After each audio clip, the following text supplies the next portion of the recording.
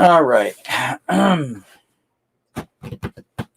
it going, guys? Boomslang here. Welcome to my channel. So, we're using StreamYards today, and yeah, we're going to be sorting some cards. This is part of a box I picked up today off of Art. So, you know what? Let's get into it. It's a rather large box. Might as well get her done.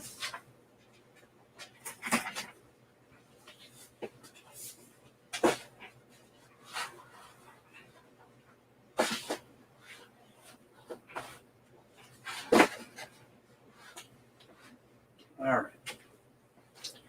Have to move a box out of the way. All right. So, what do we got? We've got a bunch of, it's like score. These may have come in blister packs. I'm not sure.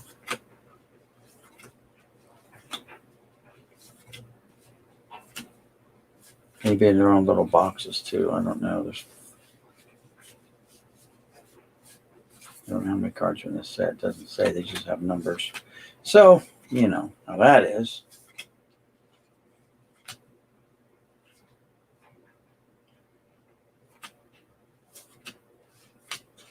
Sandy Alomar Jr. Steve Avery was good for a while. Kevin Moss. There you go. We got the Moss. Oh, Larry Walker, Hall of Famer. Look at that. All right.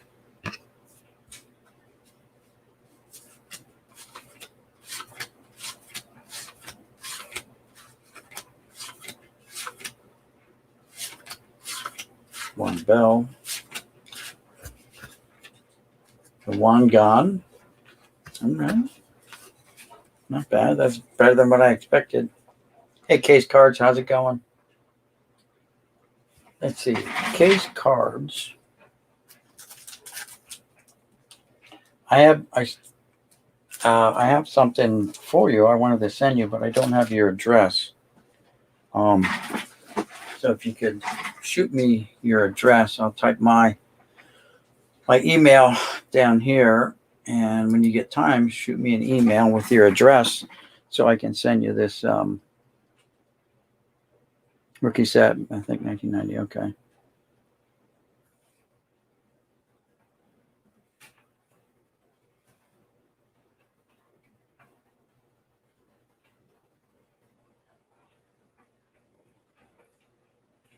Hey, Alex, how's it going? That's my email there. If you want to shoot me your address sometime so I can get this little package mailed off to you. Let's see. E.L. Brown, thanks for stopping by. How's it going? How do you find these deals? Everybody here wants 50 for a 3,200 kind of box. Well, they probably have a lot of stars into it. These are mostly commons, and I know that going into it. So, if I find something that's above a common, such as this Larry Walker card, Hall of Famer, but maybe he was put in his box before he became a Hall of Famer. I look also for these fan favorites, Juan Gonzalez, and like Kevin Moss is kind of a meme actually to the Yankees, but it's still, some people still like Kevin Moss, so my email is crescentfish_2000@yahoo.com. All right, let me write that down. I'll move this a little bit. I don't shove it off the table. I'll be off the desk. I'll be happy. All right, let's see. Oh, there's my pen from last night. All right, so let me write that down real quick.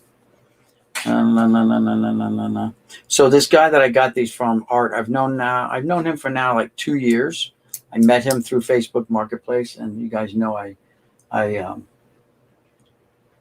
find a lot of my stuff, and I preach using Facebook Marketplace as a resource, as a tool to finding more cards.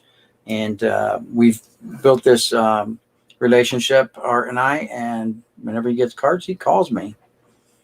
And yeah, it's just the way it's worked since day one, since we met. Actually, I met him. His daughter had an ad for him on her Facebook account. And after that, then, I started doing meet and greets with him and, doing all this, buying cards off of him. All right, let me see. Where's it at then?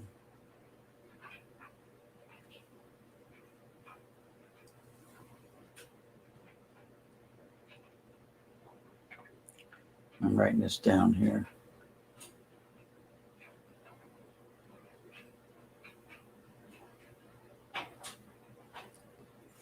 Yeah, I spelled that right.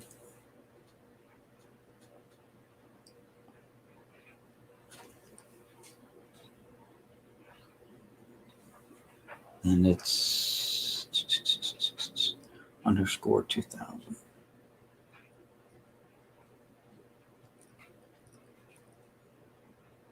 At the Yahoo.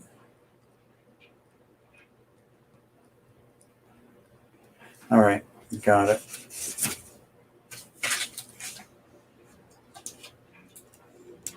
All right, so let's see. So you guys noticed we made it to 1,000 again for the second time, and yeah, so good news there. What else? Thanks, Alex, for posting that. Walker cards. Walker is a rookie card as well. Okay, cool. Nice finds. And the Walker. All right, let me get caught up here with the chat real quick. By the way, I'm doing splendidly. Thank you for asking. All right, well, good to hear, EL. All right, so this is one of the 15 boxes. This is, what I picked up today. Like Dave Justice.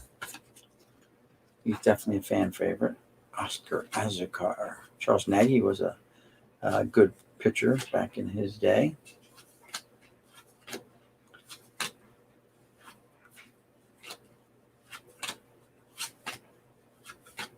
Delano DeShields was good, right?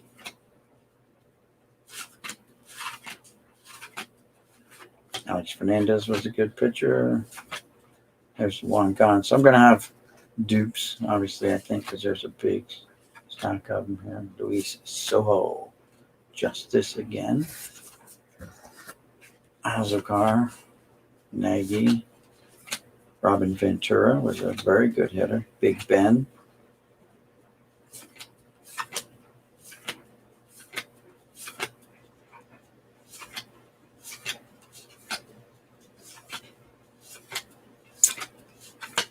So we made it back to 1,000 subscribers on the channel, which was great. Hopefully we can maintain that for, a week at least. And we'll see about giving away that box of cards. And if I get that other card from John, then we'll give that away too. So that is cool.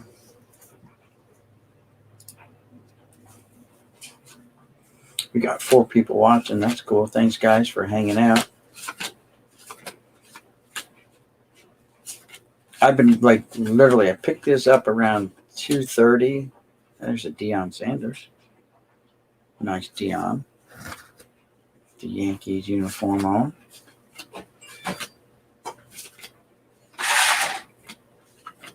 Jim Leyritz. John Allroot. Shout out to Alex there over at Jay's Mix.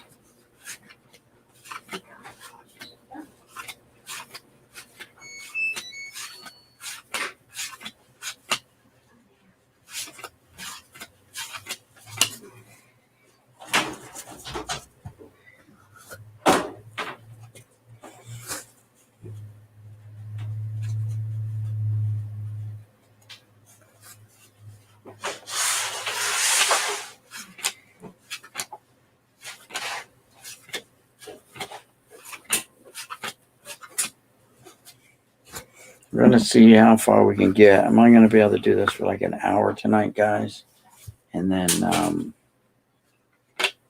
I got to get some early to bed because it's early to rise tomorrow. Got about a 2-hour drive to get to my mom and in-laws. There's some stickers. Lou Whitaker. Oh, Harold Baines. All right.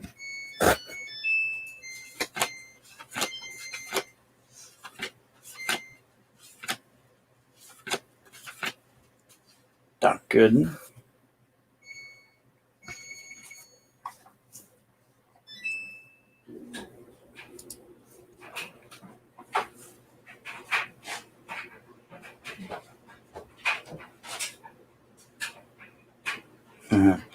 That's why you got back into it. For the money. Hershiser. Udeby. Saberhagen, Reardon, Parker. Dale Murphy. There's a nice Murphy card.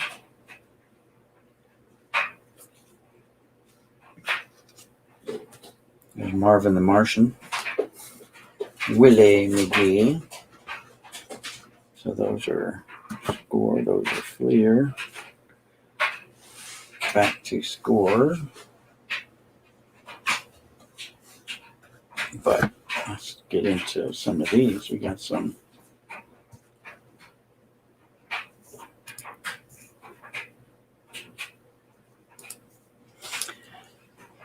I've always had a soft spot for those limited edition box sets from Fleer and Topps. Oh, that's cool. So here's some 84 Topps. A couple. And some 83s. That's 83.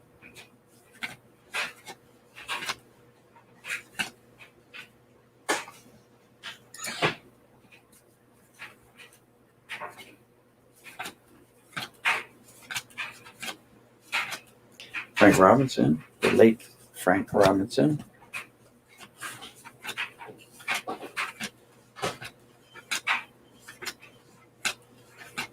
John Wathan ×2. I'm sure John Jabs has every Wathan card ever produced. Tommy Lasorda, Hall of Fame manager. Dusty Baker, Lasorda.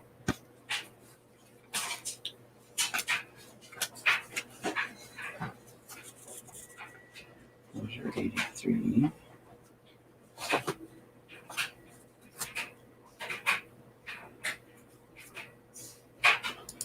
Thanks. Appreciate that. Yeah, so we hit 1,000 twice now already in the short time. Let's just see if we can maintain that. That's the key. Whitey Herzog, Hall of Fame manager. Ken Obergfeld.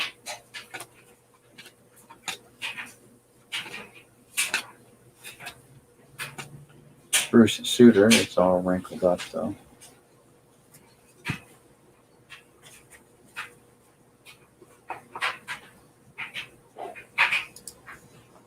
Matt's here. Dave Stewart, second year. Okay, cool.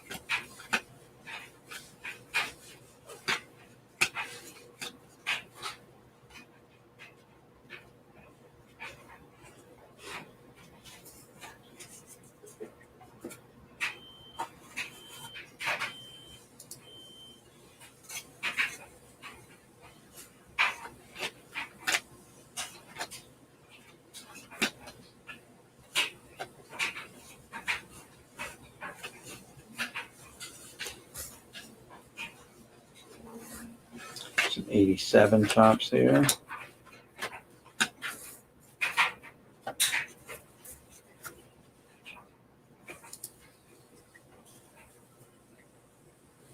I don't know. My wife's, it's probably a pair of my jeans flopping around in the dryer. Doing wash because we're not going to be home tomorrow. Yeah, going to be gone all day. It'd be nice if the weather was nice, but it's not predicted to be nice. It's predicted to be crappy, so probably won't be able to hit the flea market tomorrow. But I really wanted to hit that, but it is what it is. Hey, all these tops, and what's this upper deck card doing in here? Checklist, team checklist. Bagwell, Hall of Famer. Hey, Roy White. Rick Cerrone. Tommy John. Rags. And look at there's a Canseco Gold Cup.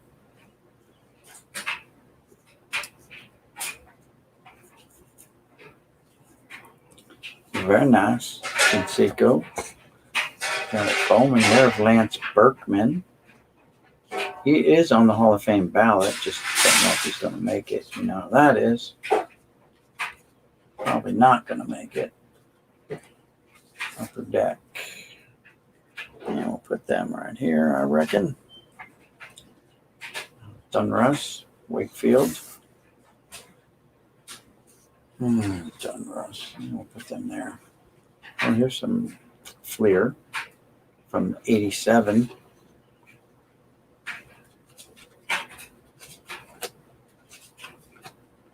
Orsolak, Orozco, Ogilvy, and Dale Murphy. Looking white as a sheet in this one. Get some tan on them bones. Some Fleer stickers.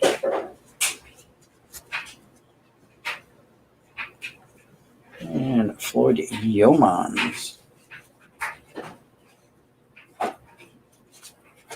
Lou Whitaker, Sweet Lou.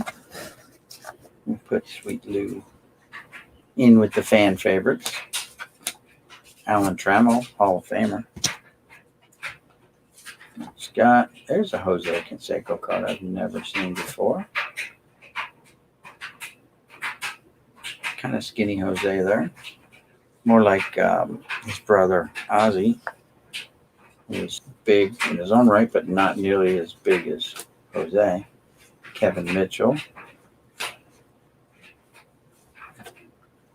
Wally Joyner. Hershiser.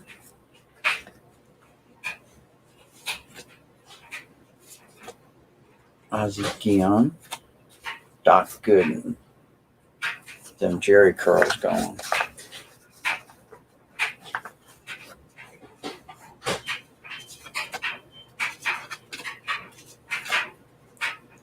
Tony Fernandez, and Alvin Davis.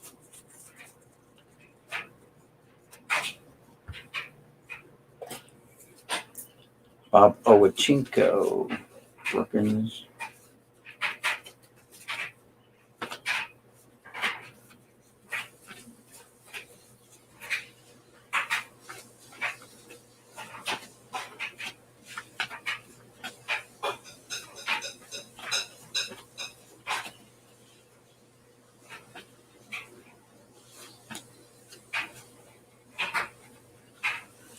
'82 Topps.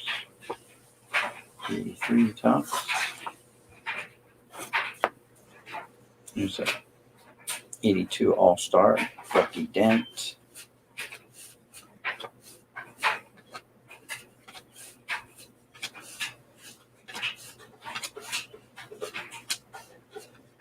Bobby Mercer, one of my favorite Yankees.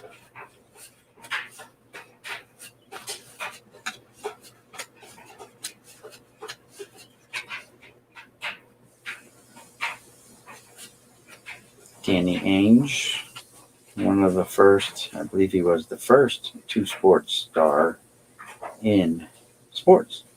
He played basketball for the Boston Celtics and baseball for the Blue Jays.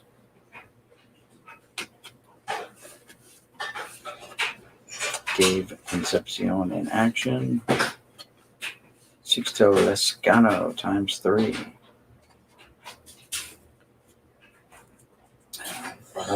Put them there. We didn't go through these, did we? We should go through these, I guess. Not that I want to spend a lot of time on these, but we did find a couple Hall of Famers and fan favorites in this stuff, so should finish it up.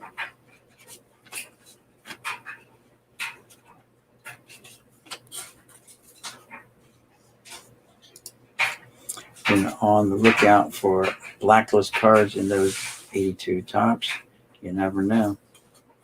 I don't know which ones are blacklist. I thought it was the other ones, the 91 Topps with the Thomas No Name.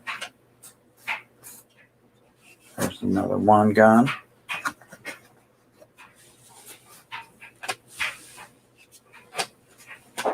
Dave Justice.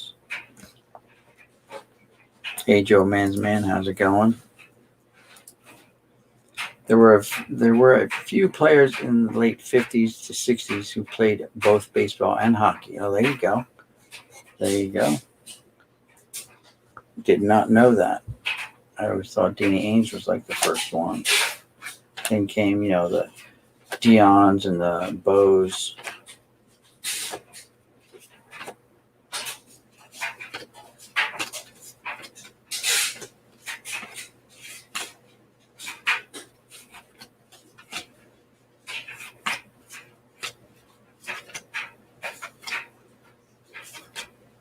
All Root again.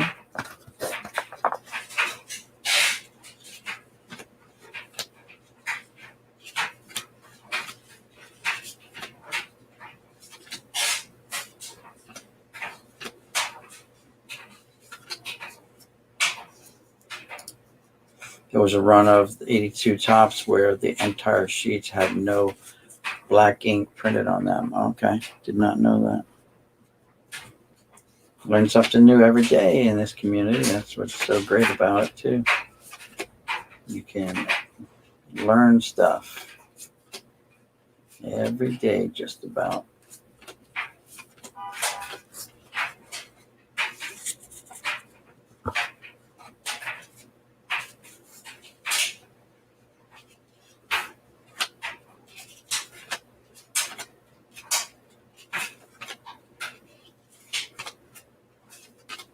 Kevin Moss.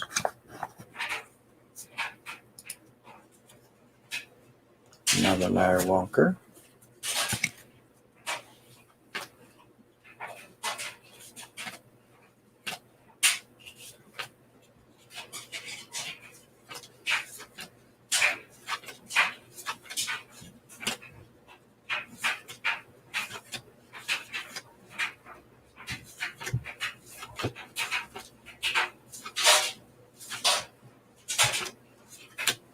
Randy Allen Jr., Avery again.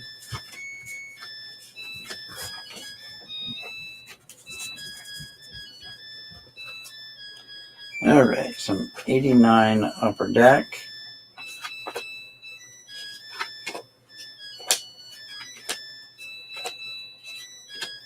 Saberhagen.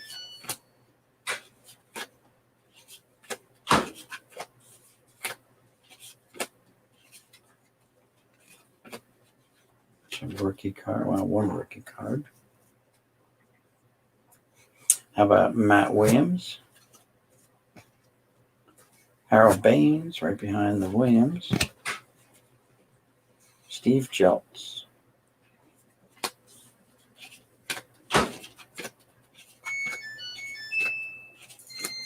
Matt Williams again.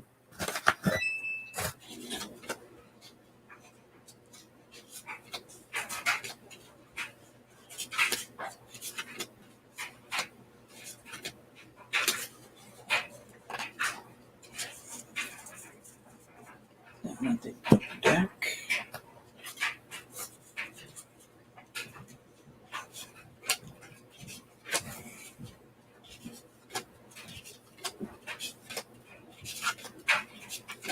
Cecil Fielder. Huey Evans. Paul O'Neill.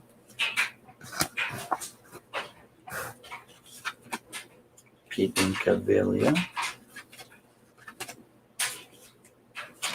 Candy Maldonado. Langston got a dirty face, man. Check out that face. It's like he's all got a dirty face. Dan Quisenberry. Don't know if John has that one or not.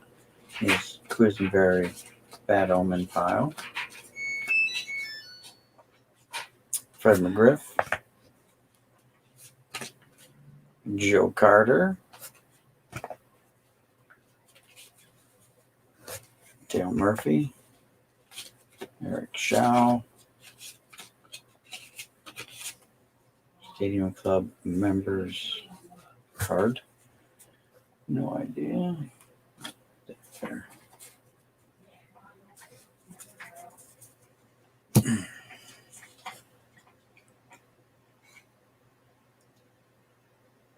Amari Telemaco. There's a Randy Johnson from 95 Fleer Ultra and John Hudak on the back. Randy Johnson is the guy. Chuck Knobloch. That goes in Fleer stack. Knobloch. Whoa, Derek Jeter, even if it's a checklist, I like it. Very nice. Okay, that goes there. Nice. Even if it's a checklist, I'll take it. Very nice. That'll go in the Jeter file. Charlie O'Brien. And we're back to some 85 tops. That was all wrinkled up.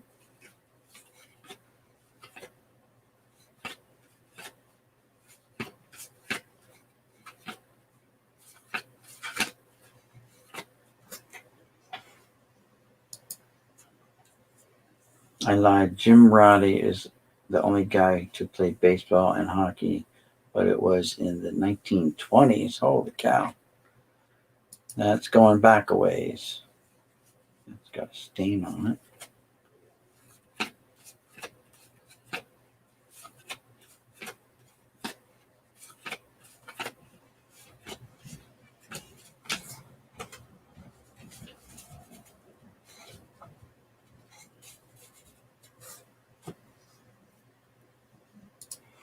Eric Lindros was a baseball player, I believe.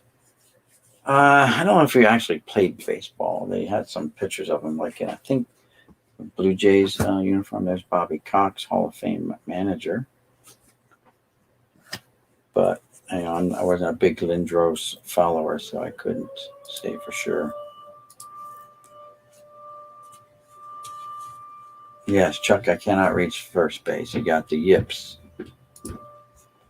Worst yips ever for. No, yep, there you go. And Alex is commenting on you people's cocks. Joe Morgan.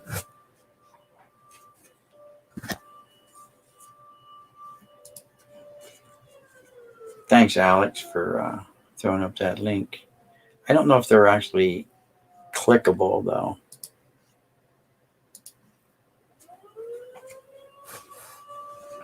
From here.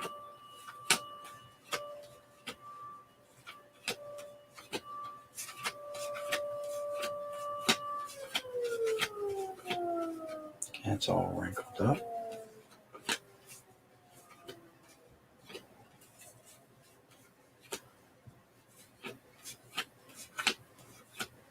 Ted Simmons, Hall of Famer.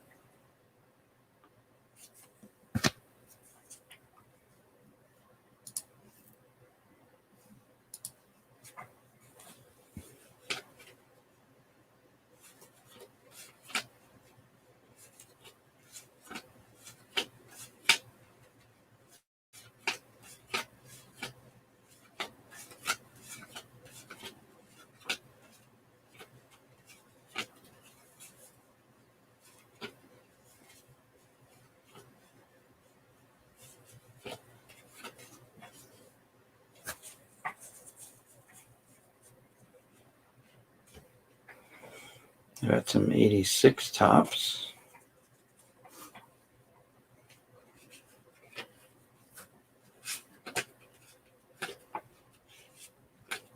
Sparky, he's smiling away there, boys. That is the most forced smile I've seen, probably. They're like, smile or we're gonna fire you.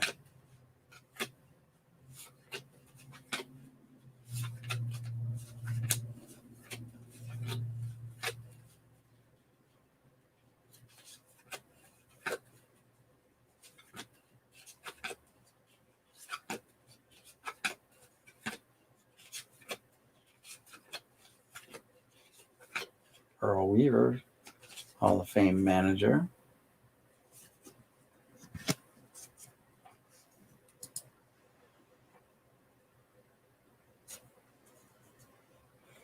Yeah, we're already talking about Cox, so it's all right. Spelled different, so it's okay.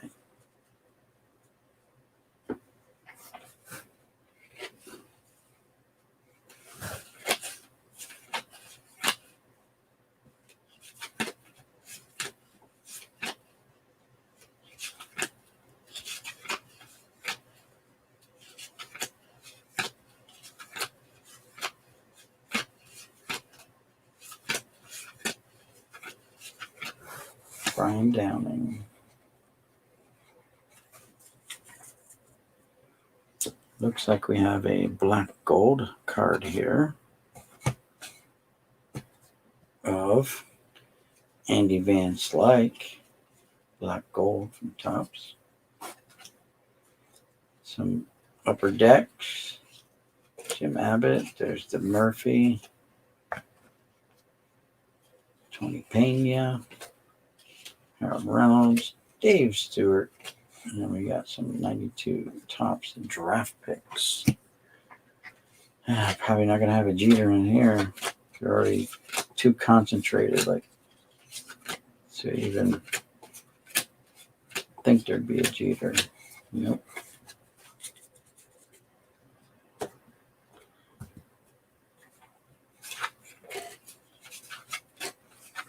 Probably all but Jeter. Jason Kendall.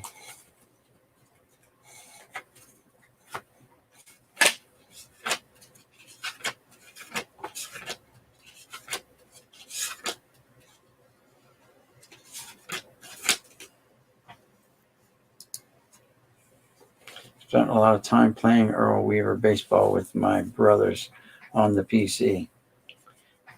Yeah. Remember those older baseball games? They were cool, though, back then.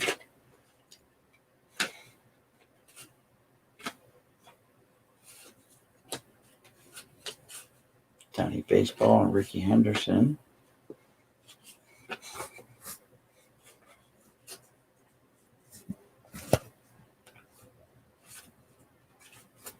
More Fleer. All right, heading over to this other sleeve here. Higuera, Fleer. Higuera. There's a Hank Aaron. Kmart's 25th anniversary. Rod Carew, Reggie, Homer, Jim Rice, Nolan Ryan, Tom Terrific, Pops, Bogsy, all Hall of Famers there. Then we got the 20th anniversary Kmart.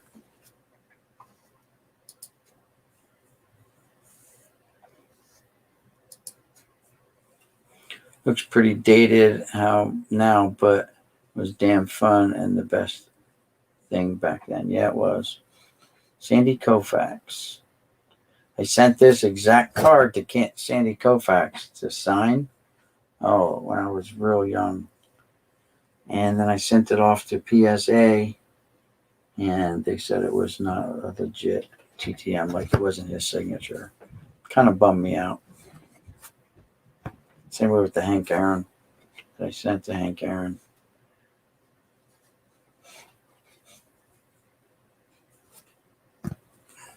Richie Allen, not a Hall of Famer, but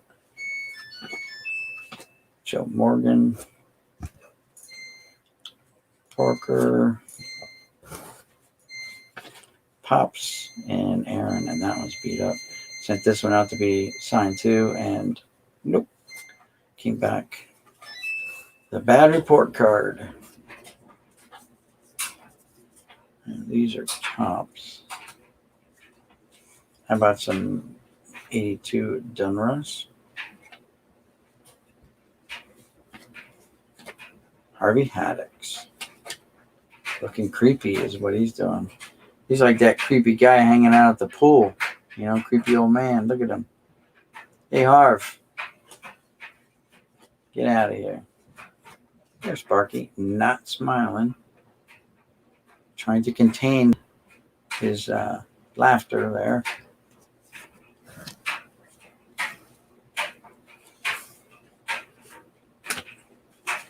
Carlton Fisk, Hall of Famer. Very nice. Moving right along.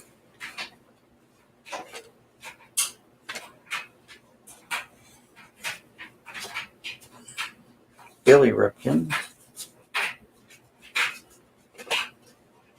Danny Tarbell, Fernando Valenzuela.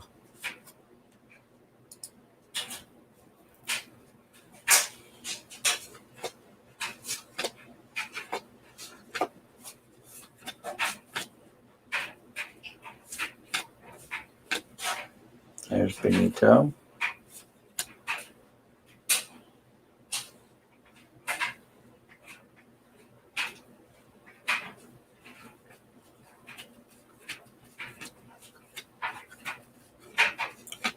Ton of Benitos from 88 tops.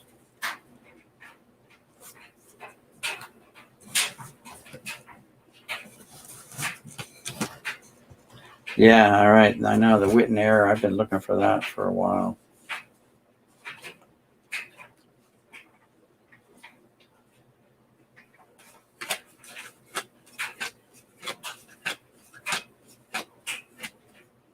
Record breaker, Benito. Apparently had a lot of cards in the 87, 88, 88 set. Even on the team checklist. Coleman. 84, Dunruss.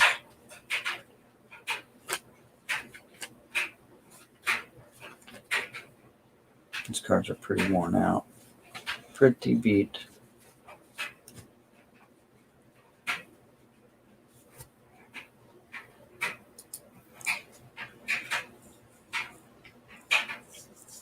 No, sometimes look on the backs. So this is really miscut from Swiss rolls, yodels, and peanut butter squares. The old cupcake, and it's Marvin the Martian on his cupcake card.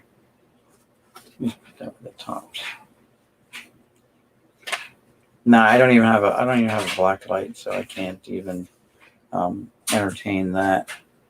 But you can see them just, I think with the naked eye, you can tell the difference. Higuera, Mike Davis, Teddy Higuera. So someone like Higuera just got unlucky and pulled a ton of Higuera cards.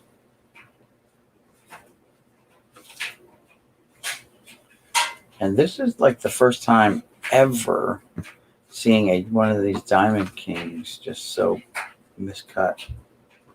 It is just butchered.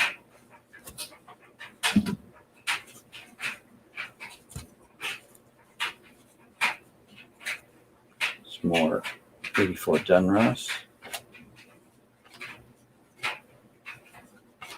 Lloyd Bannister.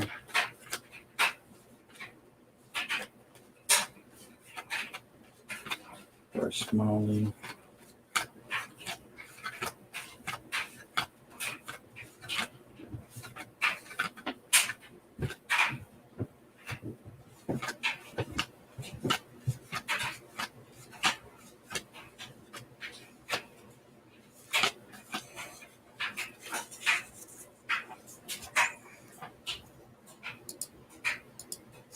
Make sure to check out Aria. Thanks, Alex.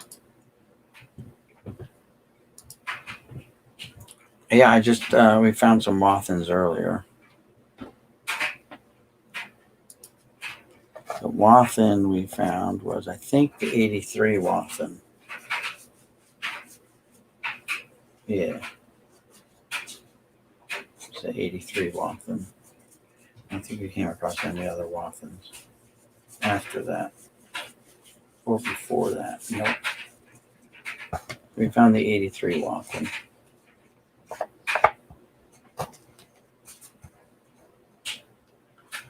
Oh, some more cupcake cards. What are these? 83 Fleer? 82 Fleer.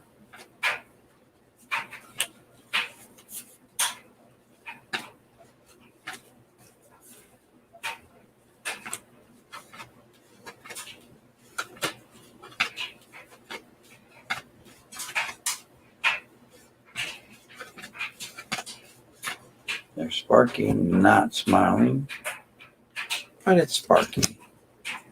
How about some George Foster action? He's smiling away with them big ass mutton chops too. Very nice. Checklist.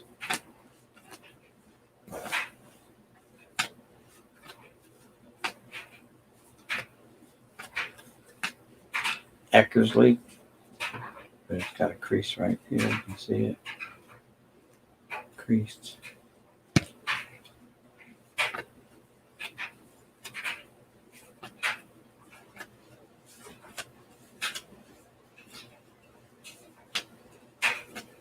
And here's some more cupcake cards.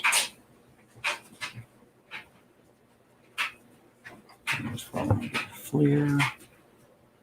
So this is Ron Guidry, Louisiana Lightning, and Kirby Puckett. 7th Annual Collector's Edition from Drake's. Kirby Puckett. Very nice. Luis Salazar. Some 85 Dunruss. Kind of showing some wear though.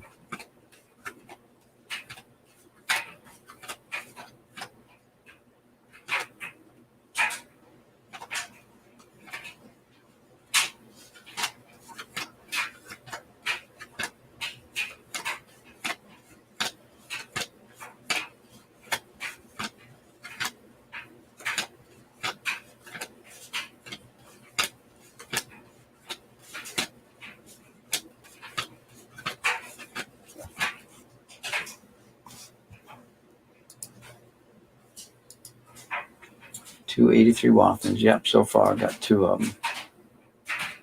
Francona's rookie card. I mean, he's an okay manager.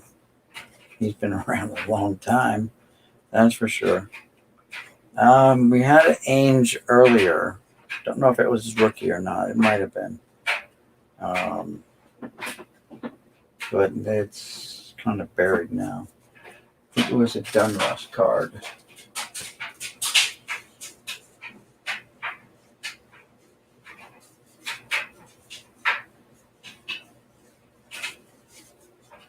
I think it was Dunruss. Maybe not. Guess not. Maybe it was Topps.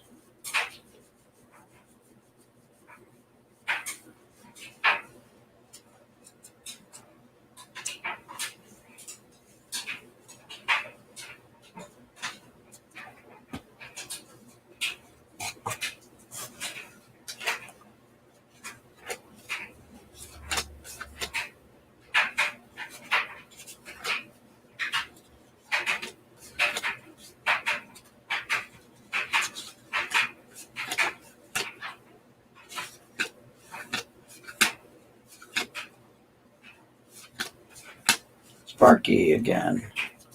Somebody got enough Sparky Andersons already to fill a lifetime.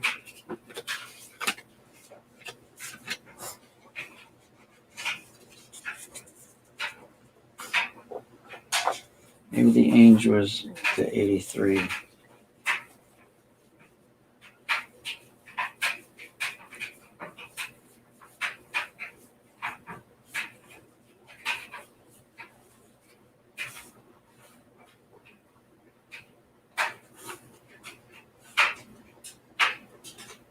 No, there's not in the 83s.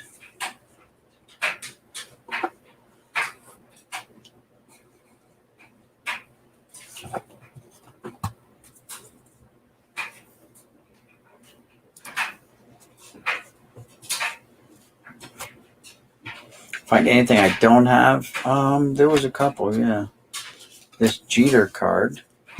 Didn't have this Jeter. It's only a checklist card, but it's Derek Jeter. 97 Fleer Ultra.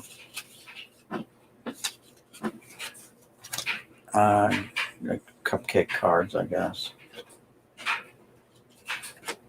One oddball Fleer. One of those mini sets. That's Frank White. Jose Canseco card. Let's see, Jose Canseco card that I've never seen before.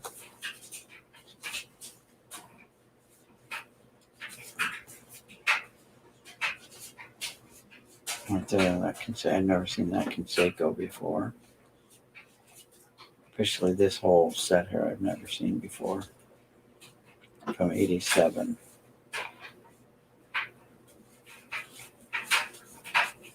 Yeah, there's no Ainge in there either. I don't know where the Ainge is. Maybe it's a Fleer card.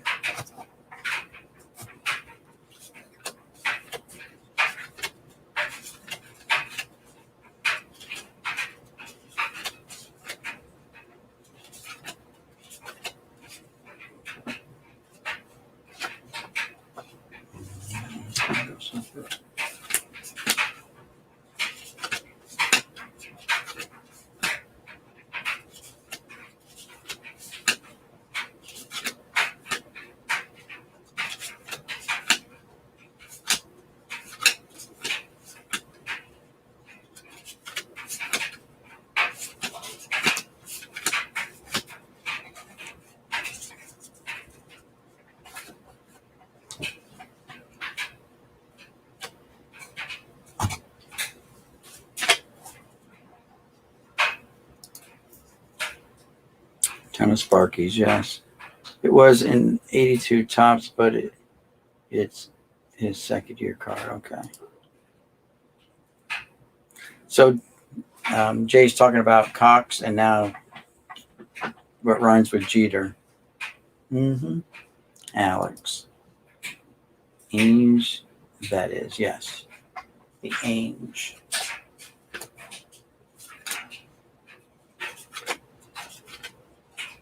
David Wells. 88 Tops. Dozy, Boa. John's boy, growing up, Jose Lind. Devon White. Here's a Wathen. We found another Wathen. Tracy Jones. So there's our third Wathen, second different card though. I got some 87 Tops here. Joe Diaz checklists. Danny, say it with me there, Alex Cox. You got Bobby, now you got Danny. I'll tell you what. Hey, Diego, always feels good when you get something you don't have and you were not looking for it. Yes, yes. Adam's Card Closet here. Thanks for stopping by. Just going through a box one of the boxes that I picked up today from Art. You guys saw the video I posted earlier. Yeah, originally it was supposed to be 12 boxes, but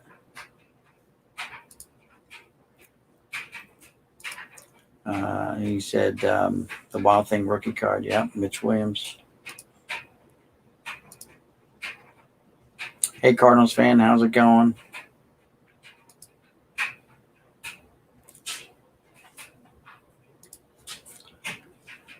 So it went from 12 boxes to 15.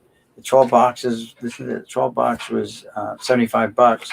And then when he said, I got 15, I said, all right, well, how much? There's Francona, Tito, and Terry, father and son. He said $80. I'm like, it's only $5 more for 3 more boxes. Sure, why not? The Schofields.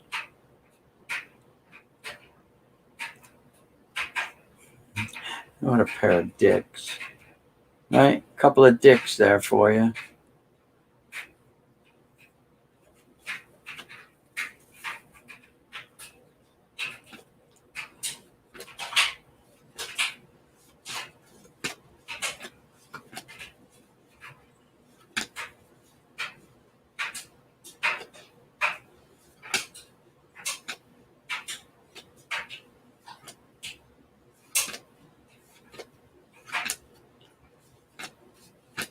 And Al Oliver with the Dodgers. Really?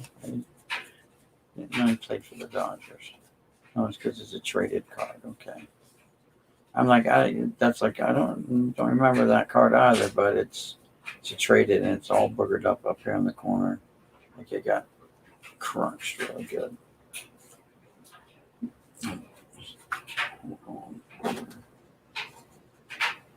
Putting them over there. All right. That's why that one didn't look right.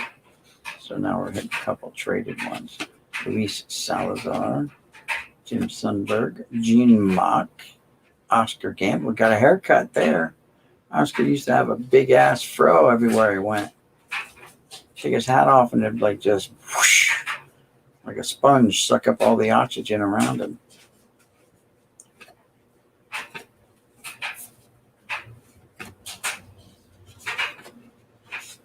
These cards are flipped all around just like a pack of Upper Deck.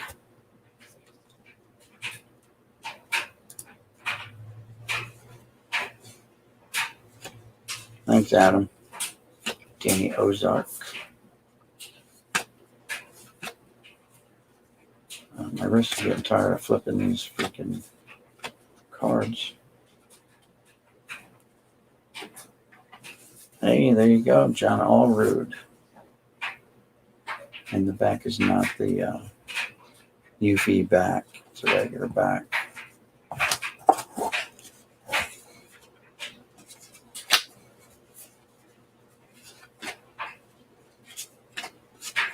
Mookie Wilson.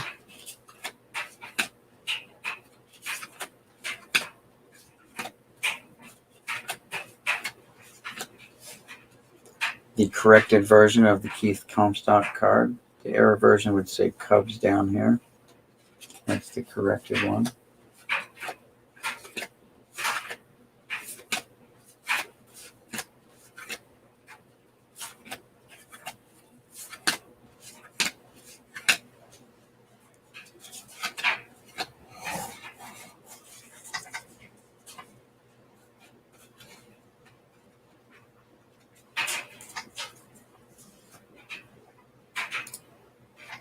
I have 264 subs on my YouTube channel.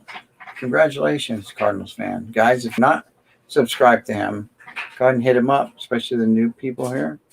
Go hit him up. He'll get you back. That's also a thing we're about here, is helping the channels grow. We promote. Now we're not in YouTube or anything like that, but if we were, you guys know with the wrenches, you can link your channels and your friends' channels, whatever. But I wanted to go with this tonight and just, hang out for a little bit. Sort this box here real quick.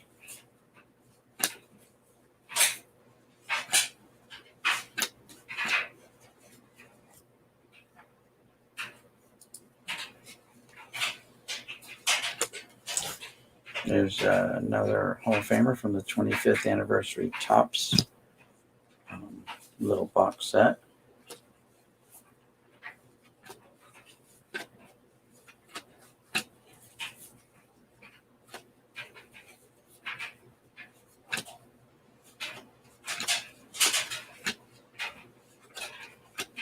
Jim Rice. So for the most part, these cards are commons, but there are some Hall of Famers in here, so and fan favorites. So that's why I'm able to get them for the prices that I get them for, is because it's known ahead of time that what I'm getting is not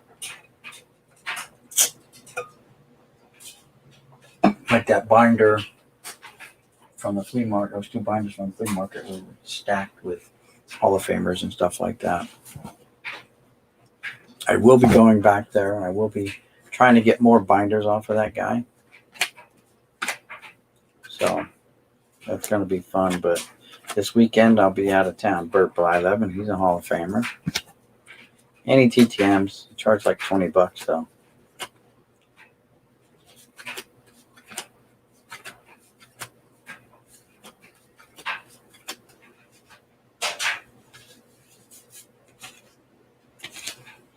Kind of funny coating on that card. Looks funny.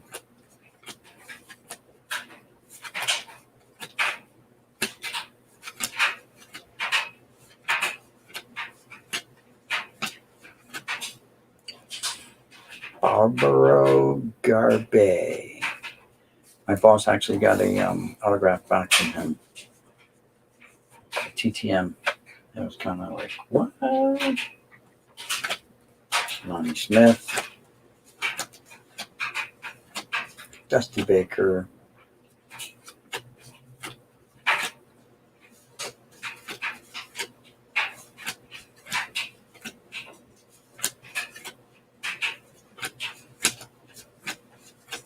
Fada Blue. TTM'd him. Got an autograph back from him. He was like $5 or $10. So beautiful signature also.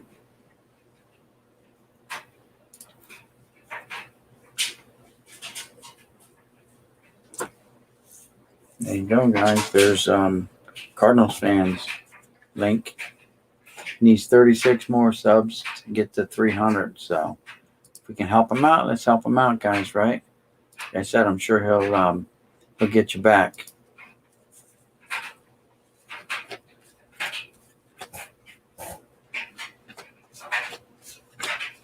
Mickey Brantley, Steve Sachs.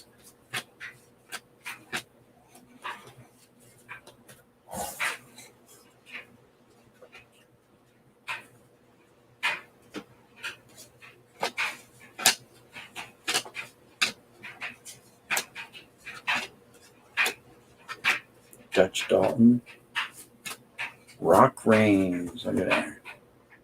Another Hall of Famer. Tim Raines.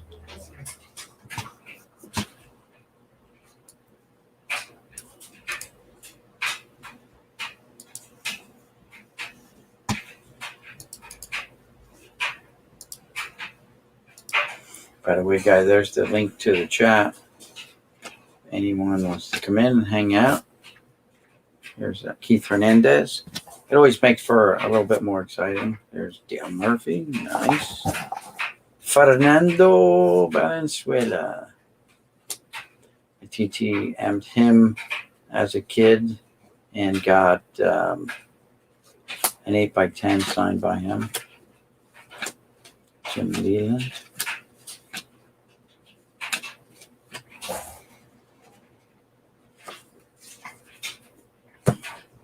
Small 85 Donruss. 86 Donruss. 84 Donruss. These are pretty worn out for show. Cardinals fan says if he hits 300 subs, he's having a big giveaway. He's going to give away kisses from Haley Deegan. He's right now saying, wow, I wish I could get a kiss from Haley Deegan. Not good, but this card is worn out. It's off a box bottom, but that's why it's showing a lot of wear on the face.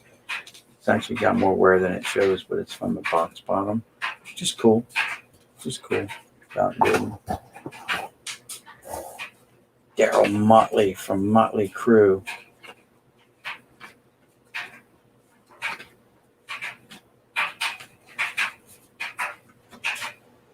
Leaf version of the Donruss.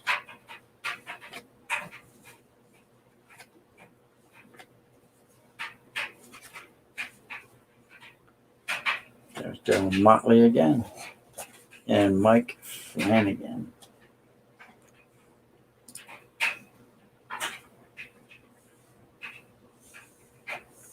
Oh, thanks, James. Yeah, it's just one of those things, you know. I preach the Facebook Marketplace because it is a good place to make contacts, and through art, he introduced me to a guy named Fred. There's Whitey Herzog, by the way, Hall of Fame manager. Fred, who is a guy who used to be able to get me plastic, you know, like top loaders, penny sleeves, 5,000 count boxes, whatever I needed. He could get it for me, but now even he can't get it. So, you know, everything's gotten so expensive. All right, James, thank you for subbing up to Cardinals fan. Appreciate that. Make sure you check him out. Follow the process, guys. Like, subscribe, comment on the videos, and then go back and watch another video. I usually try to knock out 5 videos, 5 most recent videos. However, I did learn one thing that if you put the video on mute, does this guy have enough Teddy Higueras? Holy crap. If you put a video on mute, that person does not get credit for it. Just so you know. Oh, yeah, I throw in a couple BJ Sirhoffs just to throw him off track, apparently, because that is a ton of Teddy Higueras. And apparently, we're not quite done with Teddy because we got more Teddys. Terry Francona, though. Dusty Baker.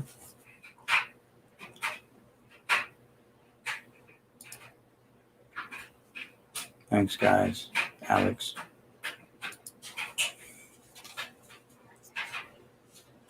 So through Big Dog's Toy Chest, I believe it is, YouTube channel. I bought some cards off of him through Facebook Marketplace. It was like 9 tubs of cards. That's a Steinbach traded card from '87. He pointed me in the direction of his antique store that he has a shop in, and was able to meet up with the owner. The owner has contacts that he can get top loaders and penny sleeves and stuff like that from. So the problem with that, though, is it's a long wait to get them from his suppliers, but the prices are a lot cheaper. There's your guy again, Alex. Say his name. Cox. Tommy Lasorda. And Whitey Herzog. Joe Torre. The hits just keep on coming. Bobby again. Oh, non-Hall of Famer, Davey Johnson. Non-Hall of Famer, Altabelli. And we're done with managers for a little bit, looks like. Oh, that is way off. Center cut.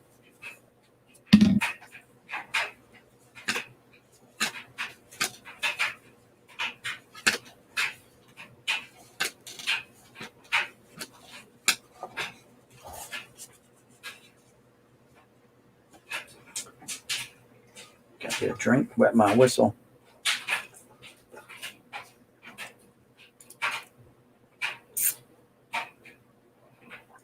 Nice Bobby socks. There you go.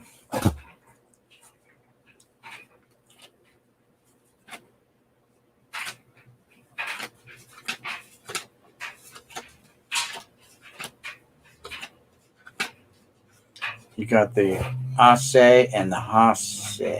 Where's Hase? Here you go. He's got a nice Ase or Hase. I don't know. Doesn't really work with Haas. Jose Oquendo. Here's the Smallies. Roy and Roy.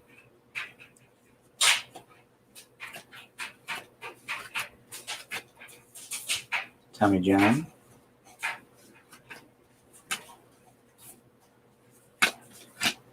Looking like upper deck right now. Hey, what's this 87? Corey Snyder doing in there? Jeff Kunkel. Jeff Burrows.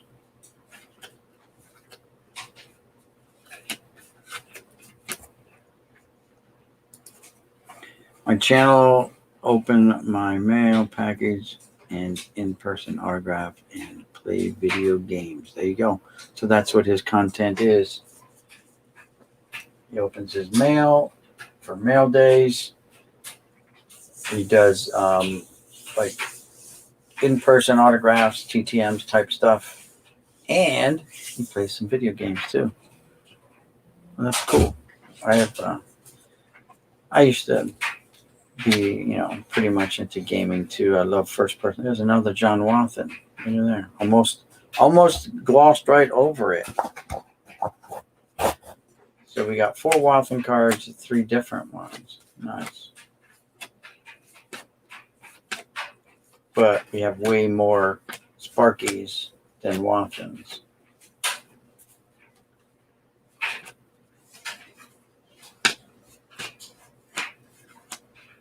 We got a lot of Bobbies too. Bobby socks.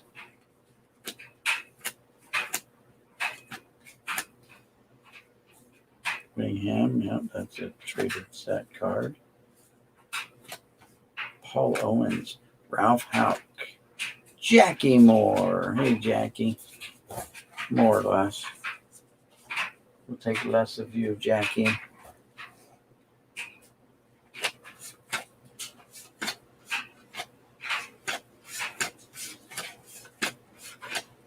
Andre the Hawk Dawson.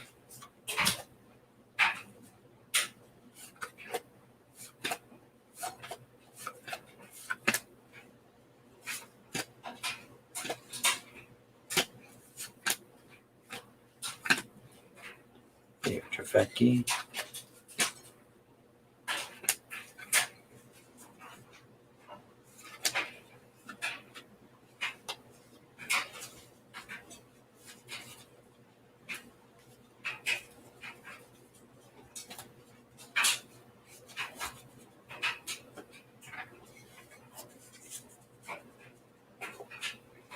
All right, that's 2 rows down, 2 to go.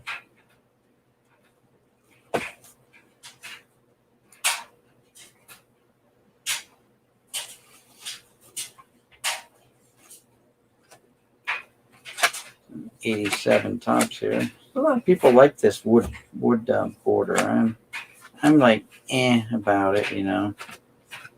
Really, I'm not too excited about it, but there are people that this was their first set, so they're really have an attachment to it, which I can understand that.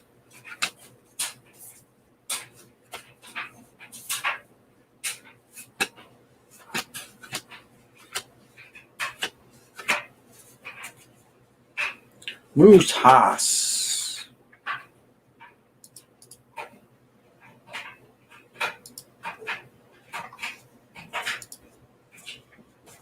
Again, there's the link for the channel.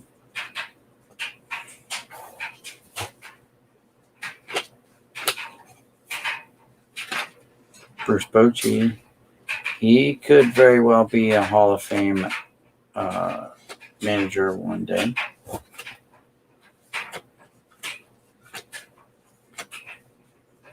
I see.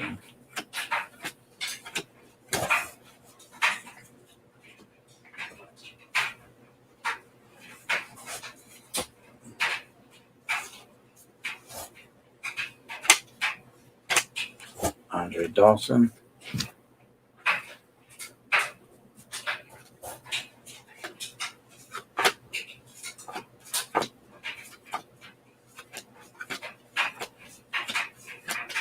A lot of Higueras, though, too. Sweet Lou Whitaker.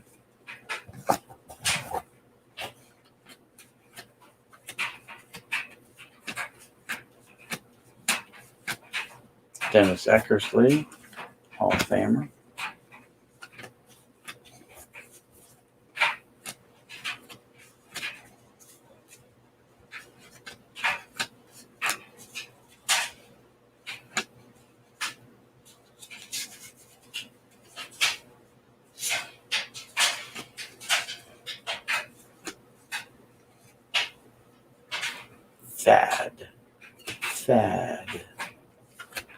Thaddeus. Frank White, very nice.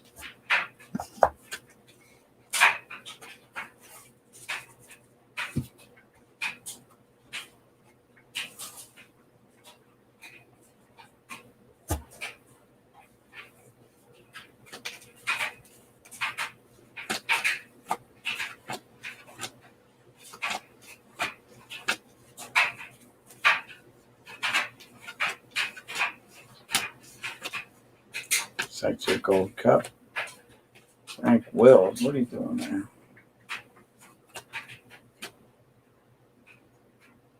Argenis Salazar.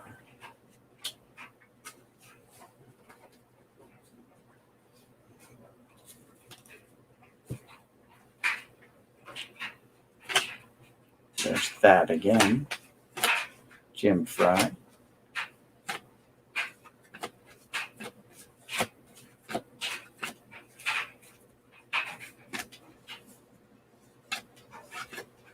Tommy John.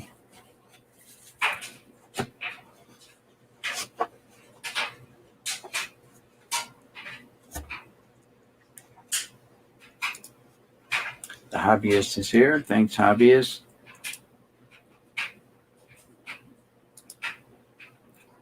Okay. Yep. Back to 1,000. Thank you. Thank you. Alex says, Chris. It's not what he was saying earlier.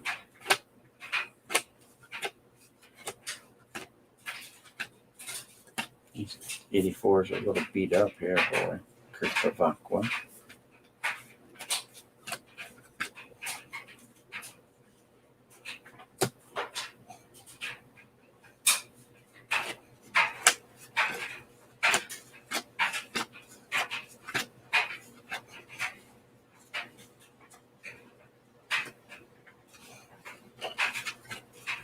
Reggie Smith.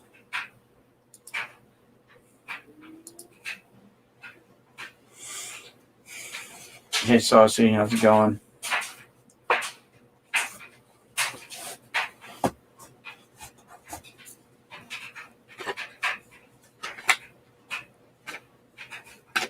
There's Frank Brown Remington for the second time. Very nice.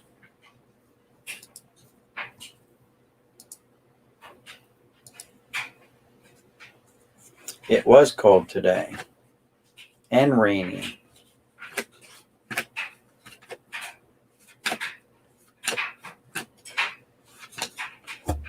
There you go. What's his name, Alex? You say the C word. Can you say the D word? Dick Williams, Hall of Fame manager.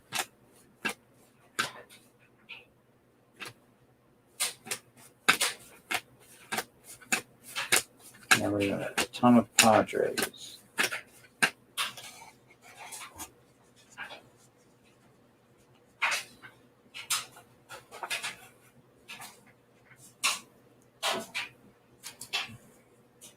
Oops. There you go. Yeah, this is from today. This is just one of the boxes that I picked up today. Of course, it's cold where you are. It's probably cold where you are like every day. If it gets to 60, probably where you're at, it's probably a hot day. It's supposed to be spring weather, not 60. You got that right.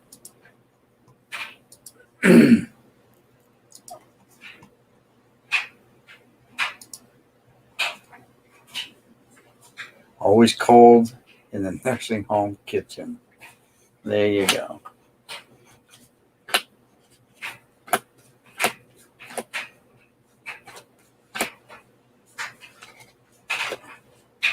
These 84s are beat up. It's pretty off center. Corners are all mashed up.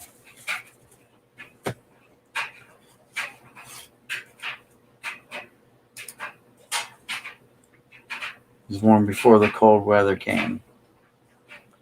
Okay.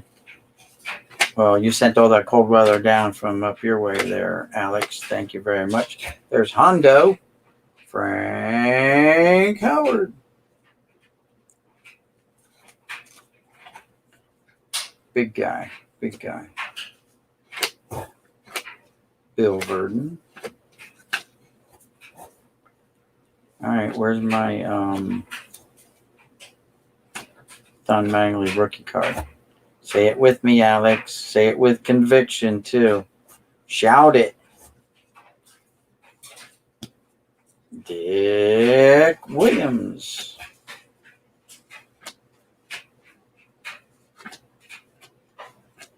Roy Smalley. There he is again. Oh, Dick's. Dick's really showing up now. Dicks are coming out of the woodwork right now, apparently. Greg Nettles.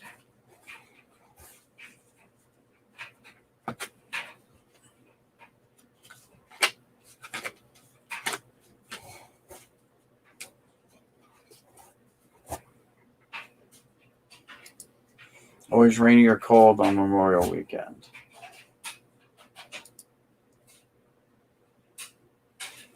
What's going on, Stemmers? Thanks for stopping by. Thank you, thank you. We've hit 1,000 twice already within like a 48-hour period.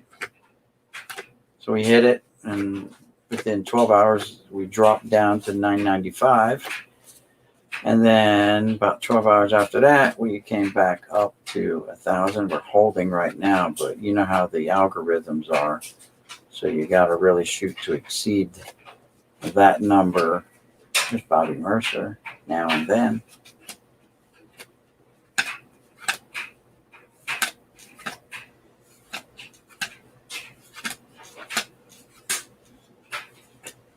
And Sparky.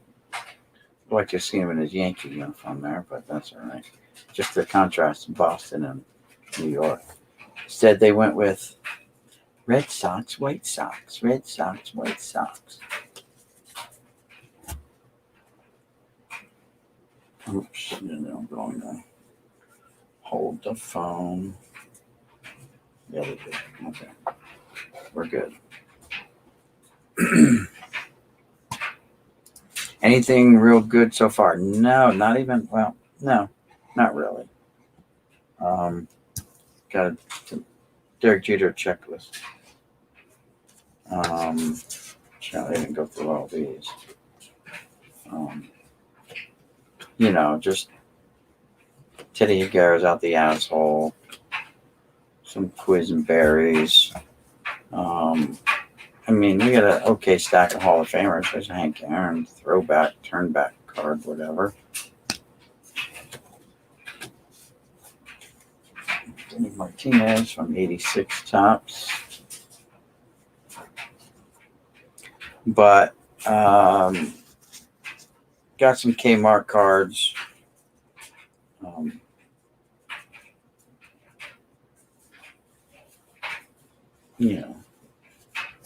Quick breakdown of like all the Hall of Fame. A lot of Hall of Fame manager cards as usual. What's he doing there? Number one, huh? Jim Rice, 25th anniversary card. Got Kirby Puckett cupcake card. 20th anniversary Kmart's. More 25th anniversary. The Hank Aaron's nice. Sparky smiling. And just, basic stuff. Nothing really great.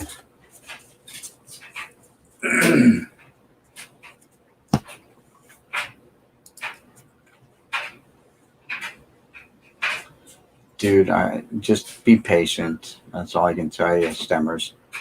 It's a grind. I've been at this for 3 years now. Now, my first year, I did gaming videos and stuff like that, and I was really trying to get, subscribers through my gaming, and it wasn't very successful at that. So, doing baseball cards, I'm like, well, I can do that too on my channel, no problem. Got lots of cards and stuff like that. But literally, I've been doing this over 3 years now, and it's just a grind. You got to stay with it. You got to tough it out and try not to look at the numbers, because you're probably already noticed it too. I've noticed it. They just fluctuate so much. You'll gain 3 and lose 4. You'll gain 2 and lose 3. You're up and down, up and down, up and down. It'll drive you nuts, Joe Torre. But, you just got to kind of stick with it and, stay the course, I guess. Keep doing what you're doing. If it's not working, you got to add a little bit something to it.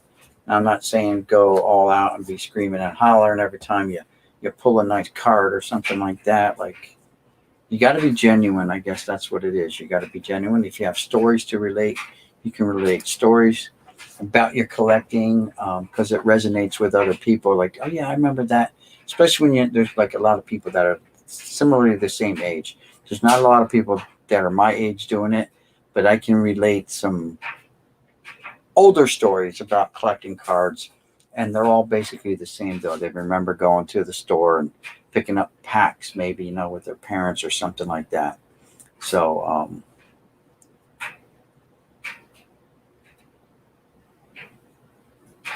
I've done that in the past too. I've gone by and unsubscribed people that were not subscribed to me. You can't always tell that because you have to have their stuff listed publicly. So I've done that in the past, yes. And it is what it is, so don't feel terrible about doing that. It happens. You hoser.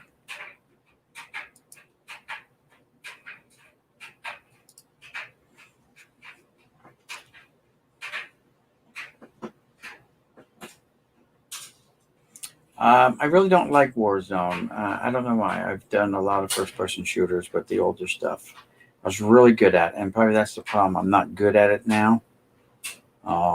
So you literally get in there and you just get whacked right off the bat. you know. And there's, like with all those games, there's people using cheats and all kinds of stuff that just makes the game not fun. When I play games, I usually play them through single person mode and just enjoy the game. One game that I do the Hunter Call of the Wild. One game, it's a little bit older game. It's called Elite Sniper 4, where you get some really good headshots where they actually show you x-ray of the person's bones, and you see the bullet smashing through their skull or whatever. Wherever you shoot them, in the nuts, you get like an extra 10 points for a testicle shot and all that good stuff. So, you know, it's a cool game that way. I like that one. You know, just I go out there sometimes. I just plan out like I'm going to get every nut shot that I can get. I'm going to shoot everyone in the nuts if I can. Didn't always happen. Like they didn't present their nuts to me, so I couldn't shoot them there. But you know, and the end game of that one is to kill Hitler before he can escape on the PT boat. Whoa, here you go. Here's an old card. Look at there. 1979 tops. I was just gonna say there's like I haven't come across any old cards yet, but here you go. That's 79 tops. Tony Scott. It's not in the best of shape, so it'll just go in the auction box. So anyway, this guy's got a crease up here, so it's not really even like a good auctioning. The corners are rounded. So we'll just put it back there. This guy's kind of rounded corners. Jerry Turner. Frank Duffy looks nice. Looks like an okay card. It's got some rounded on the corner there. A little dog ear happening up here. So I don't know. I'll put him in there. People know when they buy, that's what they're getting because the cards are cheap. This one's got a dog-eared corner of Steve Kemp. I almost said Matt Kemp. And there's another Jerry Turner that's in rough shape. Some 1980 tops. Ken Holtzman. This one's all boogered out. Looks like a rat's been chewing on this one. Jim Beattie. Todd Cruz. Dave Cash. Mish Cut. Another 79 tops. It's kind of worn out. Mike Ivy. You know. Steve Braun. Bob Baylor. Chris Spire. Elliot Maddox. Rodney Scott. George Medich. Doc Medich. Who's actually a medical doctor. Ken Reitz and Rod Gilbreth. So we got some 78s in here too. Nice. So we do have some older cards, but they're showing wear for sure. Sergio Ferrer. Look at that.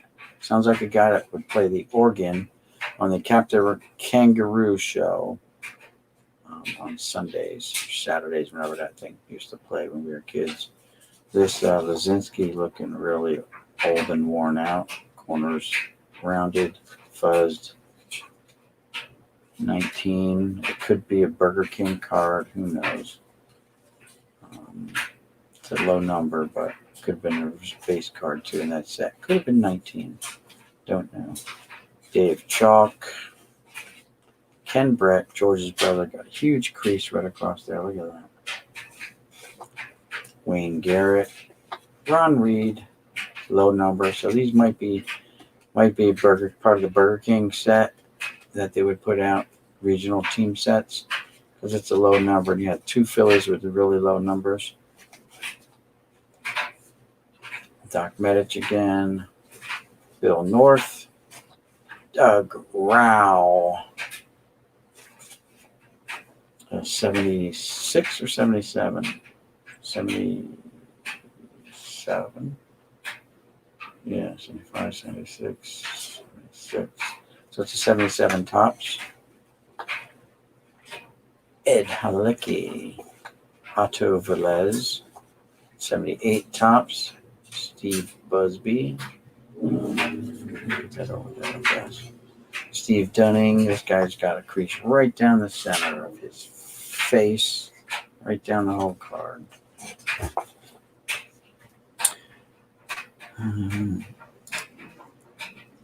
It's also harder now to gain subs because you can't just click on chat and sub.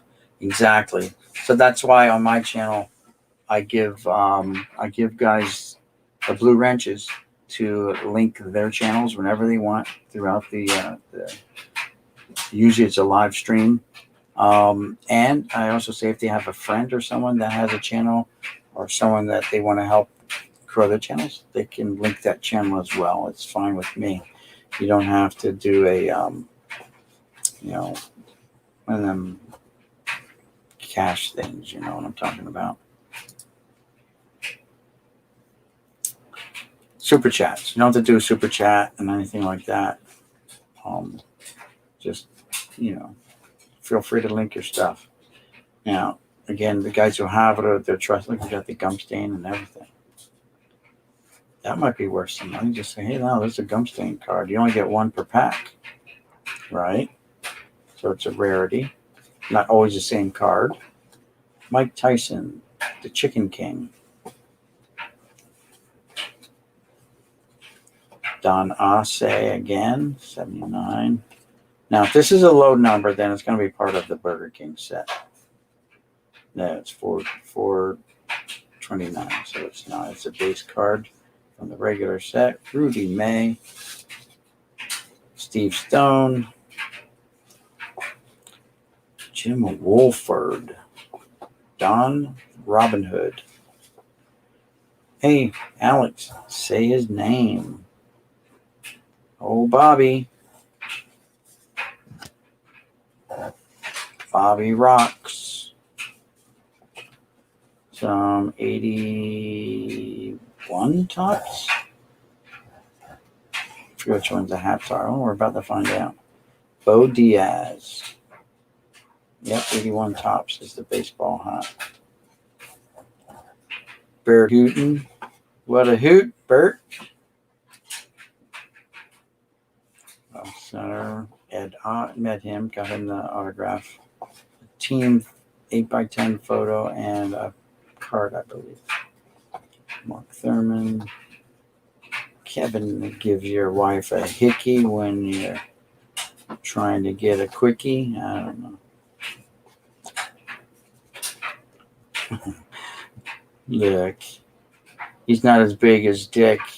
He's just Dickie. Twin Dickies. Or is that what he's wearing in the picture? Turtleneck. Bobby Stocks. Rocks. Gene Tennis. Sweet Lou. Pinella. Billy Buckner. Very nice. And guys, you're still going to have that 4,000 hours viewed. Now, I've exceeded 4,000 hours for the last 12 months. As a matter of fact, I was on pace to do like 7,000 hours by the end of next month. But I've slowed down doing videos and stuff like that, mainly because, I don't, like a lot of other people, there's just no new stuff to open. And, with working and all that, coming home and just trying to dig through boxes. Usually I come home from work and I crash for a little bit. How many people are named Dick, do you think?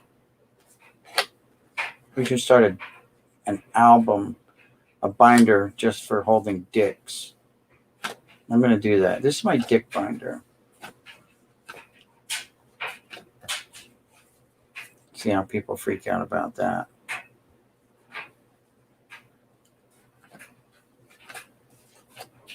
Chuck Tanner, Randy Lotchman, a lot of manager cards here. Tony La Rosa. Hey, look who it is. All Sparky, all buggered up though.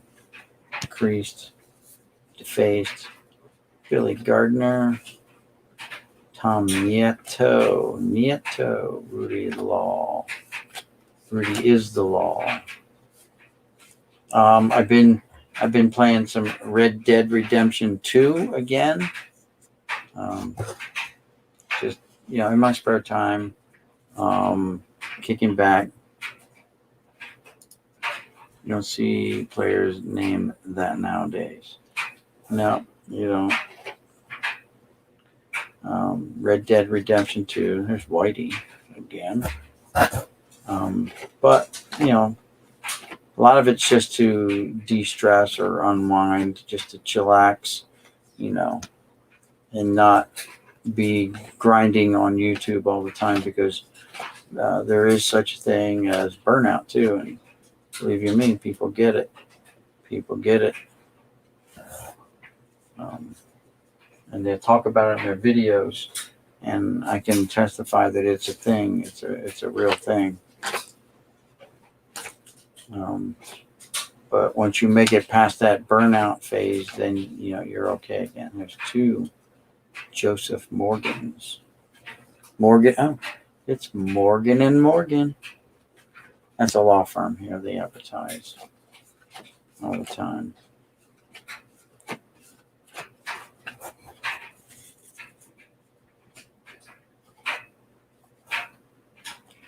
Johnny Grub.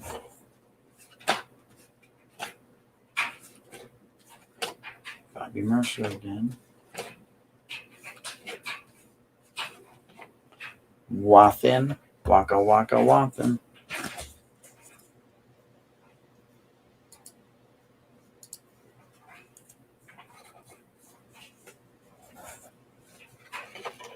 Rusty Staub. We've seen Sparky before.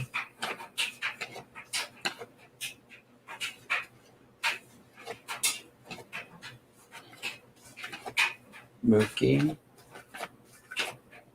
How gross can Greg be? Don't know. There's the before and after Joe Morgans. Very nice.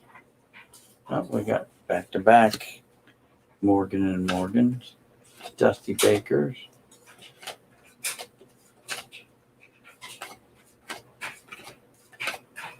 The trio. Ivan DeJesus. Bob Bonnier.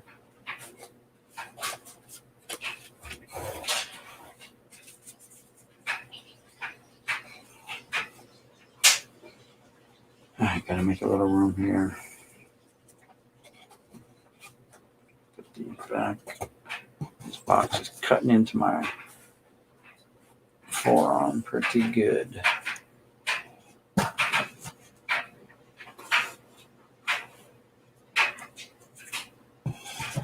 I have another box I went through. Maybe I'll do that one maybe Monday, because we'll be out of town tomorrow, going up to my in-laws and my mom's. And now my mother-in-law called today, and she says, okay, Mickey can come into the house. He'll just have to wear a mask. So I just chuckled.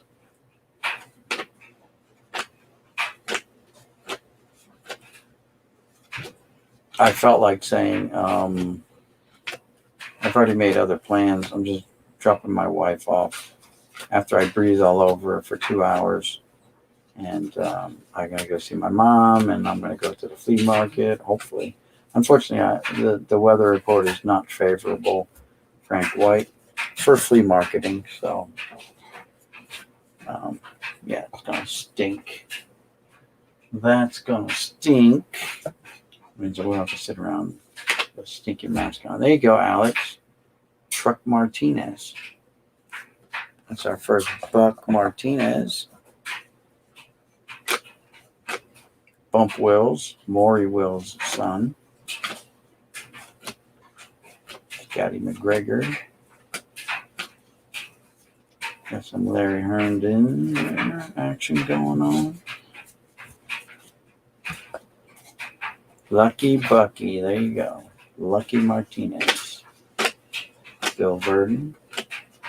And we got some more 79 tops. Ken Kravecki, correct. Doug Bayer. Kevin Bell. Paul Blair.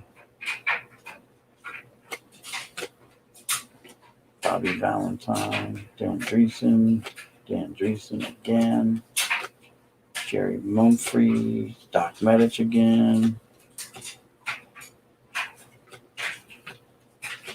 Bo Diaz, Connie Lansford, Ned Yost, Kevin Bass,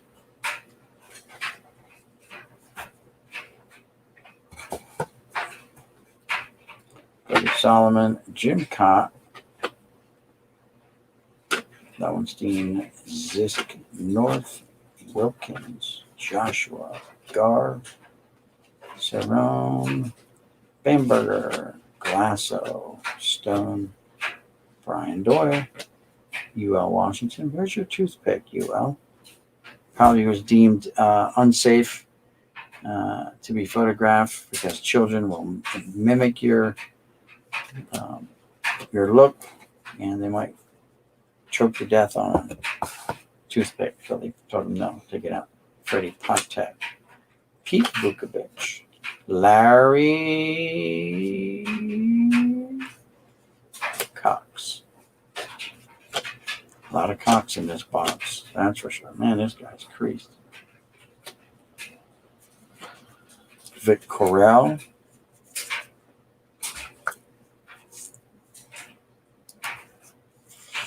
One hell of a deal. 2 breaks for 80. Got maybe 10 cards. I know is a gamble. Won't be doing any more breaks.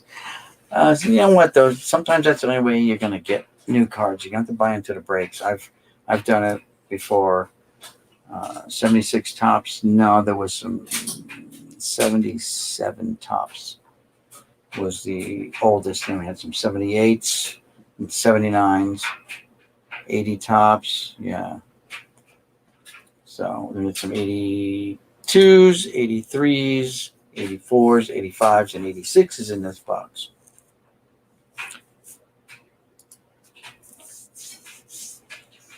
Joe Mapes, how's it going? I love 60s and 70s cards, no difference if stars or commons. Love the design. Yeah, these unfortunately are pretty beat up. By the way, here's Mario Mendoza, famous for the Mendoza line, right? I can't see it, but look at his batting averages here. If it focused, 221, 180, 185, 198, 218, 198 for a 201 average. So he's the namesake for the Mendoza line. Tony La Russa. Get them mutton chops on him. Could be longer. Joshua Lowenstein again, Jerry Martin, and Greg Gross. High number, 718. Future stars, Tommy Herr. I think he's got a batting title under his belt. So, he was an okay player. Here's the name on it. Yeah, Quisenberry's rookie card. There you go. Look at that.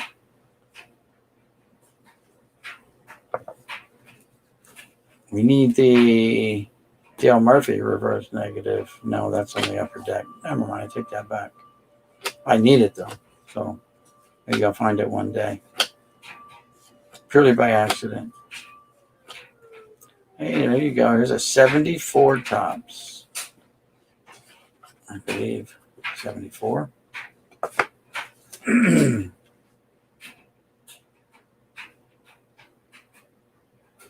believe that's 74. Mickey Lolich in a Padres uniform. Greg Gross again. George Hendricks.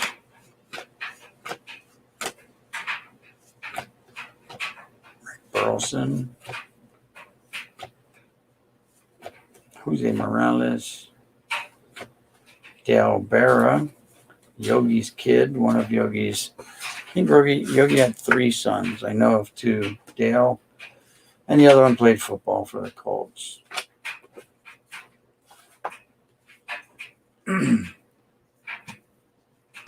No Ricky Henderson rookie card in this box. Hey, Goody G, how's it going? There was a lot of manager cards in here. For sure, Goody.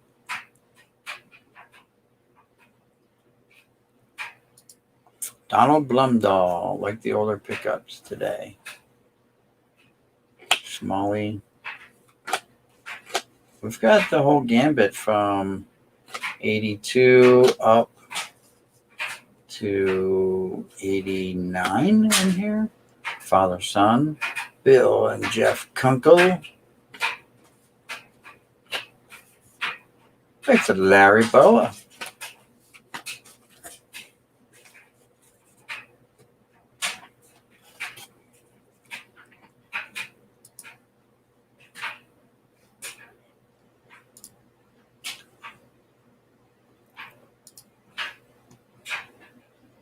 Yeah, Quisenberry rookie was pretty nice. Spins.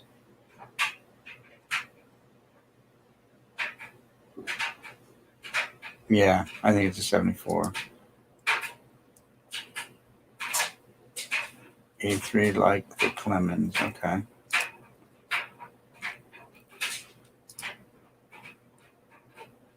Love manager cards, she says. Nice boa constrictor. Get it back on screen. Flipping cards like Upper Deck. Bob Horner once hit 4 home runs in a game.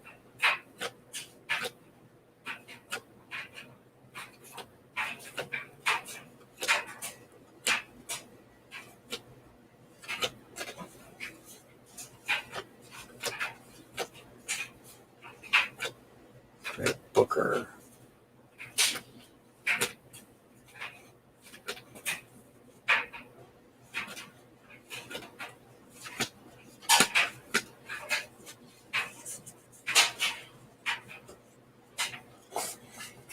All right, we got one row left after this little stack.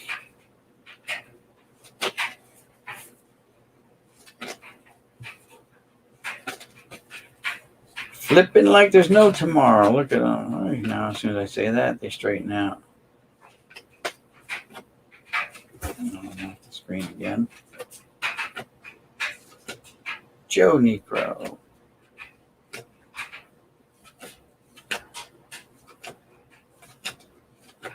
There's Sparky, not smiling though. Hal McRae. Orange Brewster.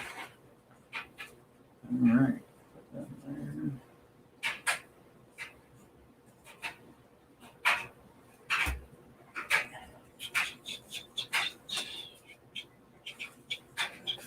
There. All right, let's see what we got here on these score ones. We'll put them here. Fosberg. Mike Harkey. Wally Whitehurst.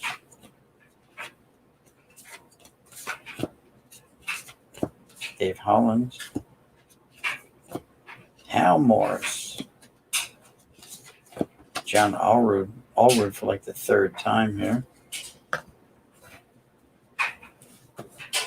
The box this way. Todd Zeal again. Lee Stevens. Radinsky. Hensley Mullins. Brian Dubois. Dubois. I don't know. It's French. Lemke. Jose Gardner. Pat Combs. Kevin Napier. Mike Fetters. Greg Myers. Steve Searcy and Tim Naring. All right, last stack, guys. And it looks like we're starting out with some either 83 or 84 tops. Let's see, 84 tops.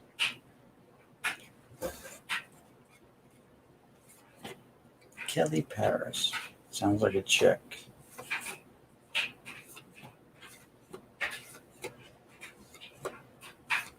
Rudy's laying down the law. Go up to belly. There's another buck. That's our second buck. Second lucky buck.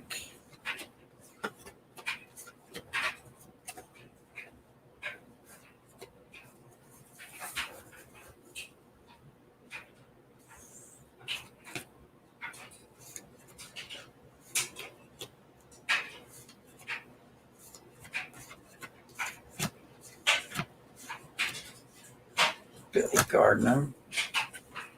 Start filling up this thing here because I got nowhere else to put the cards.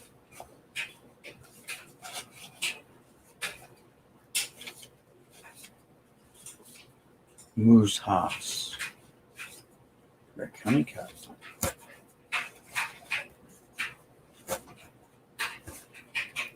Bjorkman. This feed. Scandinavian, whatever.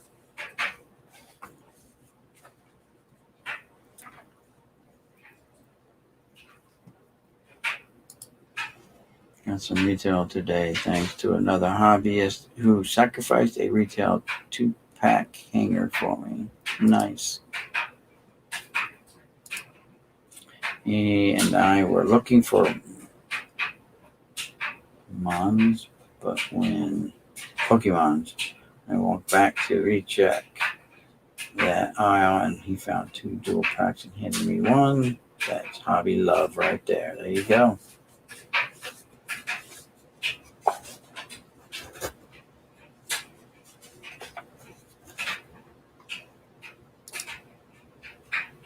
It's a random encounter. Wow. Say blah again? What? Do it. Fucking A. Yep. A buck, you say. I love the TTM, the managers. It's hard to watch you sometimes because we have the same PC as me. Oh, okay. There's another manager, Harvey Kuhn. These cards are rough, though. There's a lot of creasing and stuff going on. The corners are just totally roached up. Some of them. And man, I'm flipping these cards. There's Dale Barra again.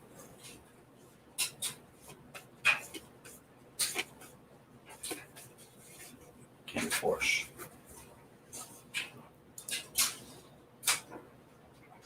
I got some mad lag. That sucks. Sorry about that if I do. Oh. How about some Ralph Houk?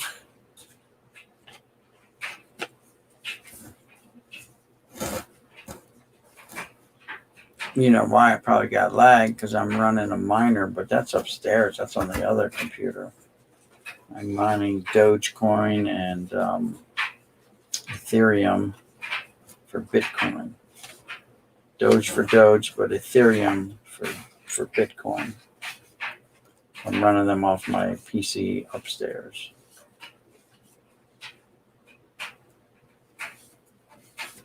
Dennis Eckersley with the Red Sox. Again, it's pretty boogered up. Roached corners, you name it.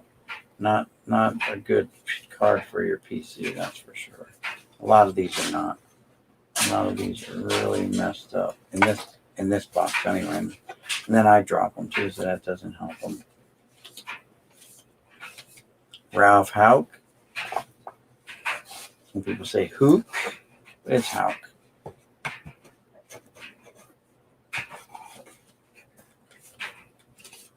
Harvey Kuhn again. That Moose Haas has been all over the place. I've not seen the Richards or Dicks or Cox lately, though. That's a plus.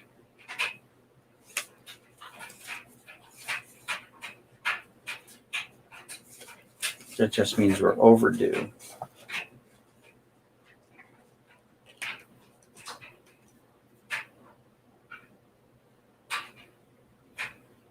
And drink the Kool-Aid about the about the, there you go, that jumped pretty quick. The crypto coins. Yeah, I'm mining it. I'm not buying it, so it's all right. It's not costing me anything because I have solar, and my solar, well, not now, but during the daytime, my power meter runs backwards.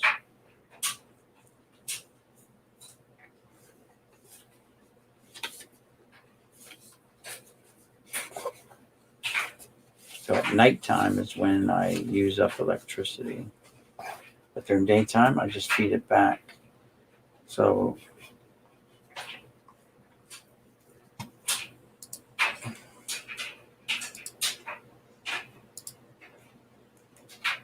Woodstar is trying to set a record for post in least amount of time. Basically paying to solve some long mathematical equations for years before you have even won. Well, that's the Bitcoin, yeah. But Doge is really cheap, so the speculation is one day it'll be up there with Bitcoin. That's all I can say. But there's so many cryptocurrencies out there. You kind of just got to pick one and hope. That's all it is. It's just like playing the stock market regularly.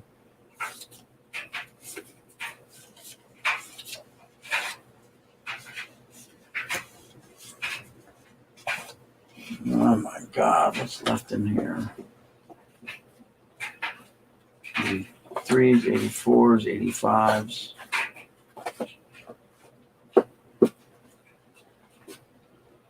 There's an older one from 76, right? I think it's 76. Dennis Leonard. And but that's the only one. Yep.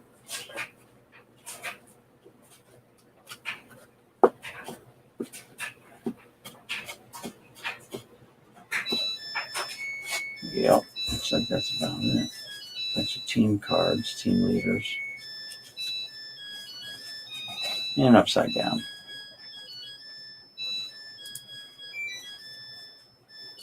See what YouTube has to say about that. Okay.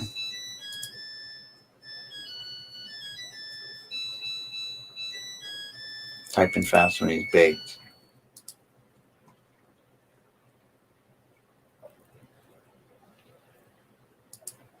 Ethereum is one to watch. Doge is just hilarious to me.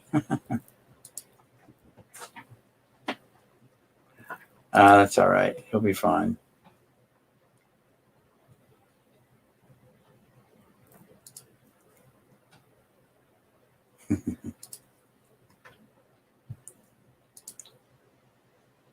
'74 was Parker's rookie year. Okay.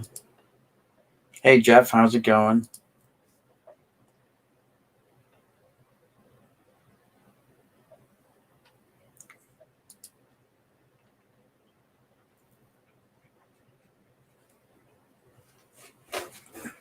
All right. Joe Negro. Bob Lillis. There's another manager card.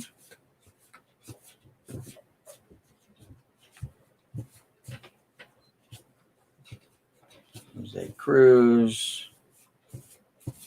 Joe Torre. There you go. Another manager card. Hall of Fame manager. That one's all roached up.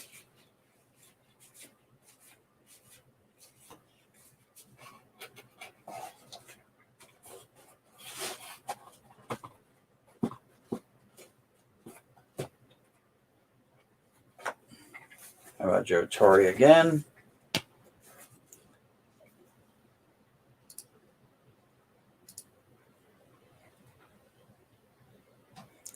Seeing dude's name wasn't being ordered. But I do love me some Dick Trickle. Yes. Yes. Cardinals fan was in here earlier. He'll know all about that. Dickie Thorne was there. Yep.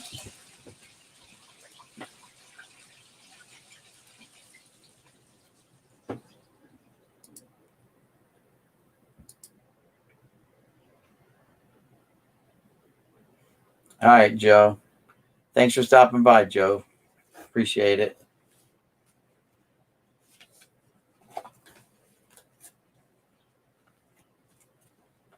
There's Dickie Knowles, too.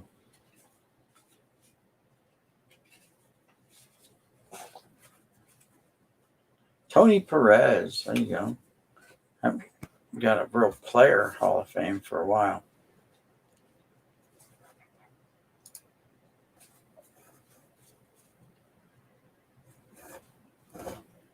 Tito Landerum.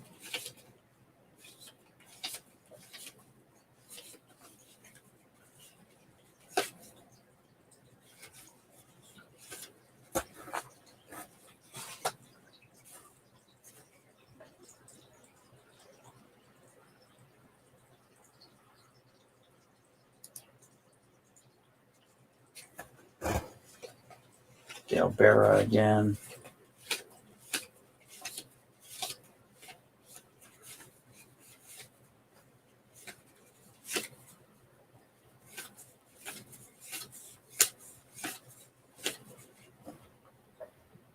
The Bells, Gus and Buddy. Amos Otis in action. Dave McKay, Amos Otis in action. These are all pretty good shape.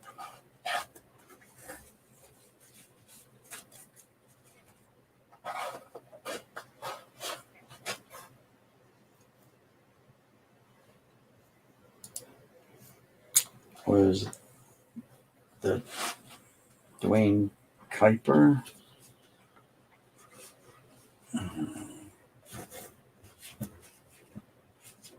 Not in that little stack I just put over there. I'm just looking to see if there's anything worth even going through the rest of this box.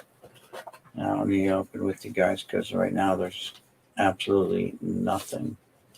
Butch Hobson, who was a Red Sox, turned Yankee. Clyde King, there you go. Clyde King. Doyle Alexander. Rick Cerrone. Roger Erickson was a Minnesota Twin. I don't know if he was a Twin before a Yankee. Let's see. Yes, he was. In a Giants uniform? Yeah, it probably was. I remember him being a Giant. I'd have to go back and look. Bobby Mercer, though. John Mayberry.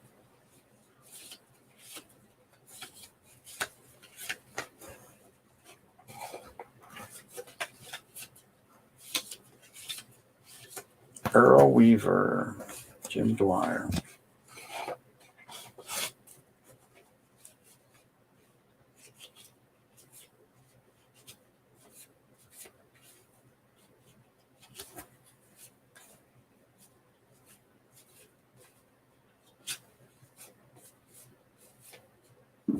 Yes, Crawford, Red Sox uniform, Dave Berra, Hebner, Mike Krukow was in the Giants.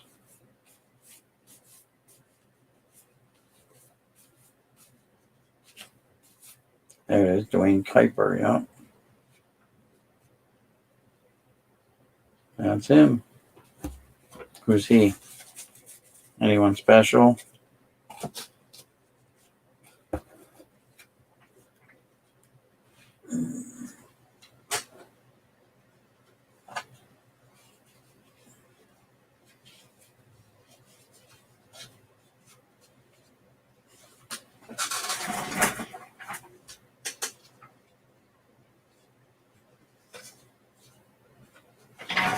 Ouch.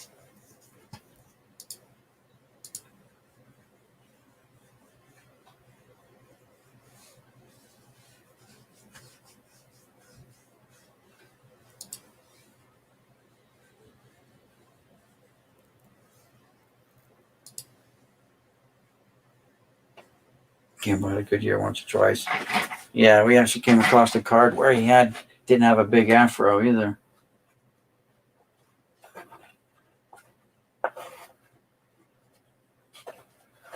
But I'm not seeing anything else in here, so.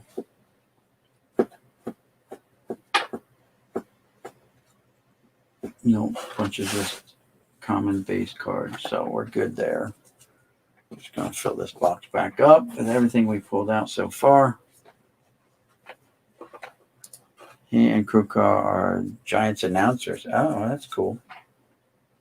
Did not know that. Of course, I don't watch the Giants.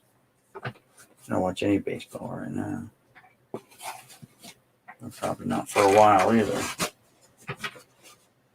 They've done got political.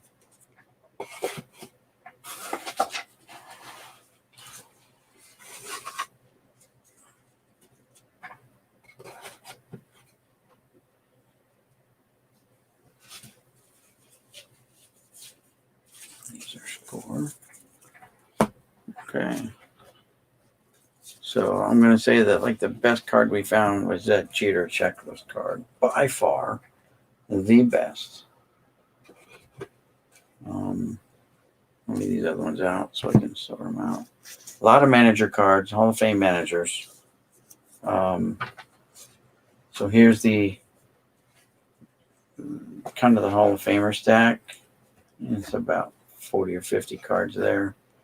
And just about 30 or 40 star cards are actually fan favorite. I call them fan favorites because certain people like them, like they're popular guys, I guess, with the card community.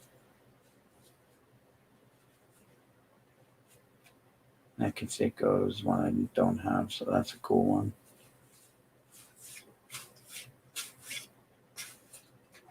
And that's it. So that's going to be it for this video, guys. I appreciate it, you guys coming by and hanging out, chit-chatting, having fun. Let's see what else. Yeah, don't forget to check out my 1,000 subscriber video. If we maintain that 1,000 subscribers a month from the end of this month, the end of next month, that is, then we will have the drawing for the giveaway. Just want to maintain it. I don't want to give it away too soon, and then we just totally backslide under 1,000 again. It's just disheartening when that happens. You know what I mean? So for some reason, I lost who the Benito Santiago PCer is. Who's the Benito Santiago PC? I lost the NOTAM off of his Benito card. I was going to send him. I don't see it anywhere. So, but I set one aside for him because he was asking about it. And it's okay because I like Benito when he first came up and he had the consecutive hit record for rookies. He was I thought he was a great catcher. I was living in Las Vegas at the time.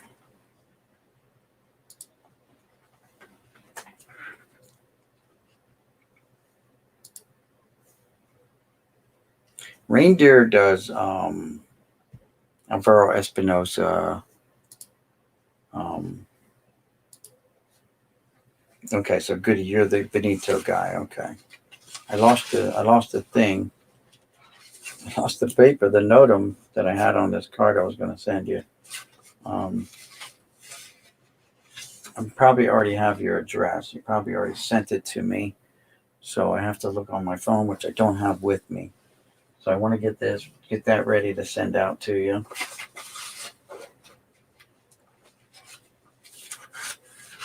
Next week. So yeah, to get that done, it'll be good. Now I have this set up. I have it set up. No, it goes like this. Bingo, bango, boingo. I don't know.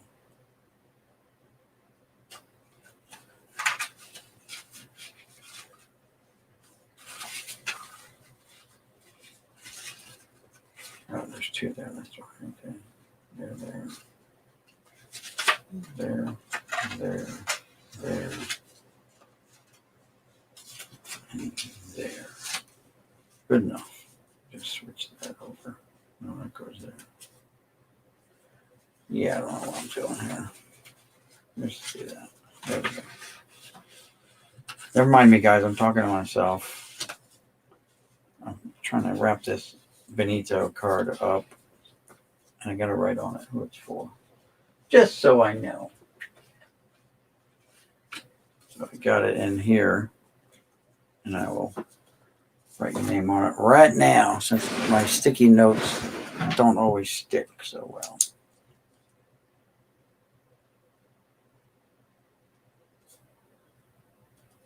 There we go. All right, so that's that.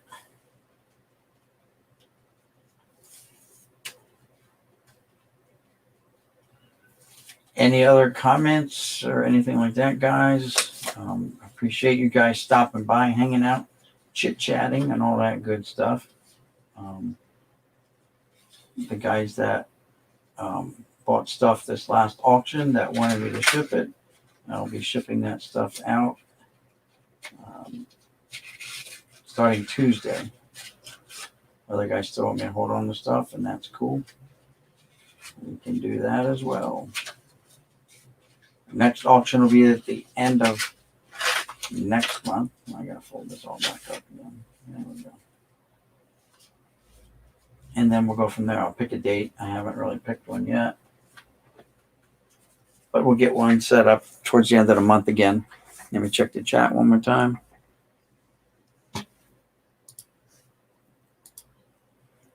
Thanks. You have sent me stuff before. Could you stick in the Kuiper and Kruko? And I will send you something too.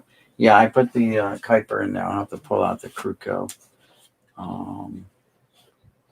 It was here somewhere.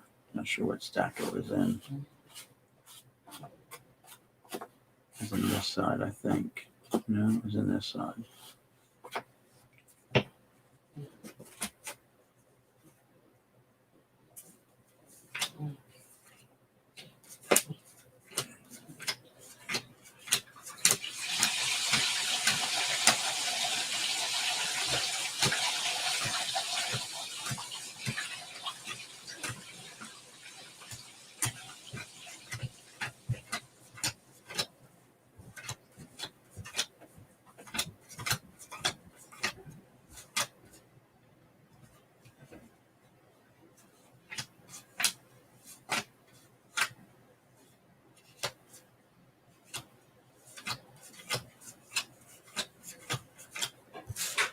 Let's see what else. You can talk to yourself, but if you answer yourself, there may be some issues. There could be issues there, Diego, already. All right, Alex. Yeah, have a good night, everyone. I'm not going off yet, but I'll get this stuff together for Goody here. I'll find that other card.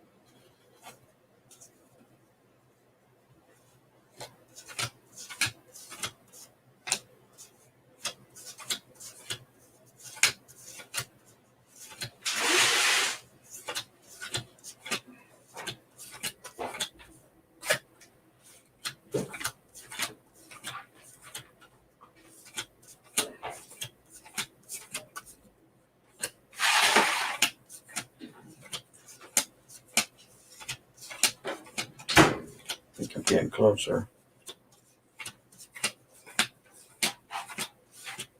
I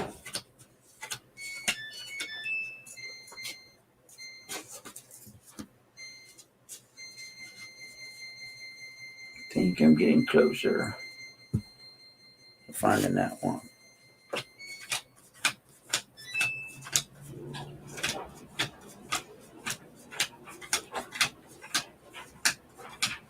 There's Cookout. Got him.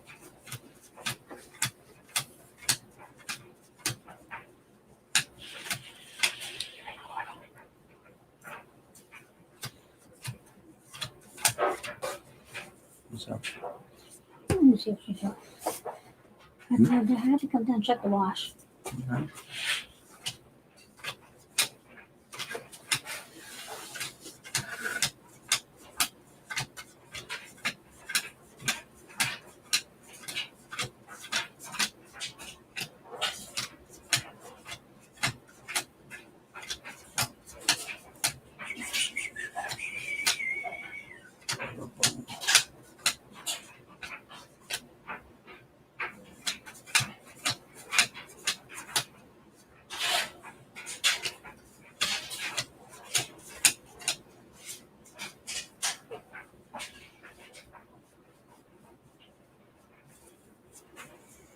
Okay. I think I got them all there.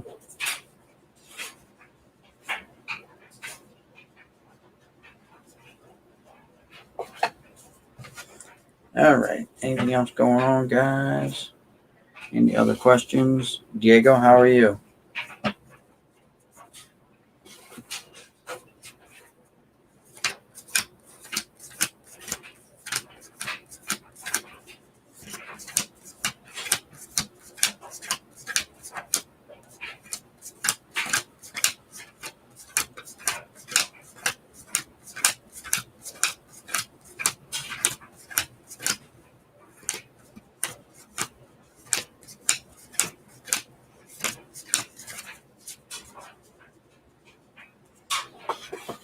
All right. Let's see what we got here. There's the crew car.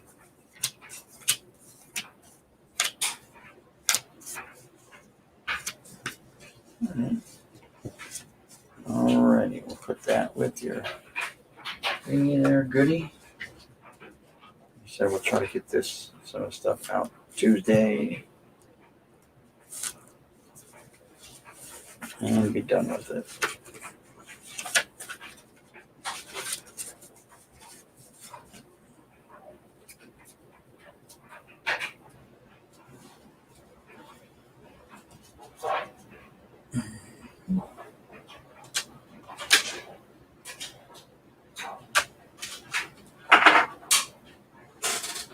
Oh, yeah.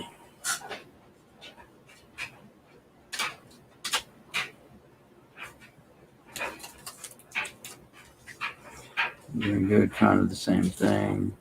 Sorting in the card cave. All right, that's cool.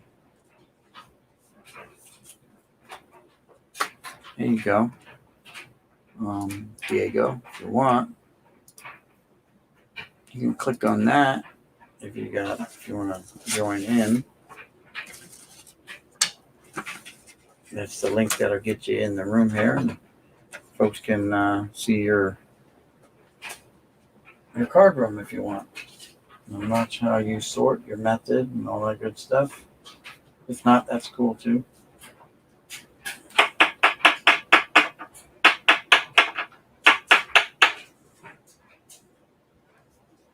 Getting that card settled down there in that top loader was a nice chore. Put this one in here. Easy peasy there. All right.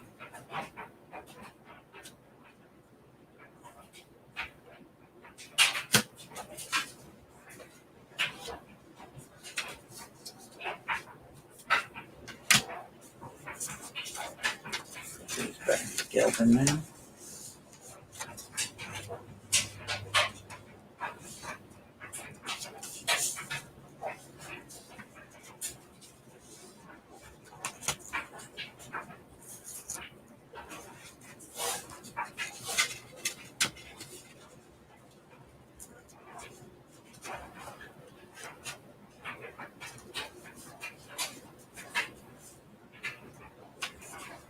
the goody cheese thing all wrapped up here nice.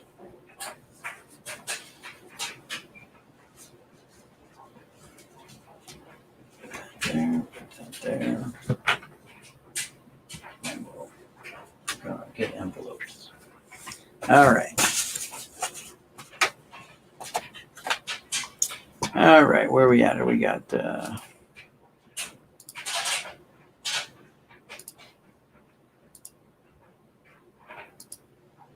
don't have my laptop with me out here. Unfortunately, watch via smart TV. Oh, there you go, smart TV.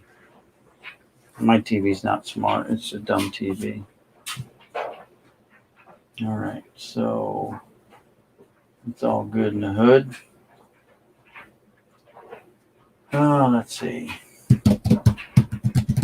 I can show you some of the latest finds that I got from sorting some of my boxes from upstairs. This is what I bought today. Part of what I bought today. But what I pulled out of the boxes of my older stuff that I've had sitting around. So here's a stack of Frank Thomas's.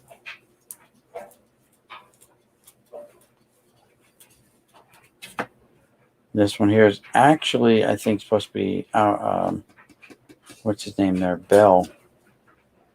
See, it's got him all over the front, right?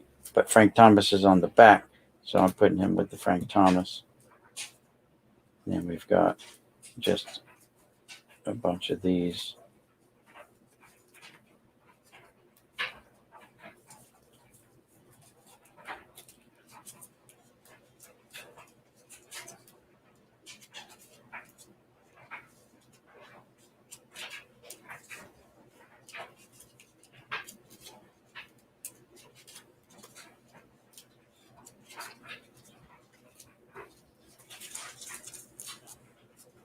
And it still goes. I got like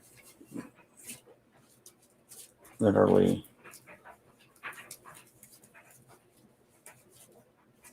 a bunch of those two cards there. George Bell, yep, that's the dude.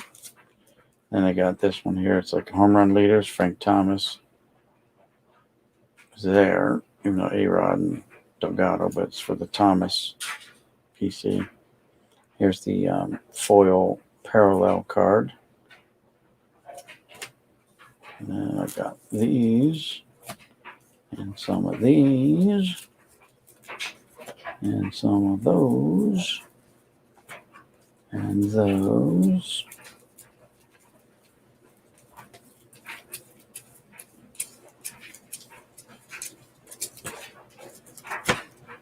And we got two of those and one of these, which is from like the National Pack Time. It doesn't say the year there that they handed these out. It's one of 18 cards set. So I don't know what year this was.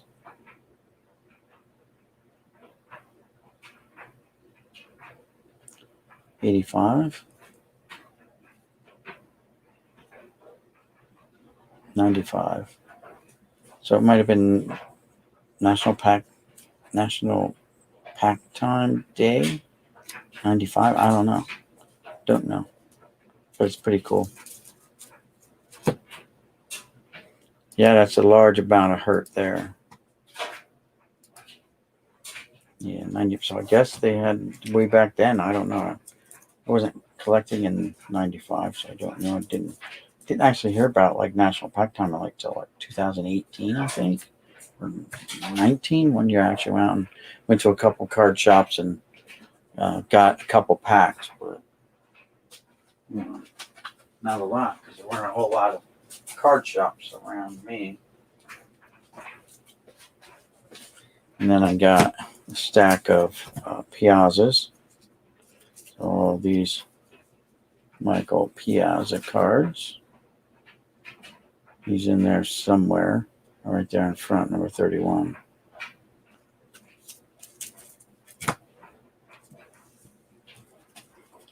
the foil parallel.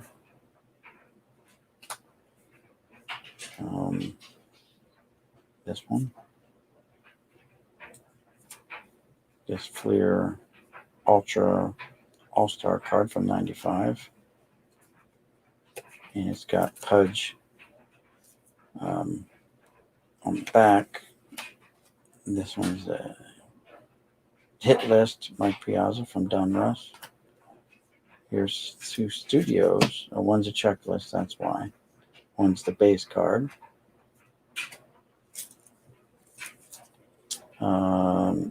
Another hit list from Donruss. It's a traded one, though. It's got traded date and all that up here. To the Mets. Rated rookie, Donruss. National something. Oh, original, sorry. 88 style look anyway. Piazza there. There's a nice shiny Donruss Elite Piazza. A Leaf. 50th anniversary. Here's some nice National Treasures from Donruss with all that copper around the outside. Mike Piazza. Mike Piazza. Piazza.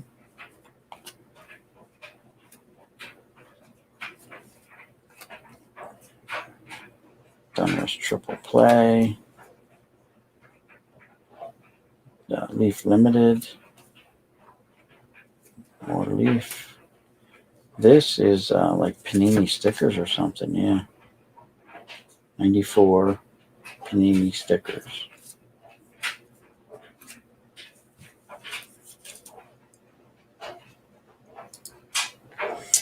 I know the shop in Vineland closed due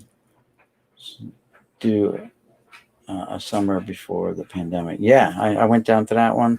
That was one of the shops that I hit up for National Pack Time. That was your go-to place too. Every Thursday, yeah. I mean, I just went there once. Here's some studio. Here's some more like Leaf Limited. There's some Leaf. Another studio card. So that goes to the Piazza PC.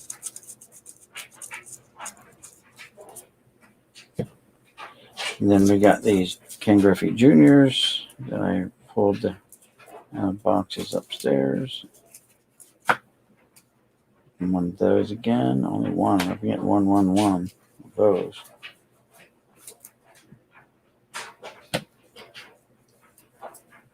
Got like 5 of these Diamond Kings here. Ken Griffey Jr. with the eye black, looking cool.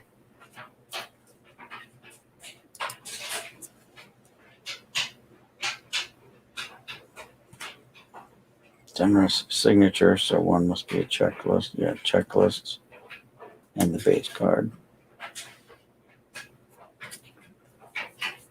More juniors. It's Cincinnati Reds uniform. And this one here, which is pretty neat. Even though he's in a Reds uniform. He did nothing but get hurt when he went to Cincinnati, so kind of really slowed down his career there, I think. If he had stayed in Seattle, he probably would have stayed healthy. Yeah. But what are you gonna do?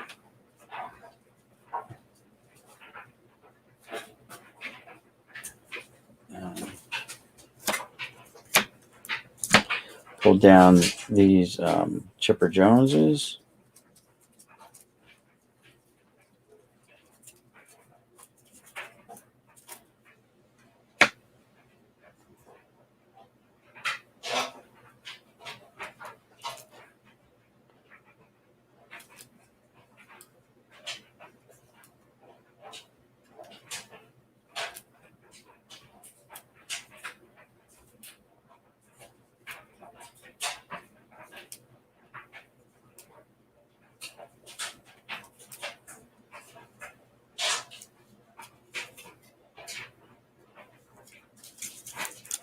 So the chipper collection is growing.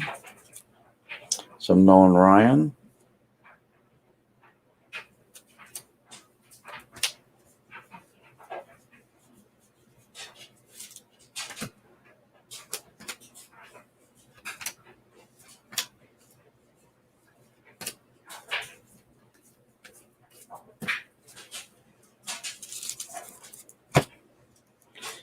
Some more Jeters. These are the batting average leaders. So slowly the Jeters are growing. We get to add this checklist one to it now.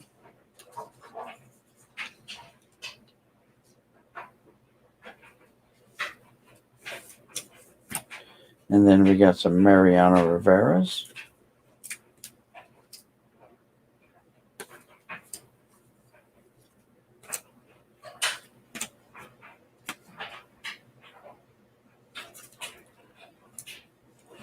And that's it. Those are the ones I picked out of the boxes upstairs to put in the boxes down here in the display case.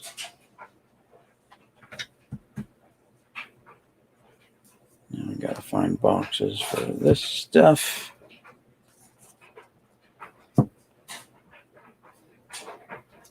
Fan favorites, Hall of Famers.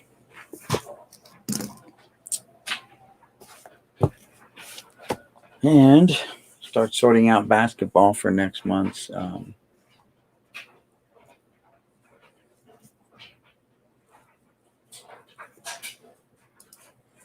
friend of his was going to open up a shop, but haven't heard anything about it. I think Evans is the closest to us. Yep, lots of chippers there. I haven't put any Sandbergs like away to the side, so yeah. I have a lot of Sandbergs, but yeah, they're just basically in Hall of Famer boxes to be pulled out later. You know, once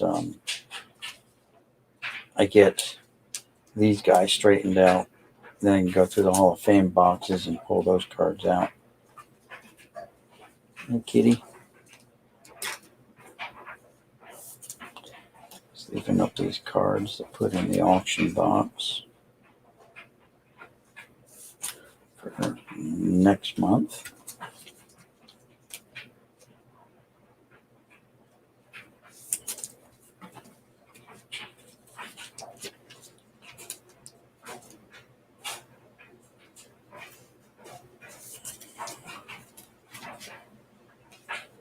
Nice Steve Busby there. 78.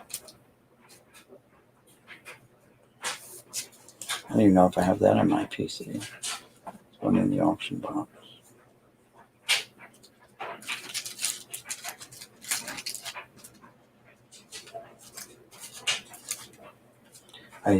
I auctioned off all my 72 tops, all my 75 tops that I had in my auction box here.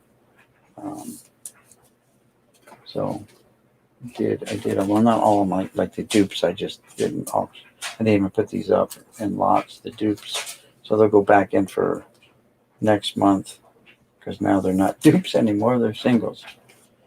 But, you know, these were all duplicates. I didn't want to throw them out there in lots. That was a triplicate even. No one bid on the Schmidt card, so I'm like, okay.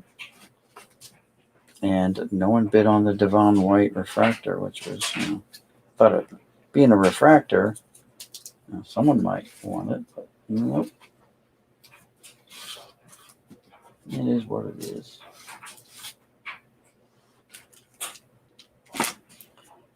And a lot of this, this stuff here, like the first auction, people didn't even want to bid on all this shiny stuff. I'm like, okay, whatever. I thought they were nice cards. Not all Hall of Famers, mostly commons, but you know, you could put Chan Ho Park had a long career, you know.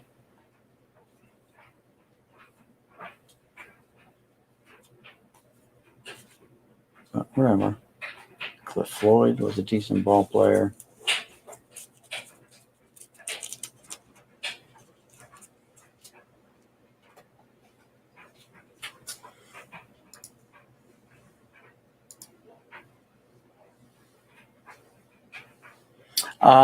I right now I'm just putting them all together. I have chippers that I've been collecting, off and on. Like all those are sets. Those are all sets of some sort that have a Chipper Jones card in that I didn't break the sets, and there's a couple Jeters in there. So I've been setting out like picking out the singles and stuff like that. Is he my PC? I PC. Not I wouldn't say PC. I'm a set builder. Hobbyist is it? Yeah. I don't know if he was in my last auction or not. A hobbyist. I did throw up a couple Mike Schmidts that were bought, but not all of them sold, which is kind of a surprise. I did sell quite a bit of hockey. The first time I did hockey last month, there was absolutely no interest in the hockey cards. So I'm like, okay. I did some basketball. I think all of my basketball that I had set out, which wasn't a whole lot, all of my basketball sold, or almost all of it, or I gave some away to people. But like I had a bunch of Alonzo Mourning rookie cards. Like every one of them went. Grant Hill rookie cards, they went, and cheap, So there was some pretty nice cards in there that went to guys who were buying them up. Newer guys to the channel too were buying them. So, that's good.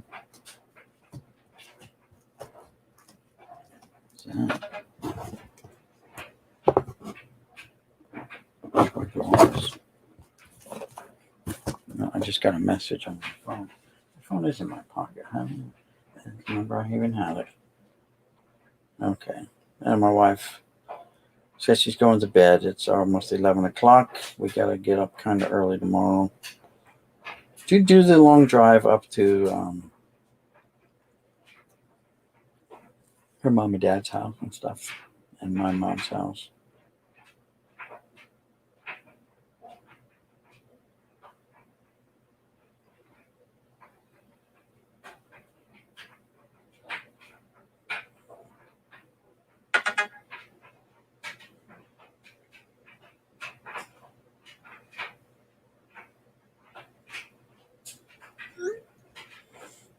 Okay.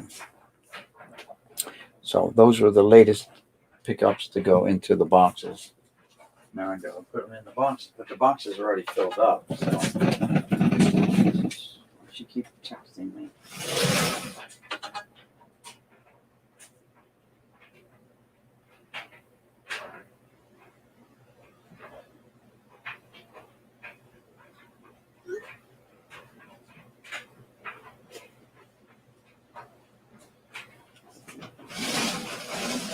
So like,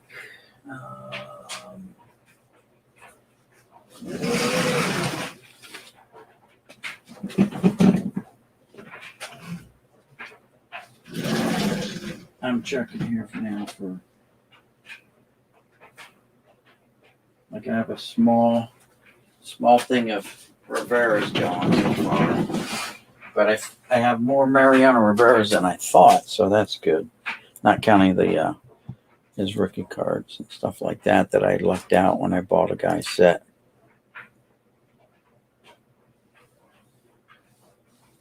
Any boxes I want to let go? I don't really sell like that. I doubt that right now. I'm just putting all these together. I know I have a lot of dupes and stuff, but putting them together yet and looking at them because I'm a set builder first, so I like to see how far I am into the sets, what I need to complete sets, stuff like that. And then there may be just horse trading too that may go on for stuff. So here's another bunch of Marianos that I stumbled across going through boxes.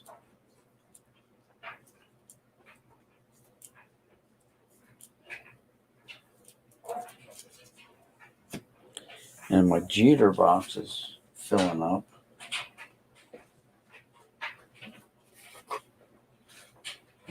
Oh, here's another chipper. I don't remember. I think I picked him up at the flea market for $1. Don't remember. Power Zone. That's cool. Chipper.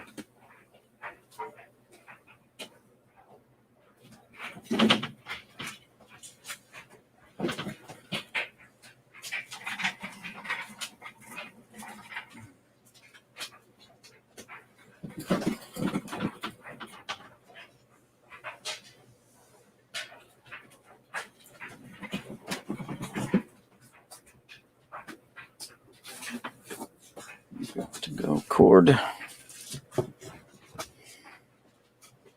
So my chipper box is filling up. This is my chipper box to date with chippers in. So this is what I've been putting together just the last couple of months, going through my cards, pulling out everything, going through every box. It started just looking for my Jeter cards. Oh, I'm sorry. Half of this box is chipper. The other half is Piazza's. Sorry about that. The other half is Mike Piazza. So they're sharing a box. So that'll go in the chippers. I do have one chipper autograph. I don't know where I got this from.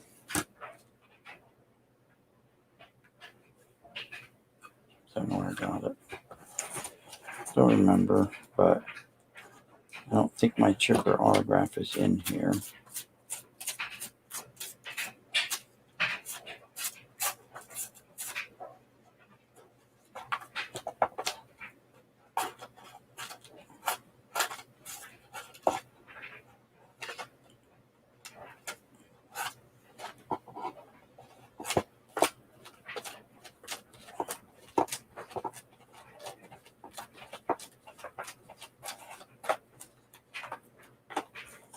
These guys got to be put in plastics.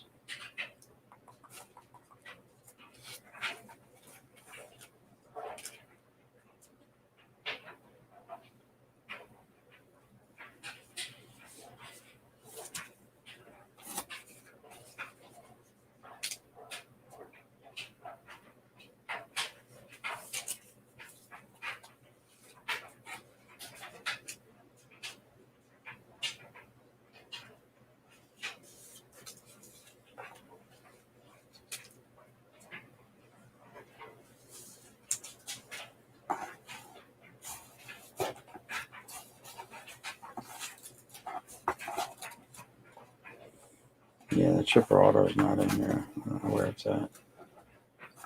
Probably just sitting on display in the case by itself.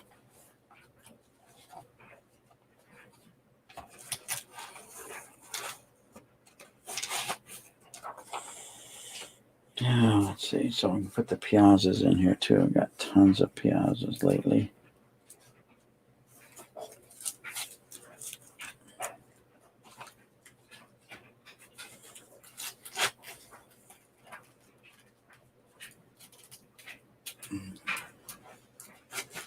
Running out of space in the boxes now. That's never any fun.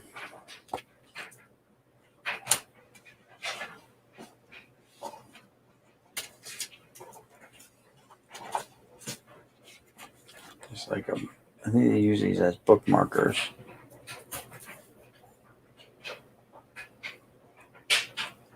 But they're like tall boys.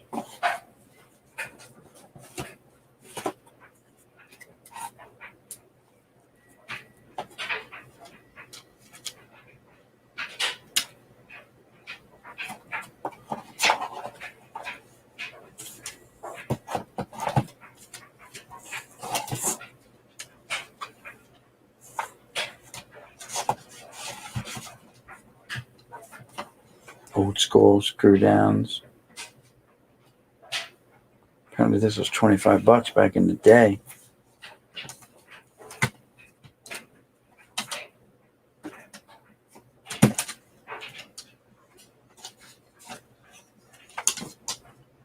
Crown Contenders. Piazza.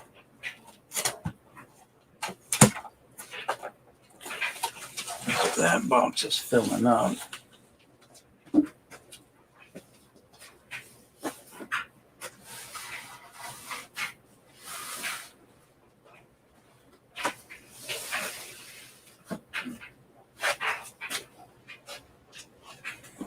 This is the Jeter box.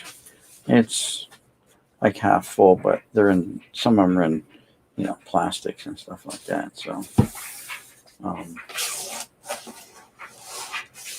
I saw this. I thought it was neat on eBay, so I picked it up. I don't know what I paid for it.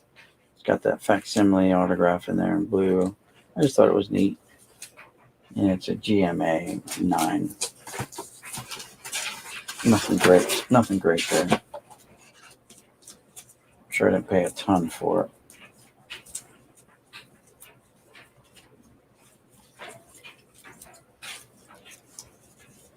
But when I use Facebook Marketplace a lot to look for stuff, and I bought this guy's collection up in Feasterville. These two to the box, and I paid $500 for his entire collection. It was a ton of cards. I have a video out that shows the bed of my truck that was literally almost filled to the top of the bed, the entire 6-foot length, and paid $500 for it. Hey, Red Light 34, how's it going? 3B Collections, how's it going? Good evening. Yep. Ernie Waters is here. And Diego Ferrer. To clarify, I would meant if you have boxes of not the. I know someone who does. Or glad I bought boxes off of Commons, and all I had to do was pay the shipping, which ended up being like 60 some bucks. But anyway, the lot up in Feasterville, I pulled in. I paid $500 for it, and it was advertised on Facebook Marketplace, and I pulled out of it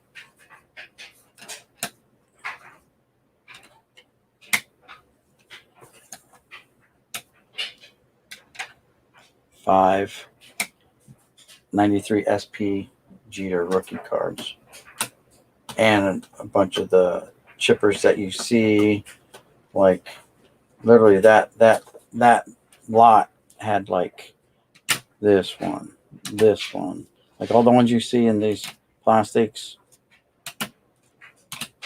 they were in there as well.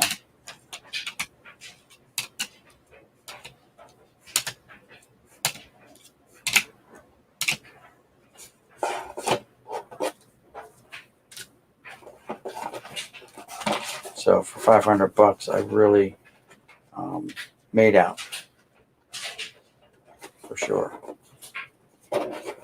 And the guy even loaded it up into my car. Him and his son loaded up into the. I just sat in the back of the bed of the truck, and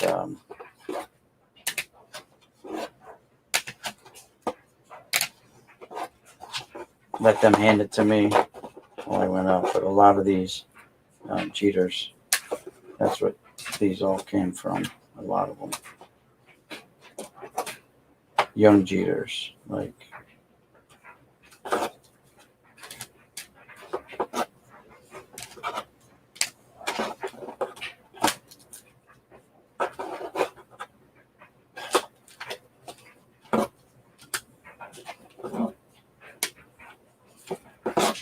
lot of these.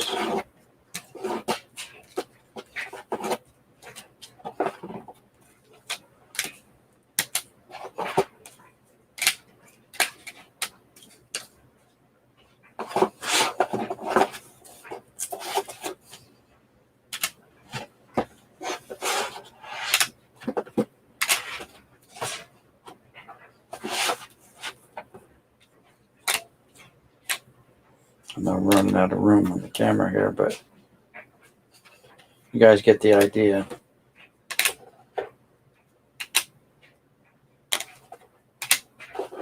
$500.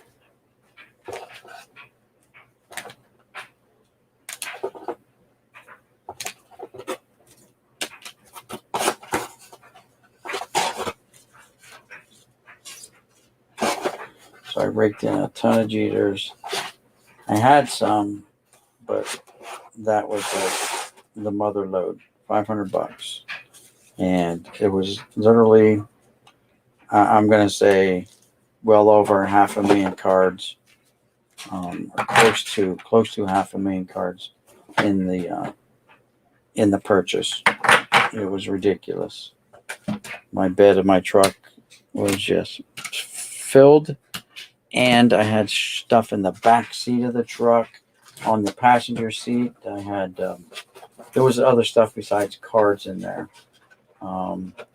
There was picture frames. There was plaques, mugs. It was like this one guy's entire collection that he inherited, and after 16 years of holding on to it, decided to sell it because his in-laws were moving into his basement, and that's where the cards were kept.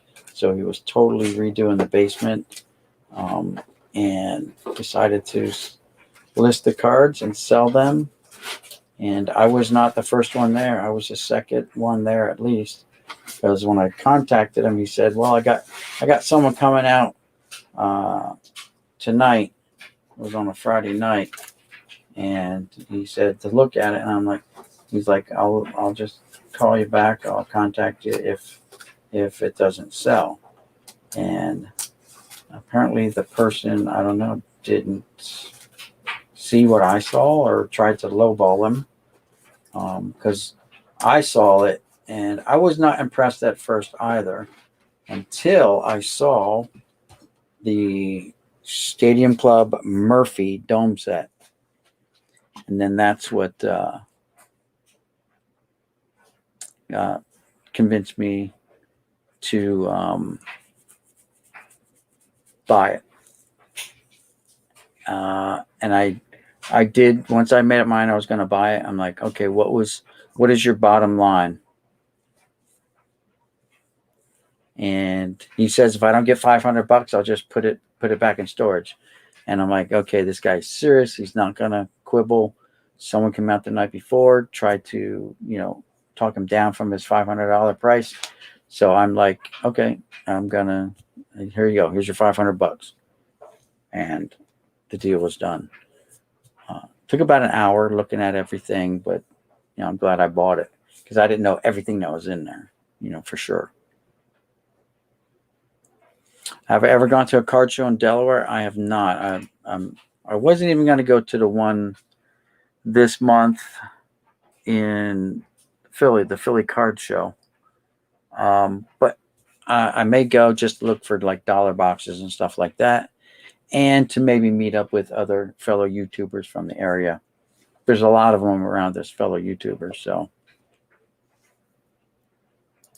I paid at a card show last week, 632 old wax football cards, 6,300 count boxes of old football cards was a good buy. $30, yeah.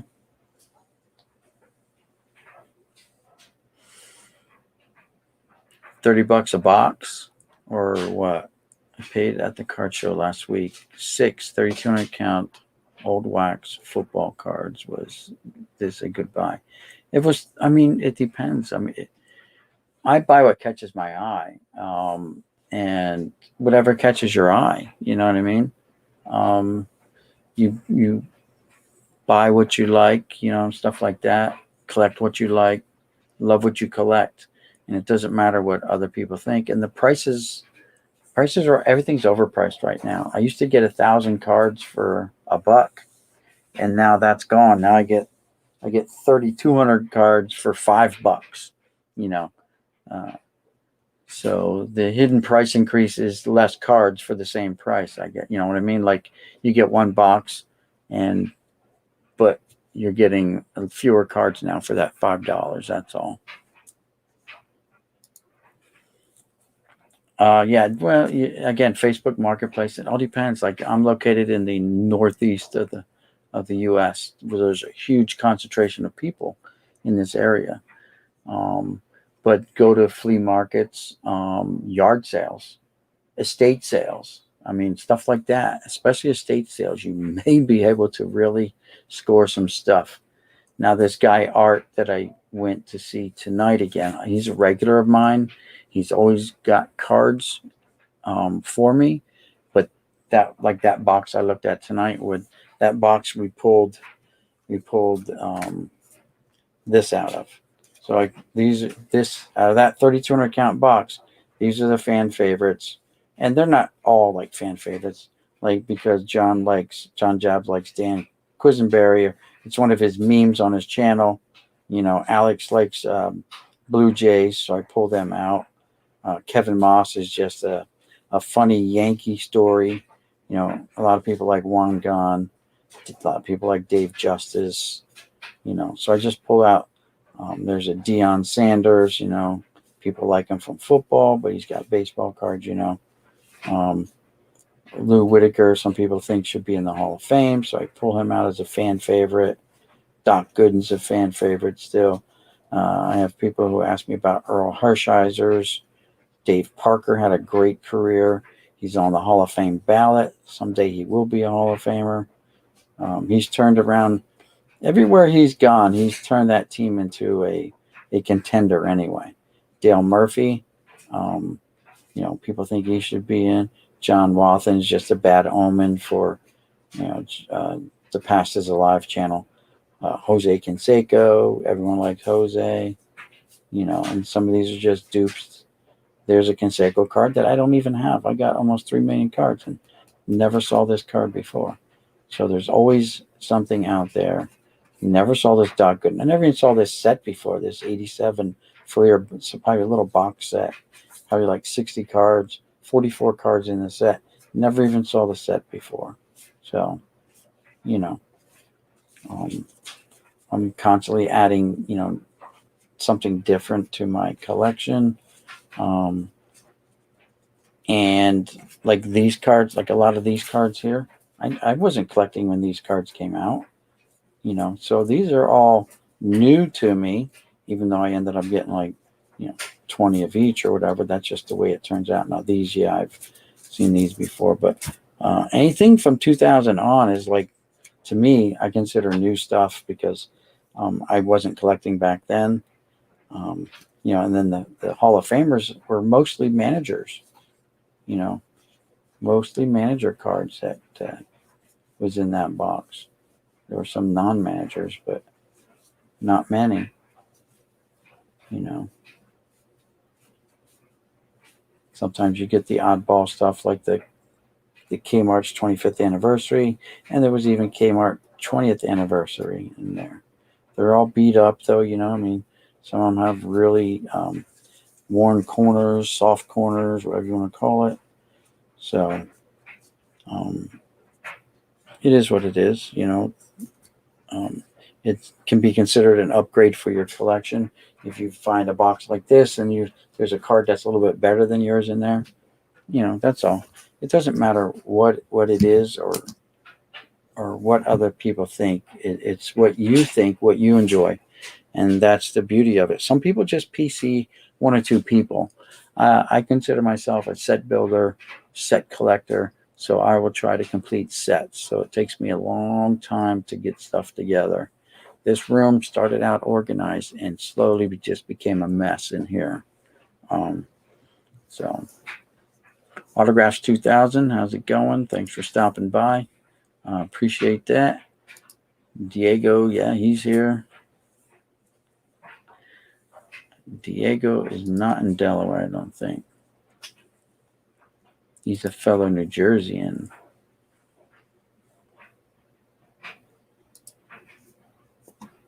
Yes, he's a fellow New Jerseyan. I'm not native New Jerseyan, but I'm from right across the Delaware. I'm from Pennsylvania originally, so you know.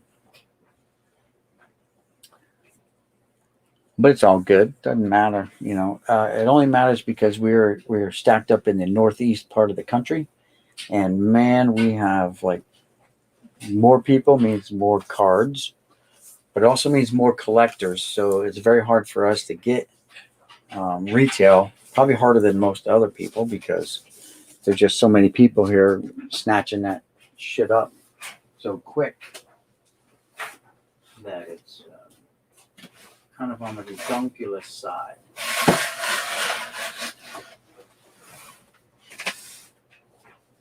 But you know, I was thinking about going to the Philly show next month. It's in the middle of next month, and just do a meet and greet. The autograph guests are really, you know, lackluster to me. Like, who cares about Greg Lazinski?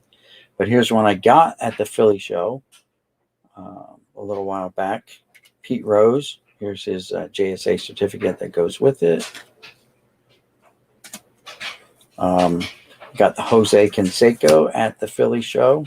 There's his JSA certificate that goes with it.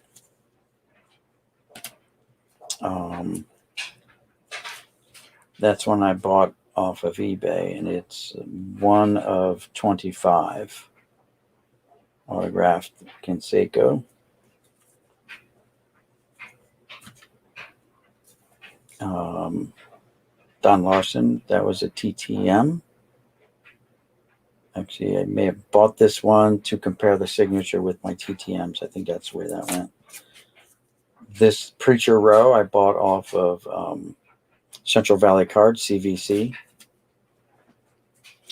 Justice was an eBay purchase, hand numbered. Gossage was a TTM. Sparky Lyle was a eBay purchase. Bobby Mercer was an eBay purchase. But I'm a Yankee fan, so you know. It takes me 40 minutes to get to Delaware. Yeah, it takes me about that long to get to work. And that's at 80 miles an hour. Let's see, what else do I got here? This was an eBay purchase, Duke Snyder. This was a TTM that I had certified, authenticated through PSA when the prices were cheap.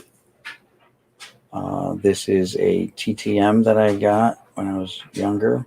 Had it authenticated at the same time. This was my authentication lot here. Submissions. This was one that I got TTM'd, and I had it again. This was all part of this 15 card lot that I sent in. My Lou Brock that I got TTM'd. Joe Morgan I had TTM'd. All when I was younger. This was an in-person autograph that was part of my check of PSA, checking their certification process. You know what I mean? Like, these were all TTMs. This was an in-person. They didn't know that. I just submitted them, and there was a check on their system to see if they were good at doing their job or not. This McCovey was a eBay purchase. This was a eBay purchase. I got this because he signed it Rich Gossage before he became the Goose. This was an eBay purchase to verify against all the TTM Brooke Robertsons that I had done. This was an in-person Harmon Killebrew. The card was all messed up when I got it, so it was trimmed down and all this stuff. So I just sent it in for authentication, and they said it was authentic. It was an in-person one. Again, one of the ones to check there was a checks and balances on their verification processes to see if they actually knew what the hell they were doing.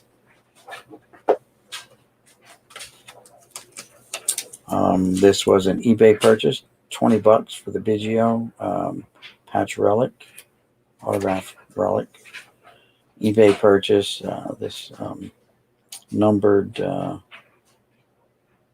Ferguson Jenkins. Beautiful signature. eBay purchase, Orlando Cepeda. eBay purchase, Frank Thomas. eBay, Tom Seaver.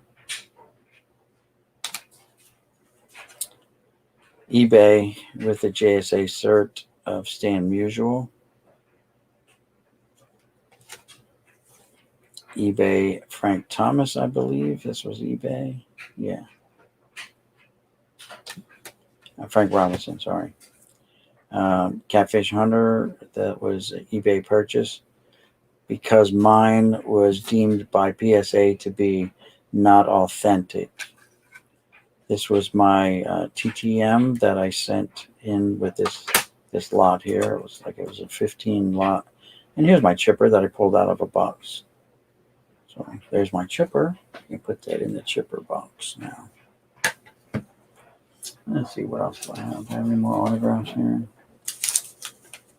No more autographs.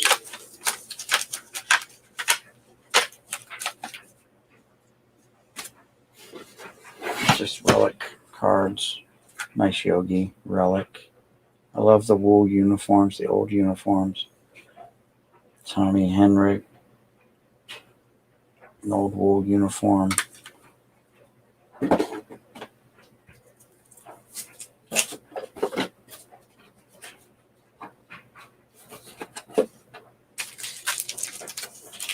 And I picked these up off of eBay. Just the different, like the rainbow of these Harper cards. You got the red, the silver, the gold. And these are all just eBay purchases. Gem Mint 10s on all those Harpers. Not that I'm a big Harper fan. Harper was hot then. So I'm like, yeah, I should probably pick up some Harpers.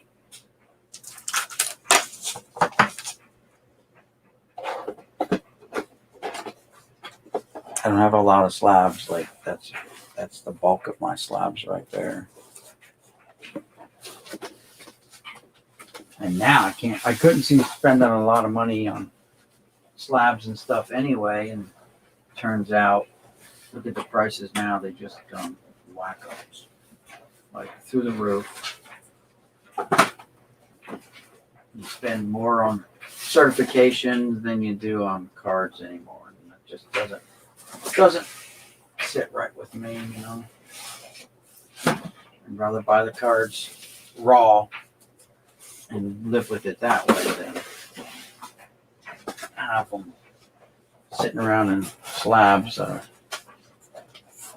and costing you a small fortune just to have them slabbed.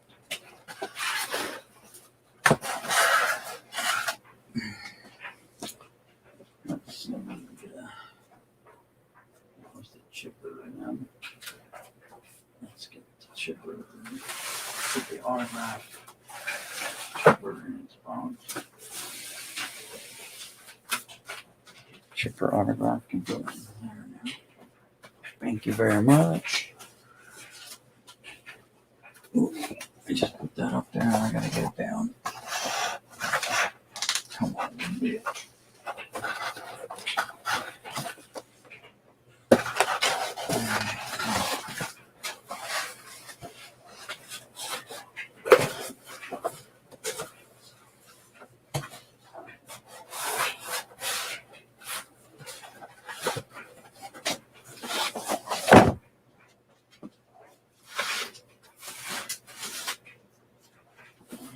What else we got here?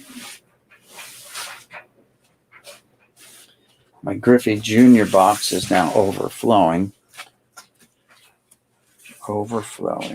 with cards. Of course, when you have them in these old school screw downs, not one touches,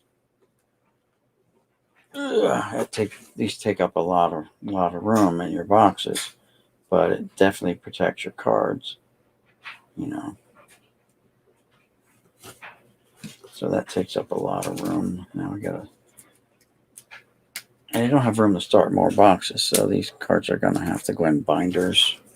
But I really like to set up like some of these other guys have, like Pepino Man's got all these binders, and I wasn't a real big binder guy because I was afraid of the damage that you can do to your cards, you know, putting them into the binders and stuff. But it's to that point where, you know, we're probably going to have to. What I haven't found yet, I haven't stumbled across, I don't think, my Ken Griffey Jr. autograph. I pulled one out of a box of minor league cards way back in the day and have not been able to locate that one. And this one needs plastic sleeve over it at least.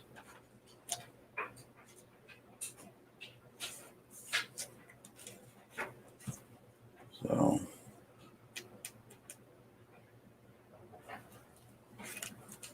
you know, that's sometimes it's neat to go through a box and find some cards that you hadn't seen in a while. And other times it's a pain in the butt to go through. There you go, spill them everywhere. And look for a card and you can't find it because it's in a box that's been kind of put off to the side and kind of forgotten about.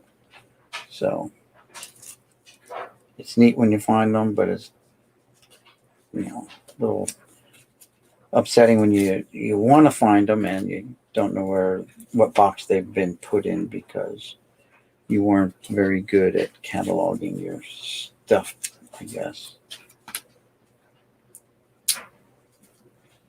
Like I'm trying to play catch up on that right now, like putting everything in marked boxes and stuff like that.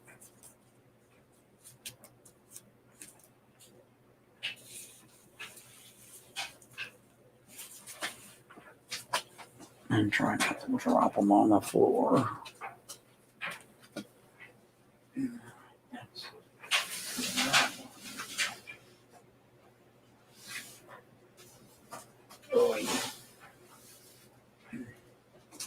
I haven't added any more Michael Jordan cards to the box. This is my Michael Jordan box.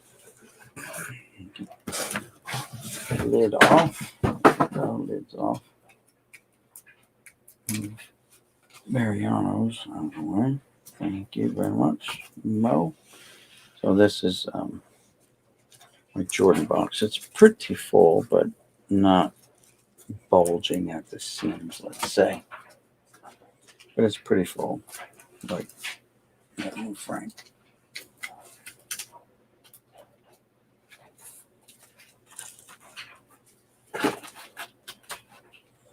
So here it is. This is it. Mostly basketball, I think. One side might be baseball, basketball.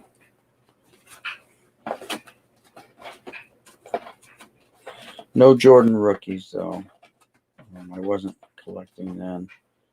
I think this one side is all basketball. This side here is no. So this is the Jordan Beam Team I found the other day. And when I took it out of the top loader, because it wasn't penny sleeved, it stuck to the top loader and just suffered all kinds of paper loss. It was stuck physically into top loader and had paper loss like right there. But that paper loss came from a different Beam Team card.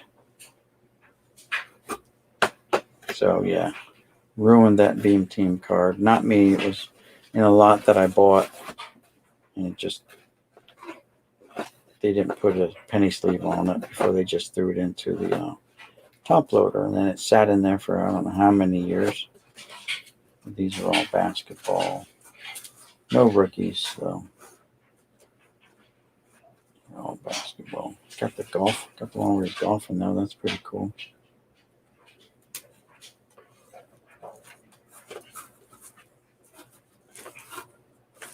And got one of his North Carolina cards.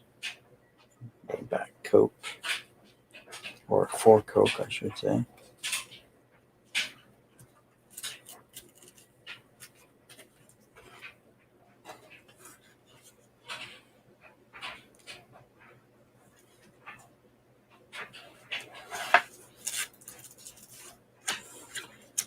Baseball. No, this is actually, so here's like his, isn't this like his first Topps card though? I think that's like his first Topps card. Not his rookie, just his first Topps card.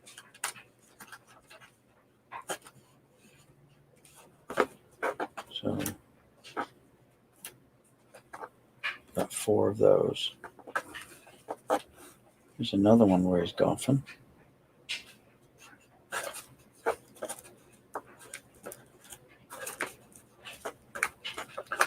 Yeah, so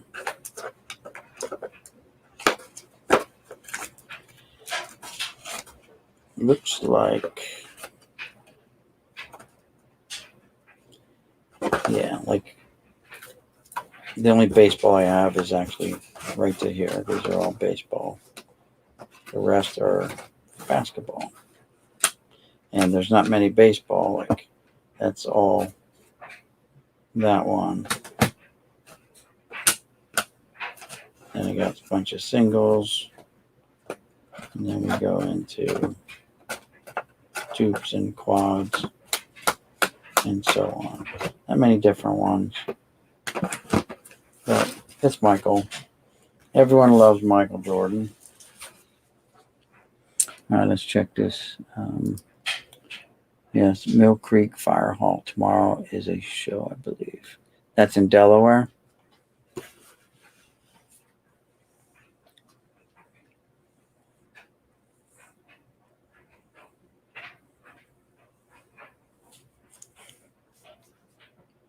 Yeah, so Wilmington's having a show tomorrow. 3-minute drive to work. That's nice. You're going to go to the pre thing on Friday over at the Philly show.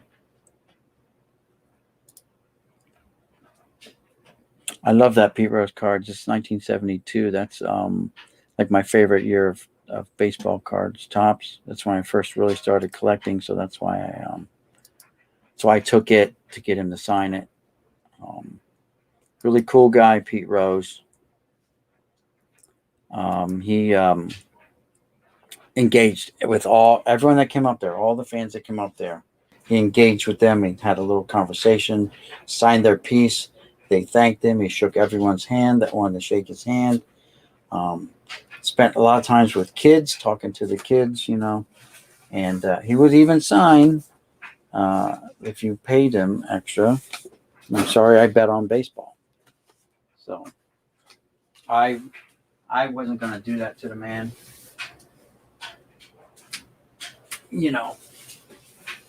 I was just happy to do the meet and greet. I did ask him one question. The question I asked him was, Pete, growing up, like, who was your favorite baseball player and did you collect his baseball card?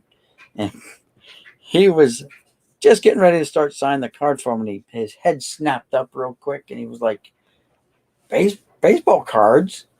We didn't have money for baseball cards, So obviously, he didn't come from a rich family or anything like that. Like a lot of the guys didn't. Obviously, they were just regular guys, kids, and they were really good at baseball. So that was their way out.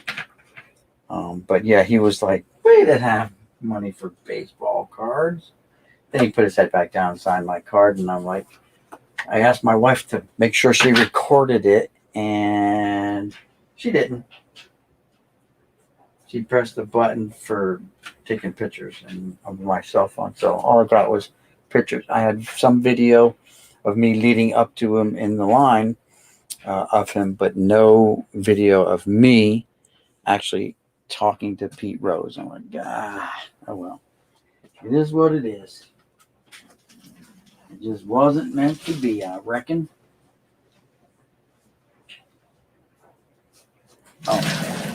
here's the card. Here's the card that triggered me to buy that set up in Feasterville, that lot.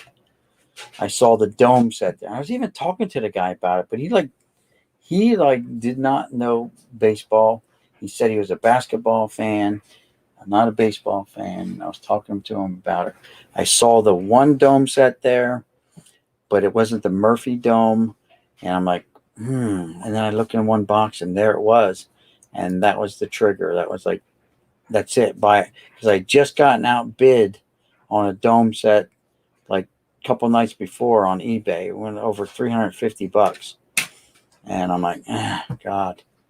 I went like to 200 and then stopped. And it sold for like $350. So with that, and I saw that there was a complete Bowman set with the Mariano, and that goes for a lot. I figured I got most of my money back in just those two cards if I were to sell them. Obviously, I'm not going to sell them, but I'm just to justify it. Like, okay, here's, with these two and everything else. If I were to sell it all, I make a huge profit, not even knowing that those 5 Upper Deck SP Jeters were even in there. That was just what I saw right up front. So I bought it and it just worked out for me like unbelievably well. Like those are one of the times that, you like things finally like went your way. You finally got like the holy grail or whatever. Now, I still maintain that I had 2 of those Jeter 93 SPs in my PC that I collected, but I can't find them. People are joking with me that my wife, sold them, all this good stuff. But I'm like, man, it's a joke because my wife wouldn't know anything about them, and she wouldn't touch them anyway. So, it's just a fun razzing that I get from people. That's all done in fun. So this is my Frank Thomas box. Again, a lot of these are in hard, thick, one-touch equivalents, but obviously they're not one-touches. And some of them are not. They're just, regular top loaders, penny sleeves. Where's his Leaf rookie card? Do I even have it? I know I have it. I just don't know where it's at. It's in this box.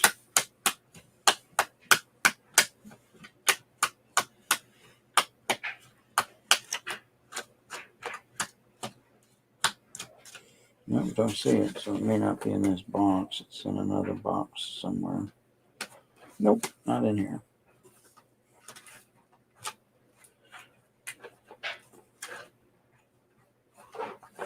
Second year Leaf.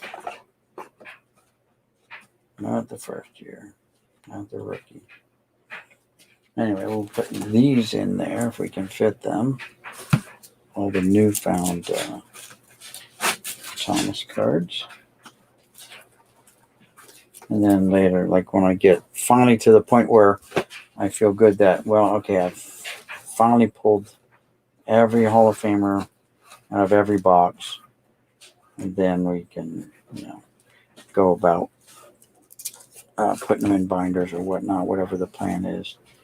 Putting sets together and adding which Hall of Famers are missing from what sets from out of my boxes to complete sets. And then to decide whether those complete sets are going to go in binders or not. I really, like I said, I started to say is I like the way Pepino Man and some other guys have their binders set up in the background. And it just seems really nice and organized, which I am not organized. So, but I want to get there. I want to be organized to where I kind of know where everything is.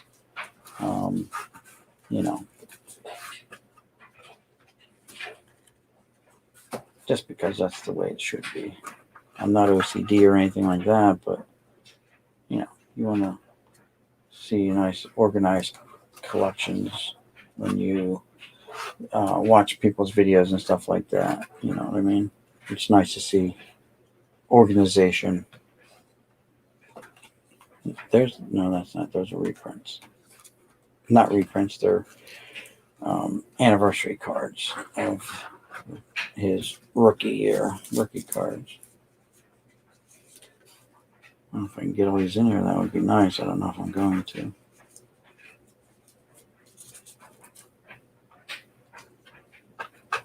Ooh, getting there. I think I just made it. Just made it. All the Thomas fit in their box. Ooh, okay. And let's see. Nolan Ryan.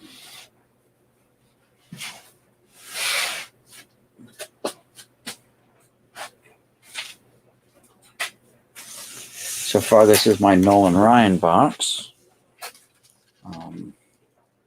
Not all of them are here, but like I said, it's a blessing and a curse to have them kind of spread out all over the place. Like I've got another one of his rookie cards, but it's in a box upstairs somewhere. I gotta go find it. His 72 tops is, like I said, the 72 design is just so cool. I like it.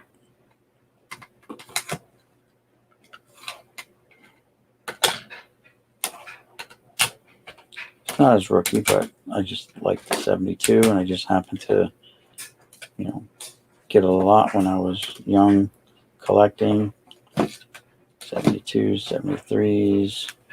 I have a lot of his playing era cards. The 71s, I got like 9 or 10 of those.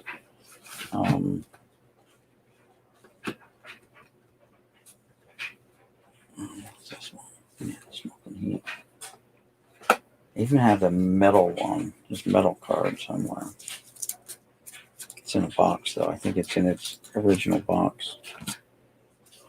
All right, let's see if we can get these to fit in there. Yeah, they should fit. That'll be the end of this box being filled up, and I know I don't have them all sorted out yet.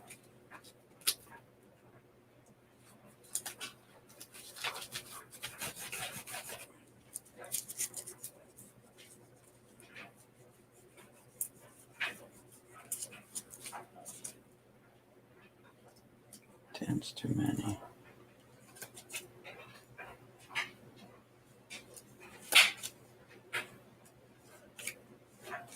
Four. Wow.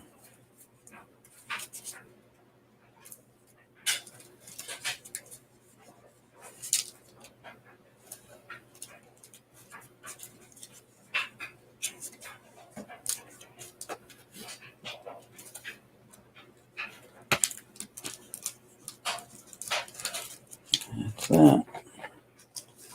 That's the Ryans. Get the bottom off. Get the lid off the bottom.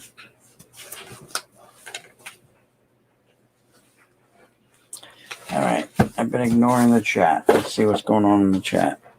Sorry about that, guys.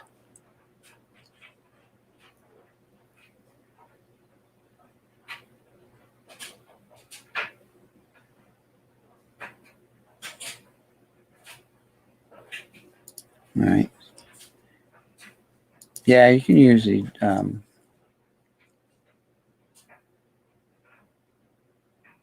pick a football card alphabet checklist.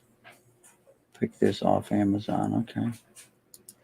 All right. All right. All have a great time and enjoy your collecting. I'm off to get some sleep. Gotcha. Probably left a while ago, Diego. Hey, Thorgy, how's it going? Have a safe night and happy Memorial Day. Yep. Okie dokie, guys. You too. I never got the Leaf Thomas. Yeah, I picked up a couple. I think it was in series 2, right? I mean, those boxes were so expensive. Over $100, like 85 to $100. Crazy. I got 2 of these and a whole shoebox full of cards from the 60s from my aunt and her boyfriend when I babysat my one cousin. They paid me with a shoebox full of baseball cards, and I'm like, yeah, I'll take that. And who needs money? So it was a great day. And that day, what's this?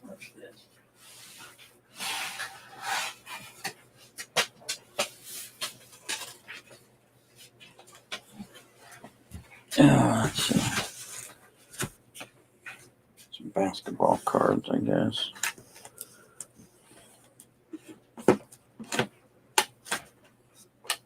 Shaq rookies.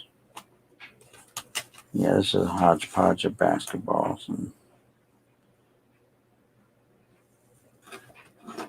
Magic Johnsons.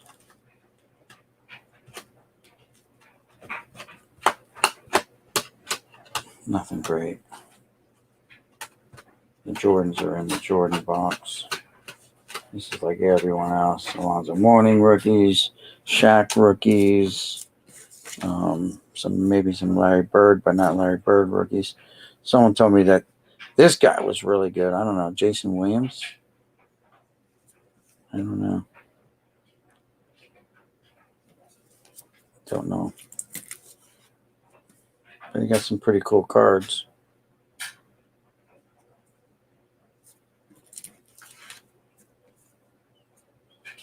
Someone said they called his nickname was White Chocolate or something like that. I don't know. Whoever Jason Williams is.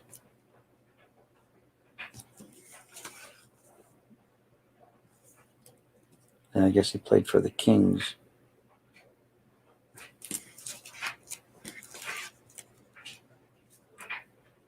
But I ended up finding a ton of his cards, like Jason Williams cards. There was just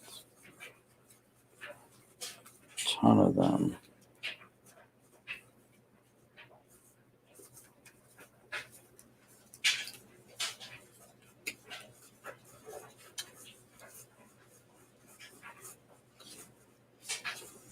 Pretty many. Like I said, I never heard of him. And someone said, "Oh yeah, he's his nickname was White Chocolate or something like that." I'm like, really? Yep.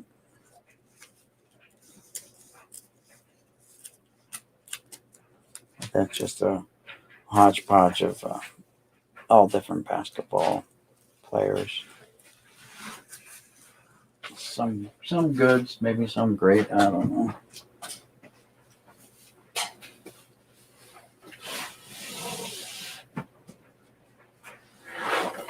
Oh. I even have some. I think it says football, but yeah, it's like Brett Favre, Mark Brunell, OJ McDuffie. Some of these guys are like really nobodies. There's a Montana hologram, Favre. There's a Peyton Manning.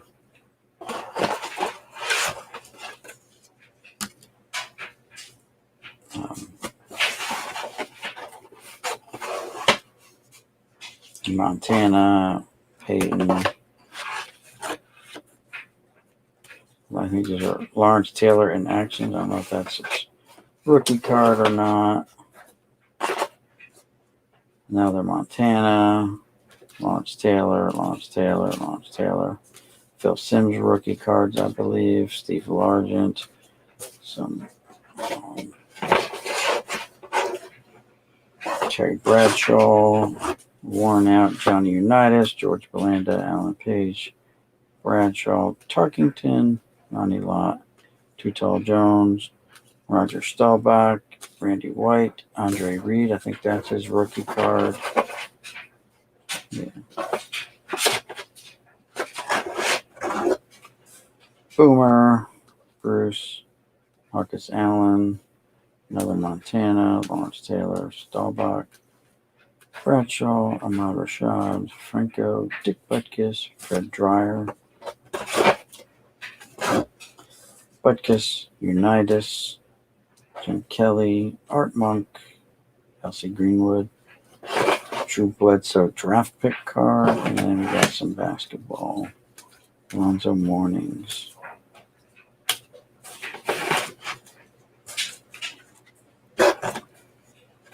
I auctioned off a lot of Alonzo Mourning rookie cards the other day, yesterday.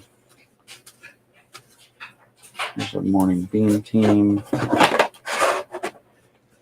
Kareem, Dr. J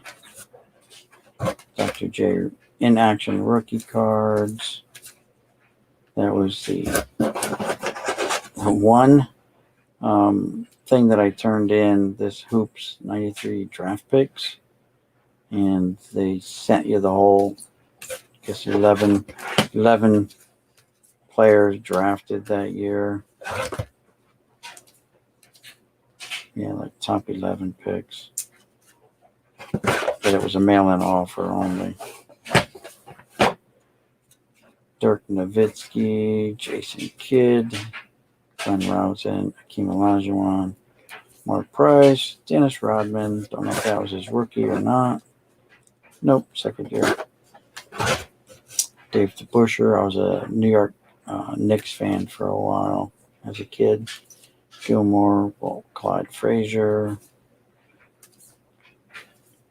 Dan Issel, nice Jerry West. Jerry West in action. There's Pistol Pete Maravich. I think that's his rookie card. Yes. Pete Maravich is rookie. Pete Maravich second year. Yep.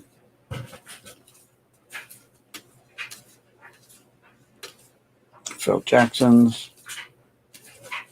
Senator Bill Bradley became a senator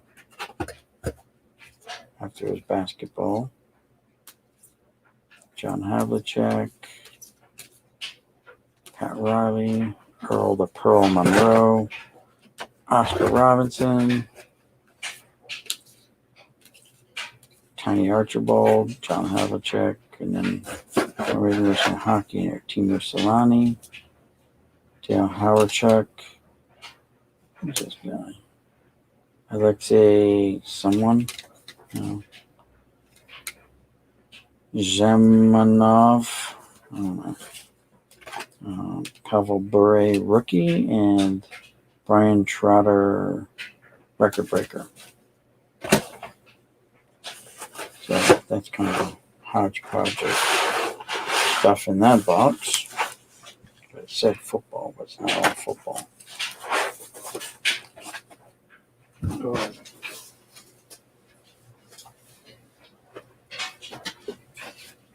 And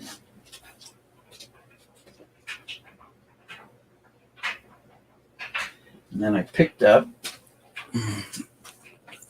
at the flea market some Tiger Woods cards. Don't know if they're worth anything. I know nothing about them, but I heard they're like by Tiger Woods cards. So probably not his rookie cards, but still cool. There's only two real golf cards I own.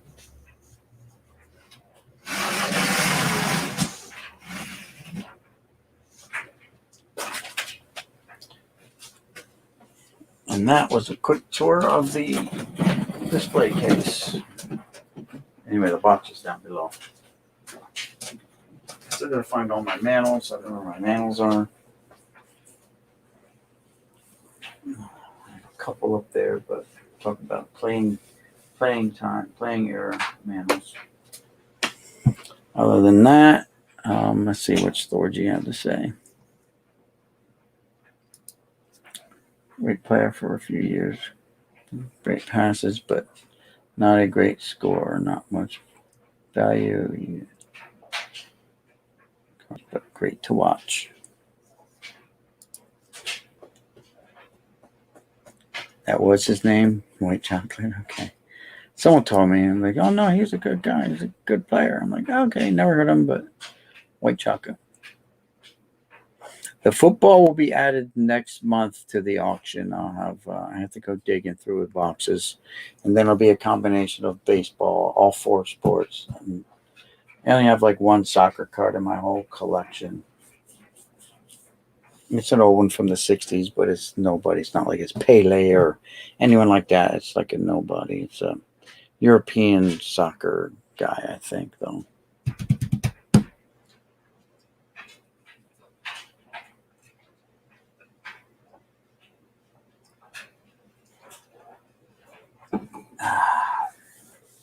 All right. What else? That's about it, guys. I know a lot of you guys are new to the channel, but so you probably haven't seen this yet. But I picked this up for $10. I thought it was just neat. It was to a guy named Mark, and it says, "Strike this MFer out, Roger Dorn, number 24." So I thought it was pretty cool. And he signed it. Pretty cool. Came with a nice little frame. Just, I really have no place to hang it up. But I saw it and I'm like, man, so that's why when someone talks about, did I get a good deal on this and a deal on that? You collect what you like. Collect what catches your eye. Collect the unusual, you know what I mean? To me, that's unusual. It caught my eye and I'm like, you know what? The price is okay. $10. I probably could have talked him down, but I'm like, you know what? $10. Pretty cool. Picked this up at the flea market for $10. It's the Serahada O from 1980, his last year of playing baseball. Now it's an American card company, I guess.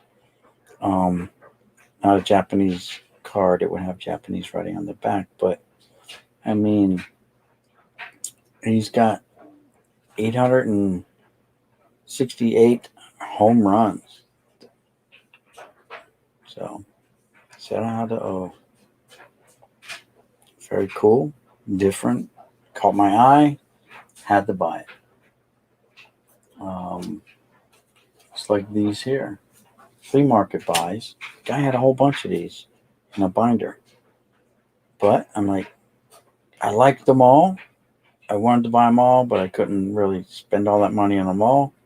So I just picked out two. This was $5. This was $4, or vice versa. But this is 1950 Bowman.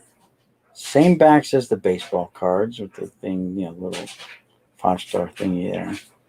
Except it's non-sports. This one's titled Flying Suits. I thought it was pretty neat. It was like Buck Roger-ish, 1950s. You think that's what you're thinking. Like they were all talking like Buck Rogers and being able to fly and stuff like that. Flying suits. I mean, that was the thing. And this is an old tobacco card. Hassan. Same backs as the baseball cards, right? I almost made a mess with my drink. Same backs as the baseball. Here's my baseball.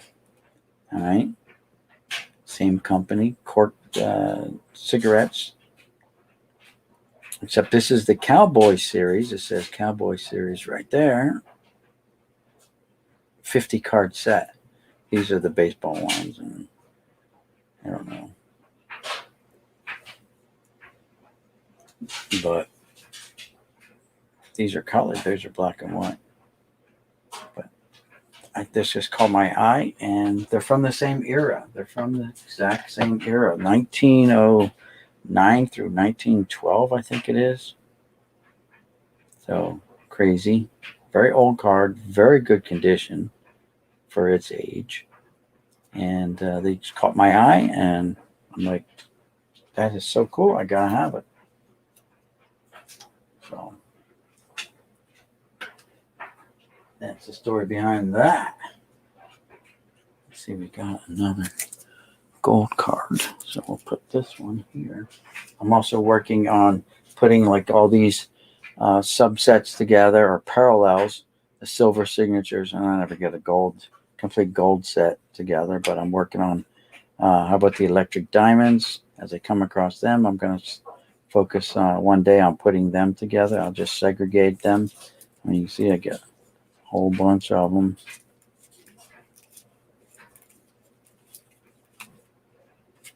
So working on getting those sets kind of put together. If I can, that would be awesome.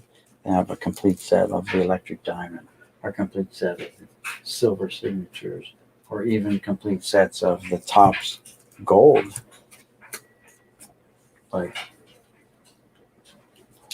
these here.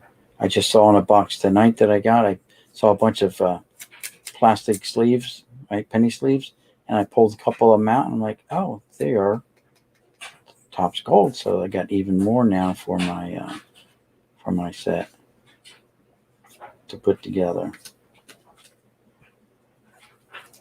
So I'll probably do that box on Monday. I'm not going to be home tomorrow.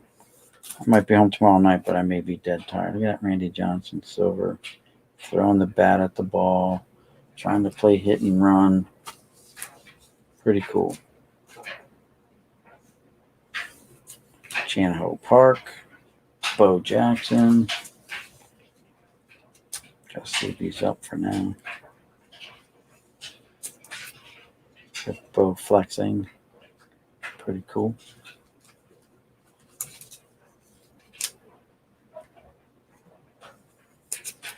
Big Mac.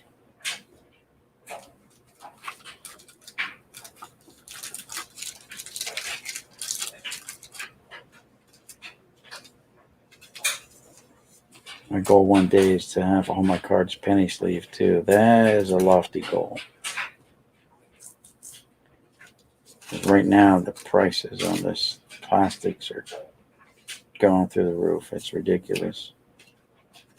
Dave Justice, Sammy Sosa, Quinn, Messina, Gwynn, Larkin, Donnie Baseball, another Randy, Albert Bell, and then we got the Topps gold. There's Ricky Henderson, some gold signatures.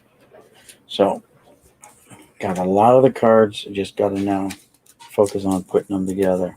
I also look for error cards.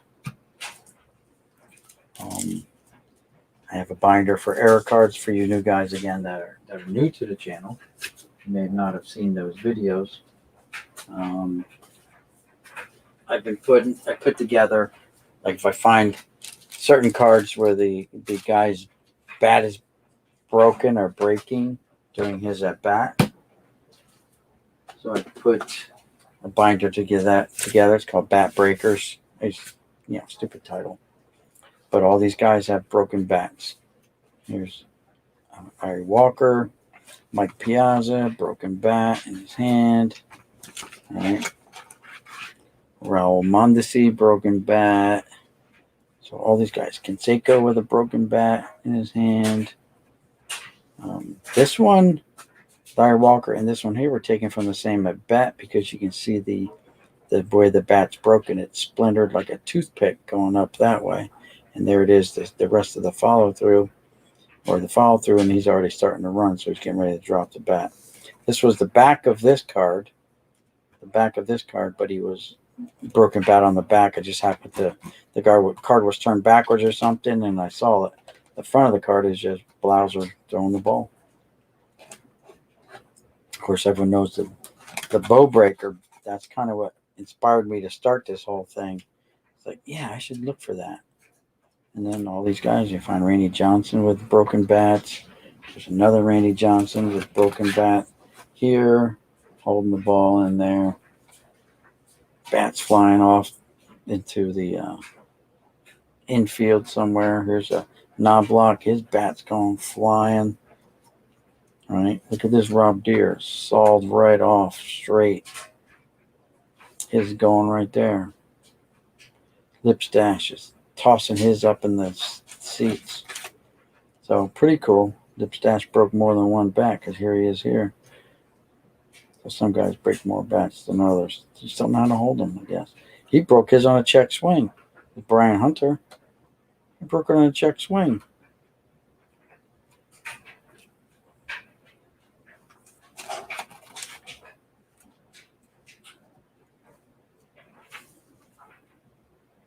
So just, something else to do, something else to, then this is content for your channel. It's like, hey guys, I'm doing this. This is a thing, and I want to see how many I can find. So there you go. That's what I did, and that's what I found so far. But I look as I go through sorting, I stumble across them, and they go in the binder. Same way with the error cards. Error cards. I stuck some right here under here. I have a binder full of error cards. But how about Don Mattingly batting right-handed? Right? He's not a righty. He's a lefty. I don't know if that was ever corrected. I don't even know if anybody ever noticed that before me. Right?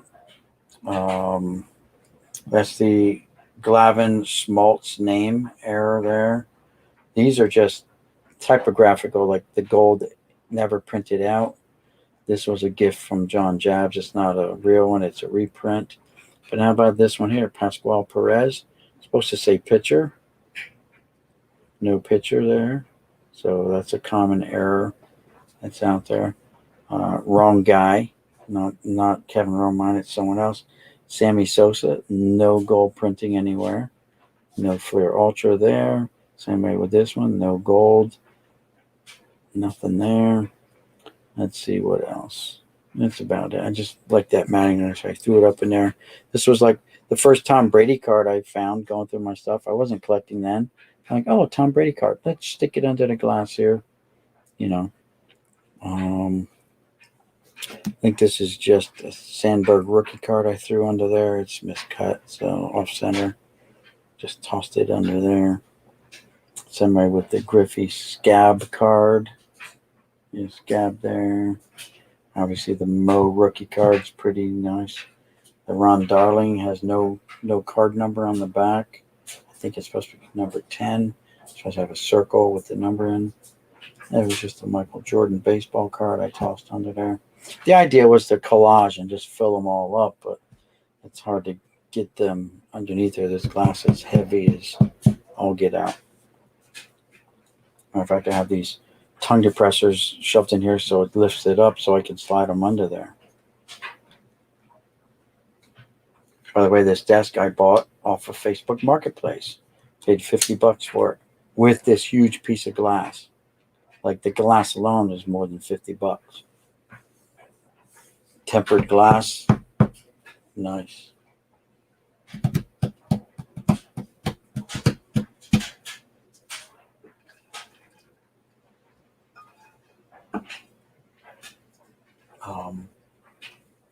Pre-production cards, stuff like that. This is the Nettles error card. It's got Craig on the back when it's supposed to be Greg Nettles with a G. This is a pre-production card of Ryan Klesko. Just says sample there. So I have a binder for those. Samples and the errors are actually in the same binders. I just haven't put these in. There's Albert Bell, Andres Galarraga sample, Klesko sample, Sheffield, Baerga, Klesko again. What's going on? Let's check the chat.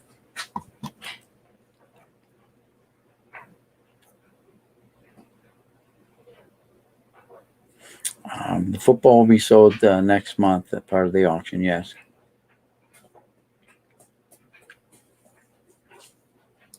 Same goal here. Want to sleeve them all, but until the prices. Dude, I just talked to Art tonight, and a mutual friend of ours is a guy named Fred, and he sells me my stuff.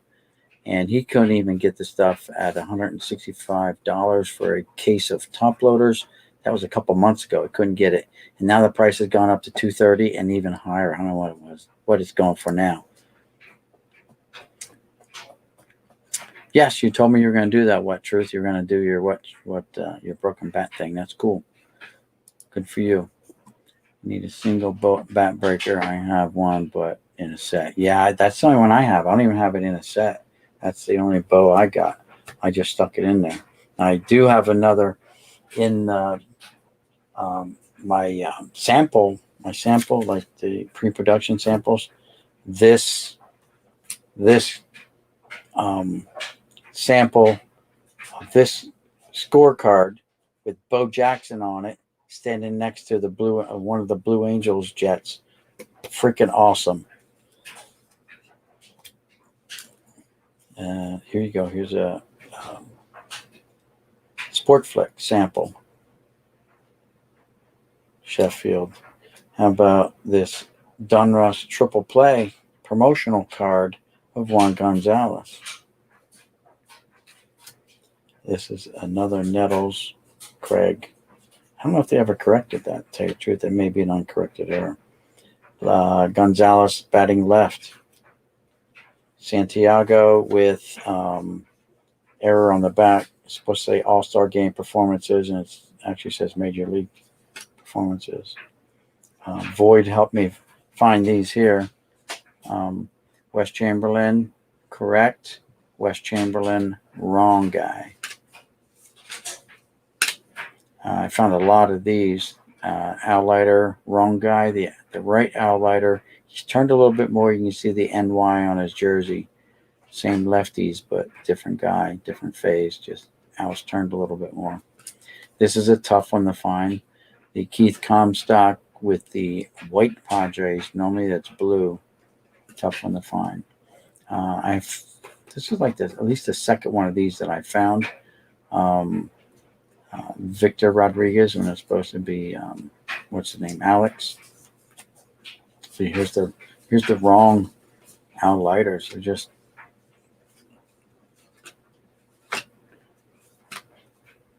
this one here is right inside the hook for the J. See how it's white? It's supposed to be blue. And for some reason it's white. There's corrected versions of that and the error. Talked about this one tonight when I was going through the box. The error is where it says Cubs instead of Mariners. So that's the error one. The error on this is they whited out his hand. Well, that's the corrected one. Okay, the error, which is the correct photo, he has his hand down, grabbing his crotch, like adjusting his cup or whatever, yelling over to the second baseman what he's going to do or whatever. And they whited his hand out, so you can't see it down there now by his crotch. This is the correct version, Juan LeBron. The error has Adrian Beltran or some Beltran on it or something. I forget who the error is. It's got a different photo. This is the real Juan LeBron. The error one has a different guy with Juan LeBron, I believe. Mike Heath has the wrong back. Tom Brookins has the wrong back. They're actually switched. They were like one card apart from each other in the set. So 130 and 132. So 130, there's one card number 131 between these guys, but you can see somehow the Mike Heath got put on the back of Tom Brookins. They have corrected it, and the Tom Brookins sometimes ended up on the Mike Heath. So that's a one that they corrected, but you can still randomly pull the errors out of anything really. And these are like, again, printing errors of some kind.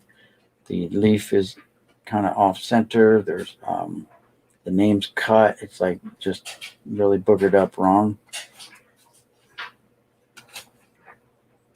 Here it's totally miscut. It's got part of another card on there. Sorry, I'm off screen. The ink is missing, and the foil is printed upside down and wrong team. So it's got a Brewers logo there on a Giants or Astros. So like these have the backs are right. See that's up here on the top right of the card. When you flip this over, it's down on the bottom of the card. So a couple of things wrong with that one. This one here is just printed upside down with the Expos on there when he's a Ranger, and it's just printed upside down. That's what the rest of these are. Dodgers and the Angels are Athletics. Indians for a Met. Astro for a Yankee. Royal for a Pirate. Pirate for a Twin. And a Philly for a Brewer. And again, they're all also upside down. And this is the wrong Jerry Brown. And that's the wrong Kevin Romine. They have a right Jerry Brown, wrong Jerry Brown, and then they got a right Joey Brower, or whatever the heck his name is. So this is the error. Wrong photo for the name. So I kind of pick up the misprints and the errors and stuff like that too. And I have them in a binder. That binder is huge, huge, huge.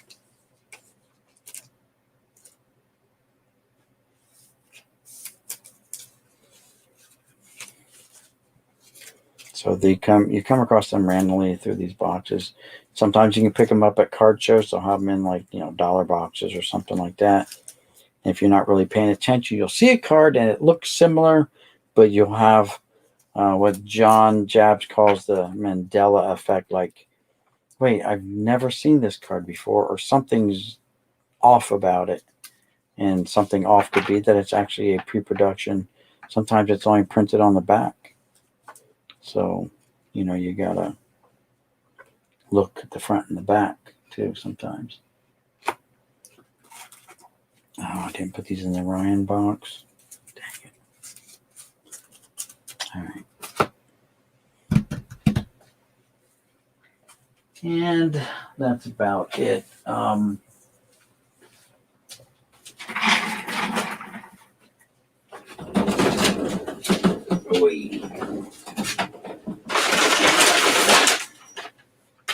For those of you who have not gotten the tour of the card room, I'll give you one more tour before we sign off. Let's see. I started a funny pick binder. There you go. All right, 3B Collections. Thanks for stopping by. All right. Well, we still have 8 people in here. That's cool. What else? So here's a quick tour of the room for those of you who have not seen it yet, because I do have a bunch of new subscribers. Thank you all for helping us get to 1,000 subscribers, by the way. So here's the tour. That's all like baseball cards. There's a big picture frame of Mickey Mantle I got back there. I just don't have any room to hang it. And so here we go. Real quick, all 5,000 count boxes for the most part. I got them up there. Now they're marked F is for Fleer. You can see D is Dunruss, T is for Tops, S is for Score, UD is Upper Deck. So the color doesn't matter. I just grabbed whatever Notum I could find and stuck it on there. I should have done it like this side. I got almost all Tops over here, but there are some Upper Decks and some Dunruss. But guys, I had to carry these boxes from upstairs, from the second floor, down here to the garage. And let me tell you, there's 95 right there. 95. So there's a couple hundred in here, but I don't think I have 400 boxes in here. And my goal was to get at least 400 boxes in here. That would have been 2 million cards. I still would have had to find a home for, like 500,000 cards, but still, I would have made it work because I was going to build like everything in here is on dollies. See that? Those are dollies. That's a dolly there. Underneath here, they're dollies. So everything here is kind of portable. I can just pull it and move it, right? So I was going to build another rack, another shelf, and put dollies on it so that I could move that up against here, right? The desk, I've experimented with turning the desk and putting it over here against here. Now in the wintertime, I got to clear all that out because it's blocking my heater. And so, yeah, I don't think I'm going to need an AC unit in here come like the middle of summer, but I left that open so I can put an AC unit in there. It used to be a window there. If I need to put an air conditioner, I can do that, a window unit. And so again, there's my some of my complete sets. Mostly are all tops or Bowman on the top there, the top rack. Dating from 79 up through 2020, I think. But not every year. They're missing years in there. Then I've got on the second rack some Fleer score here on the ends, one upper deck, couple upper deck, but 189 upper deck set. Got that for $20 at the flea market, and it has the Ken Griffey Jr. card inside, so that's cool. The guy opened it up to verify it before he sold it to me. And some Dunrust sets. And then that's all my wall of wax on those two racks, plus some cases down there on the floor with some other boxes yet. And my rack pack display, sort of. It needs to be bigger, but I can't hang anything above the furnace, the heater there, because the hot air rises up and it'll just really affect them. But it doesn't radiate out. It just kind of goes right up to the ceiling and then spreads out.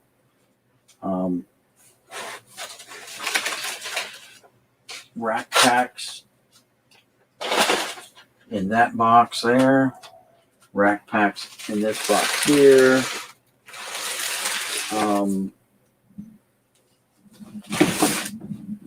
Well, they just fell in there, but I don't think there's much in there. I've got other stuff upstairs. This is a complete 2003 upper deck MVP set. These are what they call blister packs. They're like, hanging rack packs, but they're in blister packs. They're not. I got these really cheap. Like this was like $4 at the flea market. Some of them were like $3. There was no rhyme or reason for it that I could see. I just paid the guy what he wanted for them, just to have them in unopened sets. And so, yeah, it's been a couple years worth of collecting and a lot of money, especially lately. To the point where I'm almost done. There's one person that has contacted me in the community that is going to hopefully send me pictures of what he's got for sale, because he needs to move product because he's kind of relocating and stuff like that. And he's focusing on his business. And so I'm going to try to buy what I can off of that person. He said he wasn't going to be looking for eBay prices, thank God, because he is a member of the community. But, obviously, he wants to make some money, I guess, and can't blame him. So, yeah, I will try to pick some up off of this guy. Seems like a nice guy. He's local to me, so that's good. Also, guys, talk about unopened packs. Here's like one of the few football packs that I have. And I used to have 4, but when I hit 250 subscribers, I opened up one of them. These are 1972 Topps football. And I still have the receipt for them. I picked them up at Hit and Run. It was on Pecos Road in Las Vegas, Nevada, when I was living out there in Vegas. 5/2 of 1992 when I bought these. They were $30 a pack. So it was $120. $8.40 was tax. Balance was $128.40. I put $30 down. Balance was $98.40 left. And I paid another $30. I owed that, and then I paid the $68 at the last. Zing, and then they were mine. 4 packs, 4 1972 Topps Football wax packs. So I bought them in 92. They're already 20 years old when I bought them. And yeah, they've just, right now, these last 3 packs will go to my grandkids. I opened up one, like I said, at my 250 subscriber kind of celebration. They are from Series 1. I found that out. Series 3 is the money set. Series 2 has a Joe Namath card in it, I think. So that's that.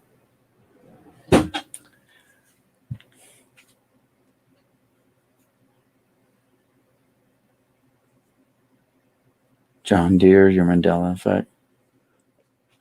I'm still alive, Donald. How are you? Yeah, I've been just goofing off. It's the weekend, Don, So I've been I just finished up a tour of the room again for any of the new people that have joined the channel lately.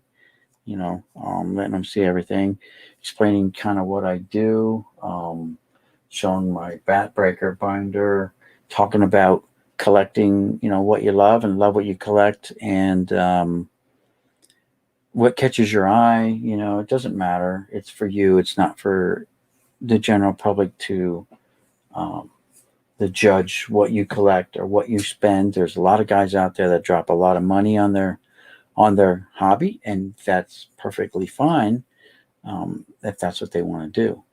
I feel we need to stay within our means. Family comes first and foremost, and this is just a hobby. And we talked about burnout, YouTube burnout. It is a thing. It happens. People get burned out, and it's also a part of, the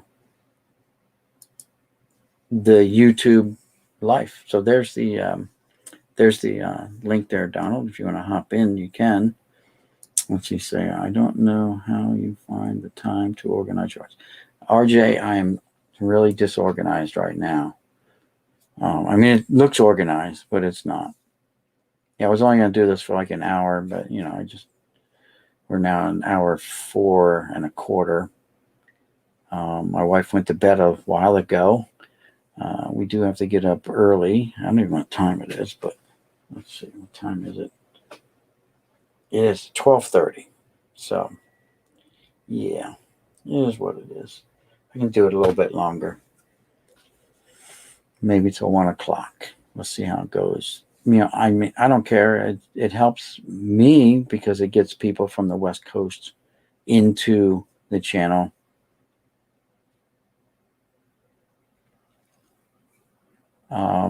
You can join Void. I put the link out there. I'm just not going to have more than 2 other people in here at one time. So, and like I said, I can go for like another half hour anyway. Filthy Animals, Autograph 2000. Back again for more, eh?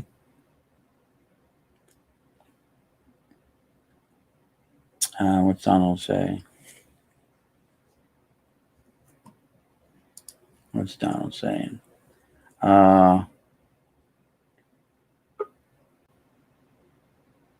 Like hearing and listening while I'm packing. Yes. Packing your orders. How did your auction go for your packs? I didn't get to do any. I was over at my son. I'm not even sure if you can see. Oh, hey there. Hey, look, I'm here. There you are. Or there. Here. Yep. Okay. Yep. What it do? How are the Rippin families tonight? Let's see. Jeff Nickel, what'd you say? Sorting and organizing and categorizing my cards is my escape, so to speak. It won't be done anytime soon, but I work as it is as I have time. Yeah. That's it. You have no idea the tables that are sitting behind me. I wiped out a Walmart the other night on retail, and then, like I said, today I went to a Walmart. I didn't get much, but I am wearing my Pokemon hat, so I got a little bit of Pokemon, a little bit of baseball. Gotta love Bowman. Bowman this year is the bomb. You guys, if you see Bowman out, just pick that. Wait, whose channel am I on? Pick that shit up. Yeah, I haven't seen anything, so there's nothing. Yeah, dude, I mean, like, I've gotten so many great hits. Bowman Top 100, the Pipelines, the Rookie of the Year favorites. Those cards are awesome. And then you've got rookies to boot. Yeah. See, autographs. Yeah, no, we've been talking about this, autographs 2000. Yeah, I know you and I have been talking about this. Yeah, you commented on a video of mine the other day. But so what's going on, my host and friend? Not much. This is actually water, believe it or not. Water. I get that same set of cups. Oh, you got the plastic green. I think it's like Yeah. Walter 2017 edition. I'm using this because it holds the ice last like all night. I don't like ice. I'm not a cold drinker. Beer from a fridge is about as cold as it gets for me. Past that, nah, don't water down my drink. You gotta show your cards a little bit northward, brother. We're seeing like barely the top of the face. I'm just going through some football here. I got okay, cool. Start going through football. You got any bills? You got any bills up in that bitch? Oh, I don't know. It looks like a lot of oddball cards. Oddballs. Well, I am an oddball. What is my beer of choice? Cheap and strong. I have a very small stomach, and I am a benefiter of the Ripping for the Cure foundation. I'll just put it that way. I don't feel like wearing a goddamn t-shirt that tells you exactly what's going on about my health, but I don't have any ribbons on, more Pokemon pins. So yeah, my beer of choice is cheap, plentiful, and very, very strong because I have a small stomach. And I don't feel like having to piss every 20 minutes. Oh, that's cool. Oh, hey. Oh, he knew he'd get my attention with the 95. Oh, to whom is that attributed? The Orioles, Camden Yards. I know it was in Oriole Park in Camden Yards, but I'm saying like it's a phone card. It's been rubbed off. Someone used it. I would still guess, considering like what 6 Yankees were on that team in '95. That's actually kind of interesting. I like that card, man.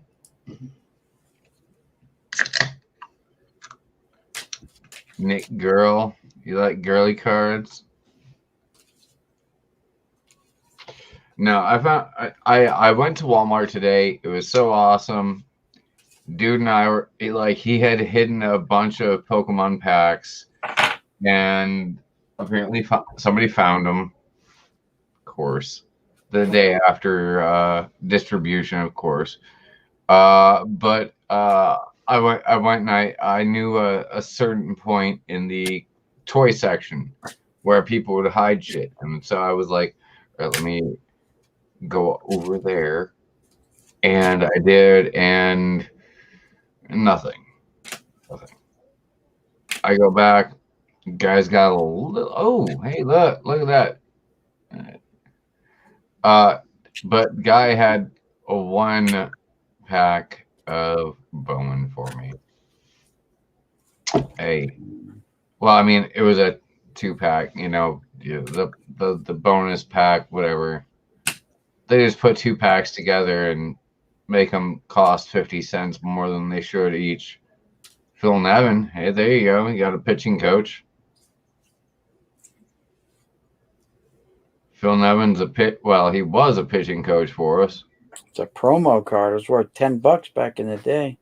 It's worth about like 10 cents today, but it's still kind of cool. I mean, and you can tell by the yellowing of the plastic that, yeah. Yeah. And the Sandy Alomar Jr. Oh, we want to talk about yellowing. Holy God. Kenny Lofton. Oh, what could have been. I'm not going to drop the N-word. I'm just opposed to using it. I have no problem with anyone else saying it. That's not my deal. But I'm just saying, as a white man who's incredibly freaking white, I'm just not incredibly comfortable. I live in very mixed neighborhoods. I'm not going to be saying that word. Do I have content? Yes, I do have. Oh. Autographs, you already subbed to me. What are you talking about? You subbed to me twice. We got some old rookies from 90-91 minor leagues here, I see. 91, 92, score, 90 score. That's pretty dope. Can't complain about that. If you're a junk wax aficionado like yourself and myself, having grown up in it. Oh, nice, Robbie Ventura. It's probably still worth $2, unfortunately. But what are you gonna do?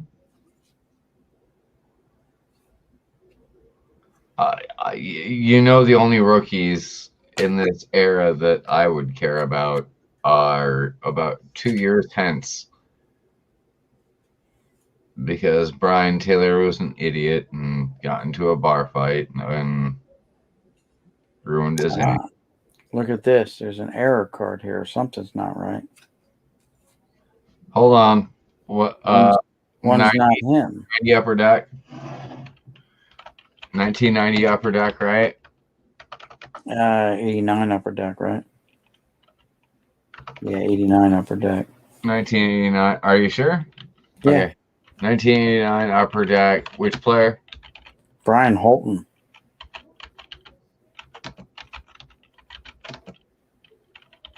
Something tells me this is not him. It's got an H on his name on the back. Can't see the uniform number. HOL. TON. HOLTON. Error. Okay, hold on. I got my error page drawn up. Errors, variations, 89 upper deck. Okay, there you go. Card number again? 72. Nope. You're good. All normal. Nope. Actually, errors and variations on 89 are very slight. There's the Gary Sheffield, the Brian Holton, which is what I'm thinking you're thinking of, because the name similarity.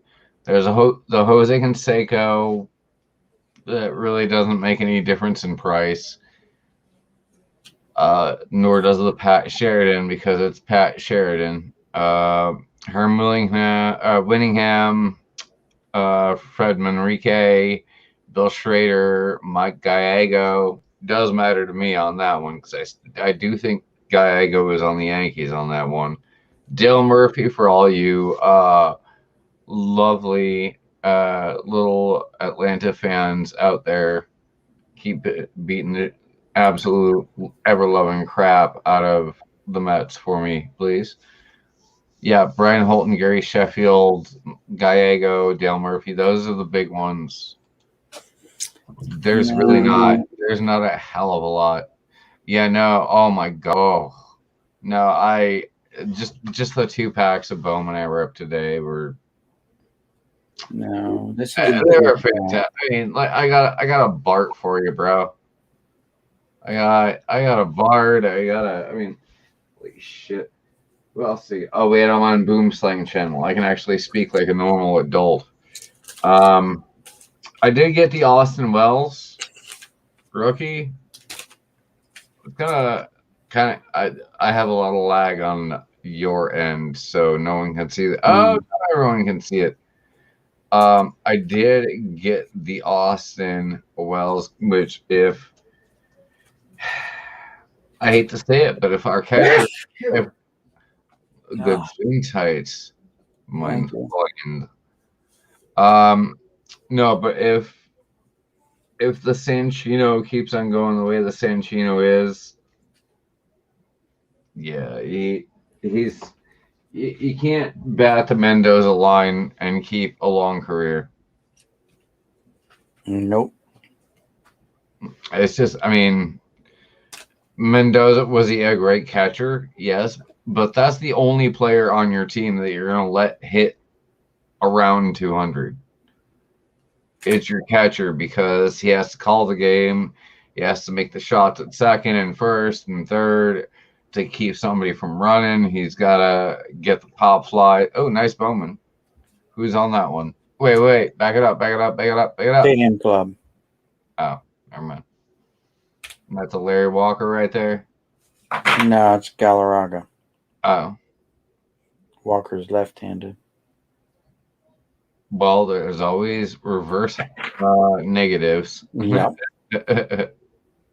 like this Don Mattingly. Yeah, right. Like this, I'm not retarded drunk, dude. like the Mattingly, batting right-handed. Come on now. What? Yeah, I know. I keep on asking if you'll sell it to me. 95 Flair or Flair, right? It's a Fleer, just Fleer. Just Flair? Okay, yeah, that was the thick hard year. No, it's not a Flair. It's just a regular Fleer. Reverse. You know, I mean, Jesus, Mary, and Joseph, I got this for $2. Mm-hmm. I mean, this. I mean, I can't see really the timing on your channel.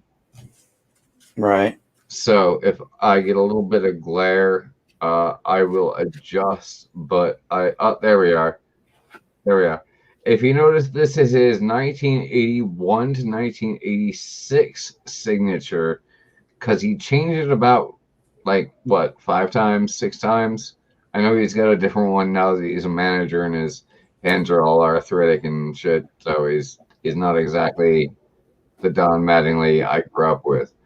But I spent $2 on this, and there's no paperwork saying it's real. Tell me it ain't. Just go ahead, tell me it ain't. Look at it and tell me it ain't real. That disappearing Y. Mm-hmm. Yeah. The disappearing Y was indicative of his 1979 to 1985 autos. So it's real. Oh, there's a Jim Gott. Oh, what could have been once again. Yeah, I remember him.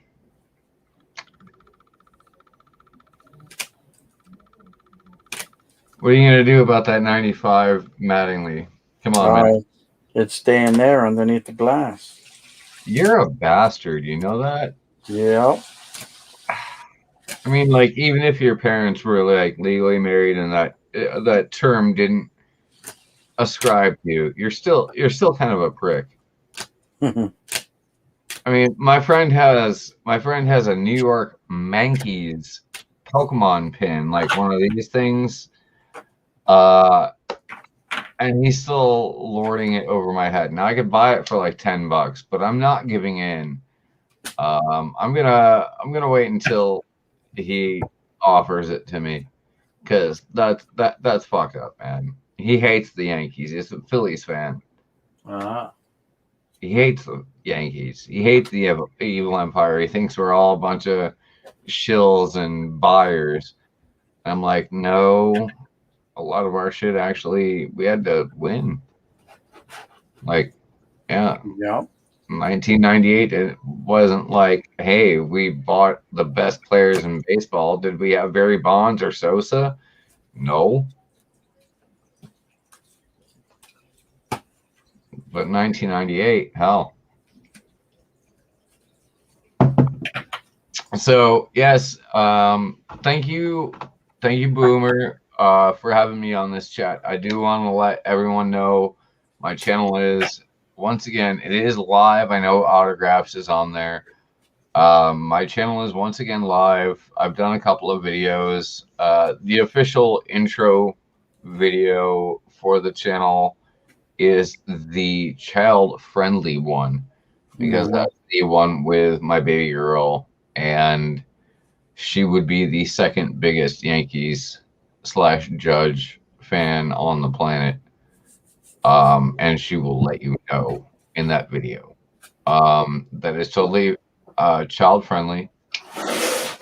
So you can let your kiddies in on that one. But I don't care if you subscribe. I don't care if you view. I don't care if you. Guess what? Somebody from my old channel is calling me because I don't know this number. Hello. What'd it do? I didn't recognize the number. That's why I said hello rather than what it do.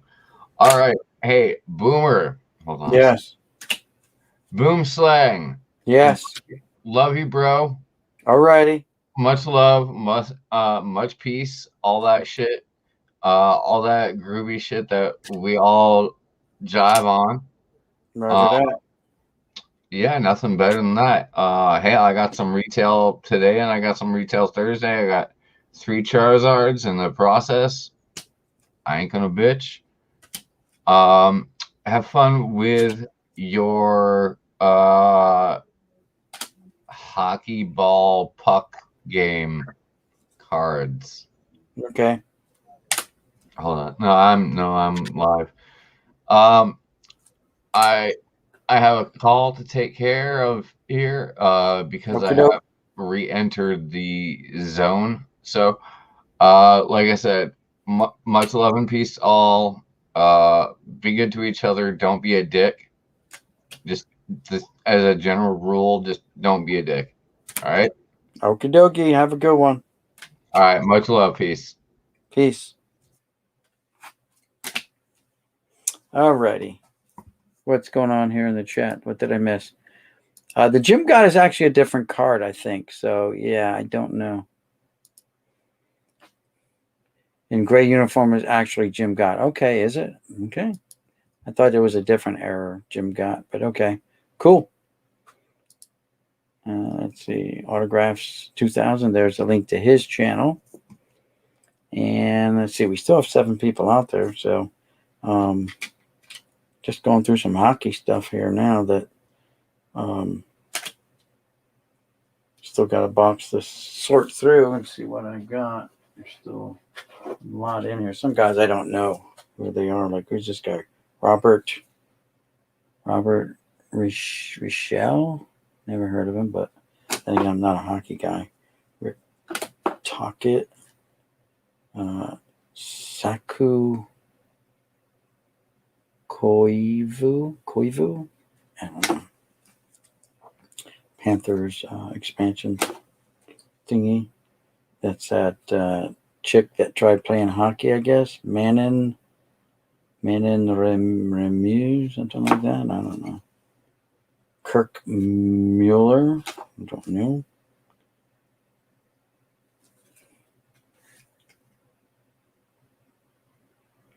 Subset 6 of 15 cards. Jarko Varvio. Never heard of him. Boris, whatever. Some guy named Michael Renberg. Isn't he a Hall of Famer? Michael Renberg. I think he is. Mike Rathje. Don't know.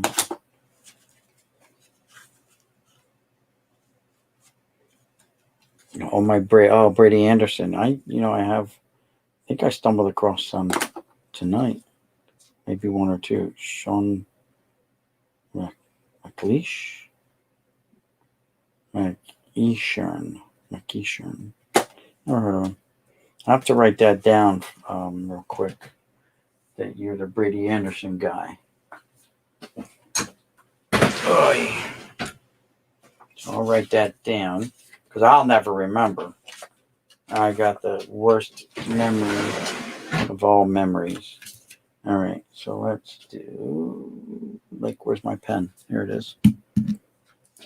Okay, so autographs.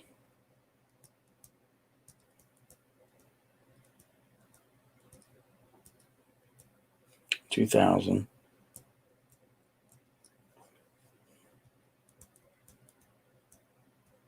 Likes the Brady Anderson.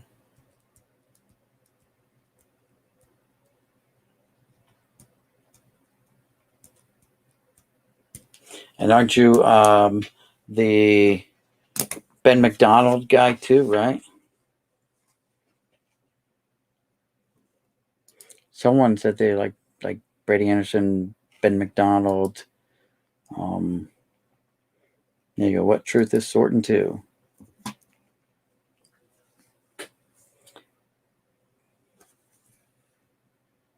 Yeah. Okay.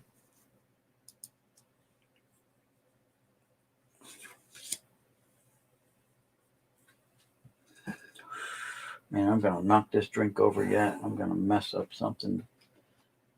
I'm not gonna be happy with myself.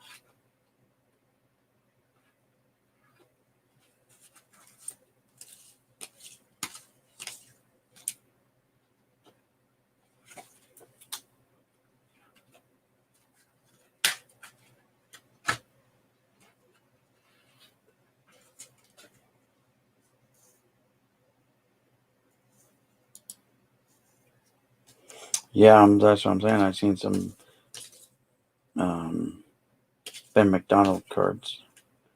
That Matt Williams goes in there. Matt Williams thing.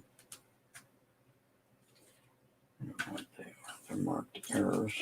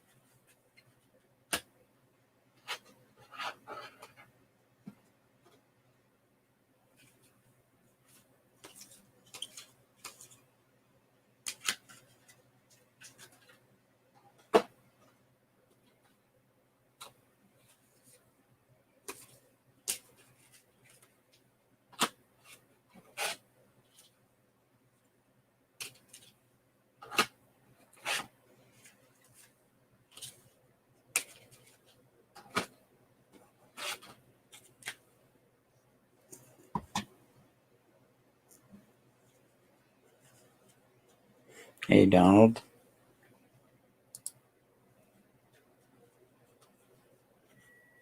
Yeah, Brian Taylor. He was a waste of $2 million that the Yankees spent on him.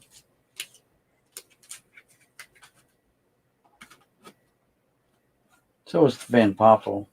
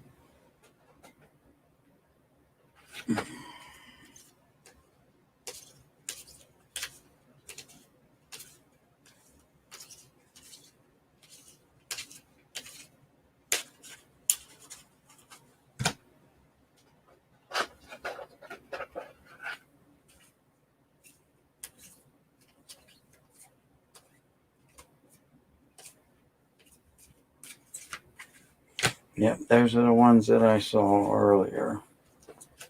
The Ben McDonald's were those three, but only two different cards. So.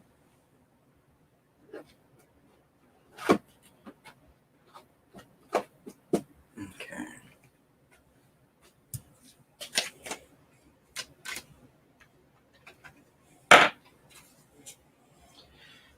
Okay. Got them set off to the side. Let's check the chat.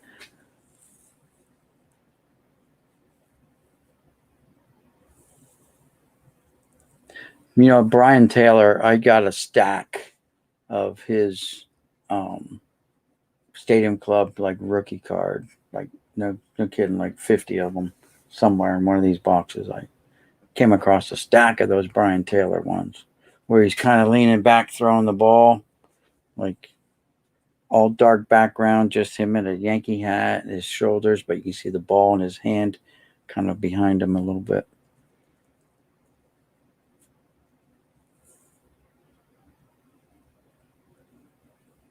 Yeah, Void was lit, that's for sure.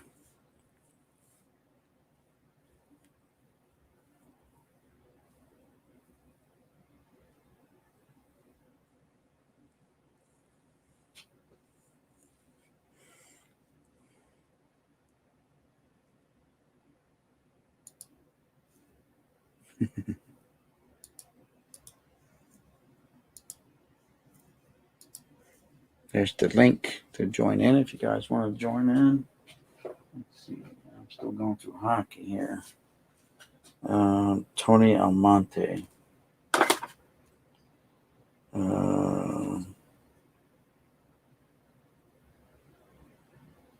Some guy named Guy Hebert. I don't know. Guy came from a small college. Trevor Linden. I don't think he's a Hall of Famer. Tom Barrasso, I think is a Hall of Famer. Joe Juno is not a Hall of Famer. Martin Straka. Don't think he's a Hall of Famer, right? Straka? Don't know much about hockey. Joe Juno is not. Tony Almonte, I don't think is. Here's a nice refractor of Jamie Storr, Storr. Never heard of him. Tom Barrasso. Kevin Stevens. Michael Renberg. think he's a Hall of Famer. Rod Brindamore, I don't think is. Jeremy Roenick is not. Who's this? Boomers, 94, 95. Stephen Richer. Don't know if he is or not.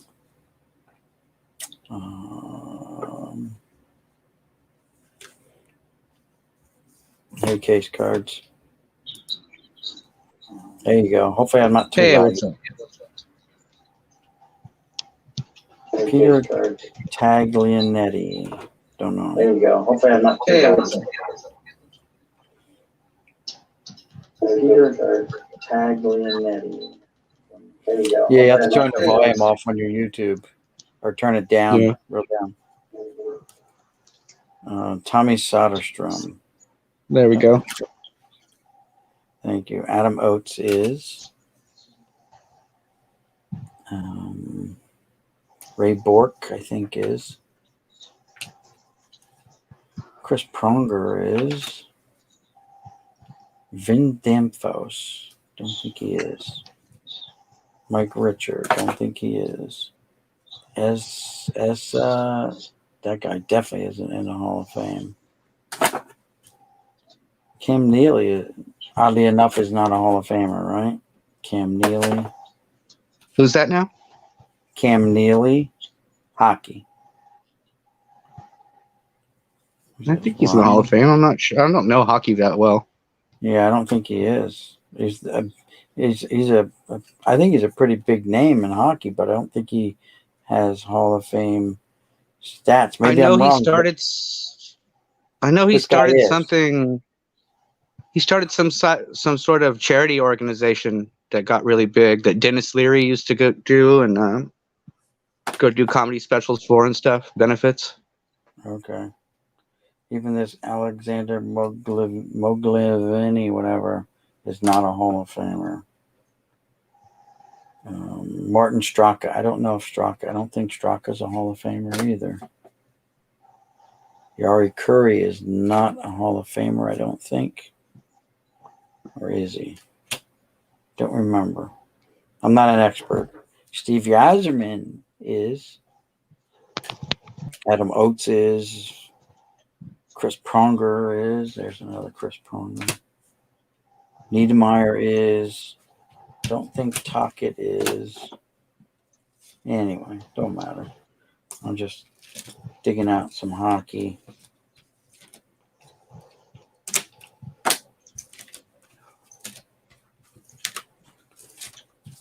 To get ready for next month's auction.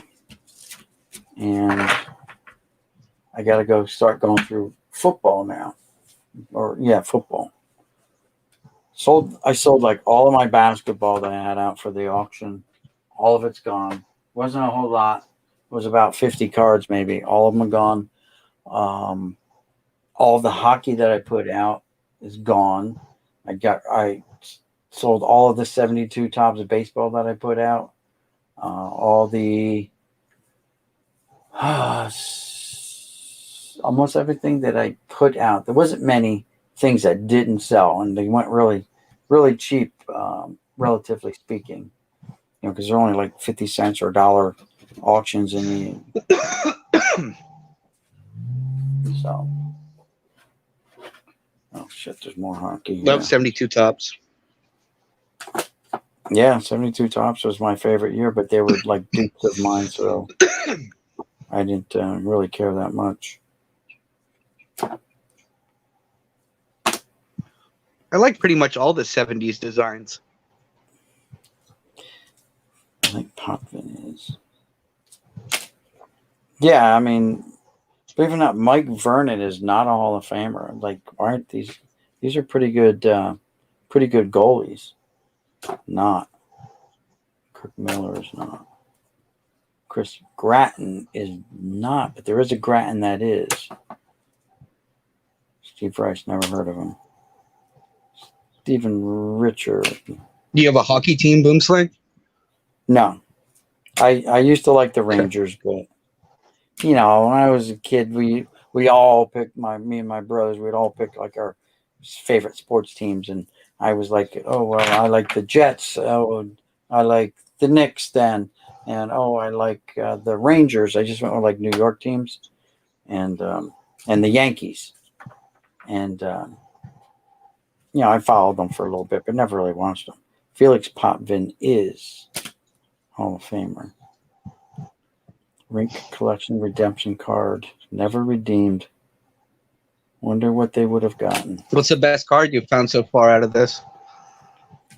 I mean,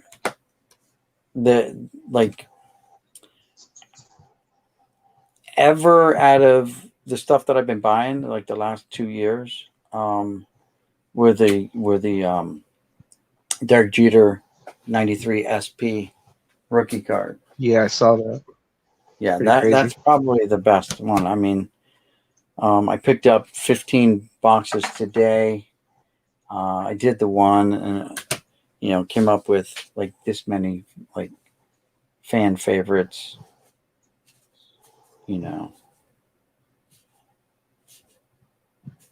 But that Canseco I don't have, so I'm like, I'd holy never shit. seen that Canseco before either. Yeah, it's like it's in this set, this 44 card set from Fleer. So it's one of those little box sets. Yeah, I from don't. 87. And That was like there's a right couple of them. before I started collecting heavily.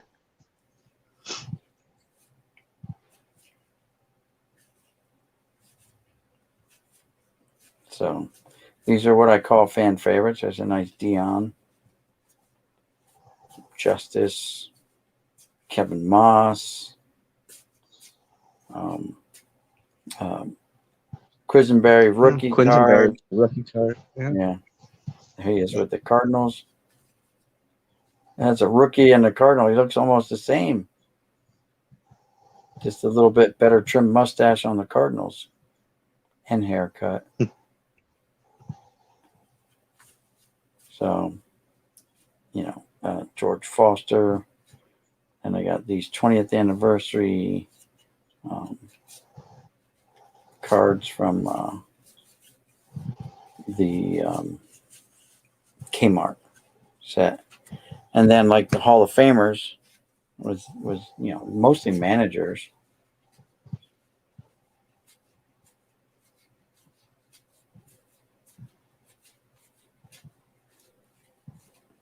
There's a cupcake card that I didn't have of Kirby Puckett. Oh, I'm off the screen, sorry.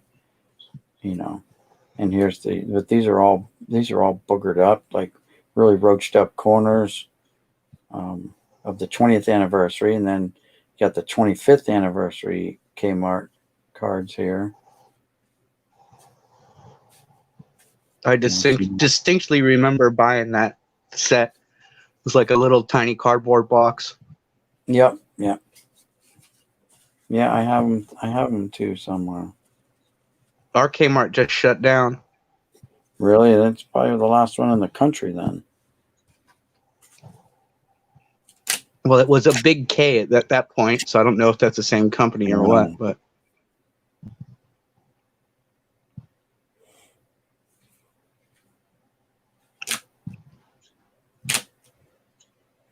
it's that chick that played hockey, Manon, Remu, whatever.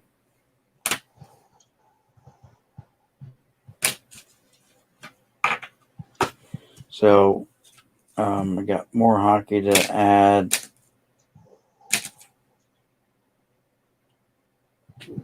I think I have a total of about 35 hockey cards or something like that. I mean, I got just in this one box alone, there's a bunch, but I'll keep some, but really don't need them all. I'm not a hockey guy anymore. Luke Robitaille is and Renberg, they're both Hall of Famers. So, the guys will come over here and they'll pick up these cards really cheap and whatever. They flip them. Scott Stevens is a Hall of Famer. But that's all right. That's kind of what it's about, I mean, Um, buy what you like. That's the key. And like what you buy. You don't have to worry about what anyone else thinks that, even if they think you got a good deal or not, that doesn't matter. What matters is, you're buying what you like. Buy the stuff that makes you happy. And that's what I do. Anything. It doesn't have to be a card. It can be anything that catches my eye. A sign. It could be, a poster. Like this. I saw this and I thought it was cool. And I'm not a Cleveland Indians fan, but I saw this and I'm like, you know what? This is fucking awesome. Excuse my French. That's cool that he put Roger Dorn on there. Yeah, yeah. And look at the inscription. Strike this motherfucker out. Yeah. Who Mark is, but I got it for $10. Oh, that's cool. Yeah. So even if I can use it as a giveaway one day on my channel, or just gift it to someone who's a Cleveland Indians fan. You know what I mean? Someone who would really, I appreciate it, but someone else might really appreciate it. So That's something you don't even have to be an Indians fan just because the movie is so cool, Like the movie is you just have to movie be is cool. Yep. But it would be really special to, anyone in Cleveland because it's based on their team, and we all know their history. The team always sucked, and yeah, the groundskeepers, they still suck, Yeah. So it's all good. But I sold like all the basketball I had, sold every one of them, and there was a lot of Alonzo Mourning rookie cards in there. Not that he's the best, but they were scoffing him up left and right.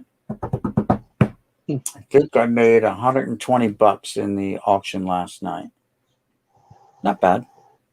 Selling dollar cards. And they're paying for the shipping. Guys are going to be, they're sitting on them now for 2 months. I'm holding them. Only a couple guys said to ship their stuff. And those were new guys into the auction. So Tuesday I'll start shipping out their stuff. But the majority of people said hold on to them. So, Donald, are you still here? Donald Blumdahl.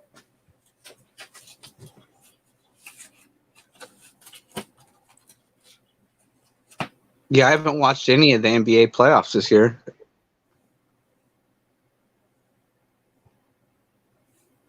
Go to bed, Mickey. You may be a late nighter like me. Donald, I am. My hours of operation are from noon to midnight. I hate getting up early. I got to get up early at 4:30 every morning to go to work. And there'll be nights when I'm up 1 o'clock at night, and then I get like 3 hours of sleep and got to get up and go to work and trudge through. Donald, did you want me to send your cards or not? Do you want me to sit on them for another month? Because I'll have my drawing at the end of the month again. It's up to you. That's a yes for shipping, or yes, you're here? Yes, you're here. That's the first yes. Okay. Just let me know ship or not. That's all.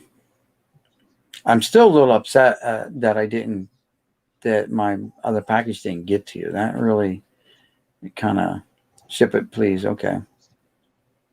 Now, I want to make sure I got the right address because the address that you have on your About tab, is that the right one?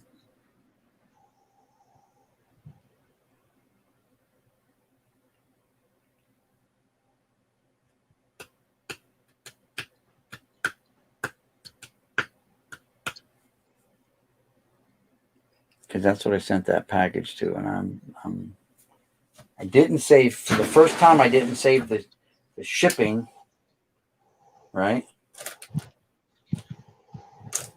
I never had an issue, and now I got an issue.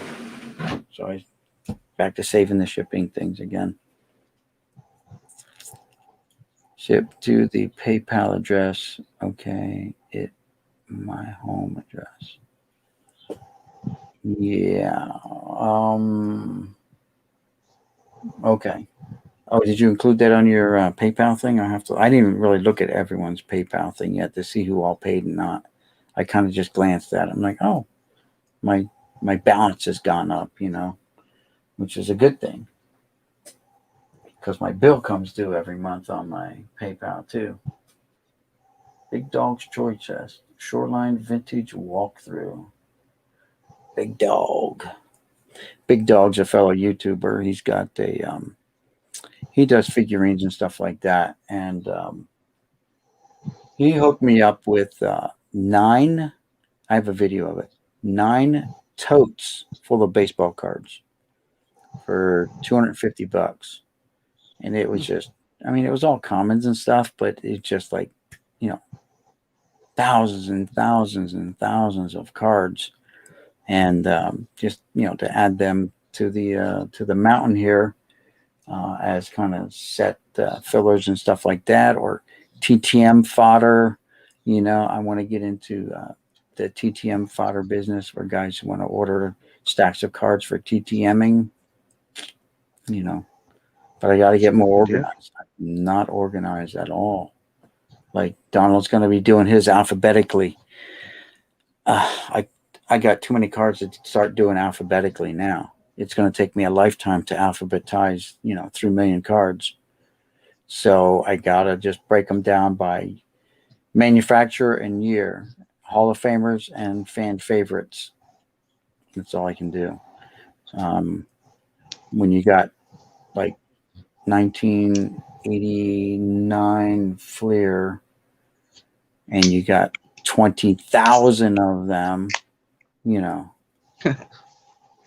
87 Fleer or 87 tops. I bought a vendor case that's 16,000 cards. Oh, well, it wasn't tops. I'm sorry. It was the O-Pee-Chee. 16,000 cards. I think I went through What them. year? 87, the Bonds rookie year. Yeah. I paid $800 for the vendor case a year or two ago, which was a lot of money back then. Now it probably would go for double or triple that. But I pulled like 22 Barry Bonds rookie cards out of that case. I think I put together, not how many sets. It's ridiculous. Like the sets, because there's fewer cards in the O-Pee-Chees than the tops. But yeah, there was like 20 to 24 Barry Bonds. And like a dummy like me, I originally bought it because I thought the Bonds error was going to be in that that box when it was the O-Pee-Chee, and the tops has the error, not the O-Pee-Chee. But I bought the case thinking, yeah, well, the Bonds error is going to be there. I should buy it. And when I got the Bonds error, when I got it, the Bonds card is the same number, 320, but it's not an error card. It's not the missing little bit on the 3 at the bottom, which everyone goes nuts over. It's regular card, and every one of them was cut off center, left to right. It was ridiculous. So, one of those things. Made a mistake thinking what I was going to be getting. All right, I got to mark Donald's for ship.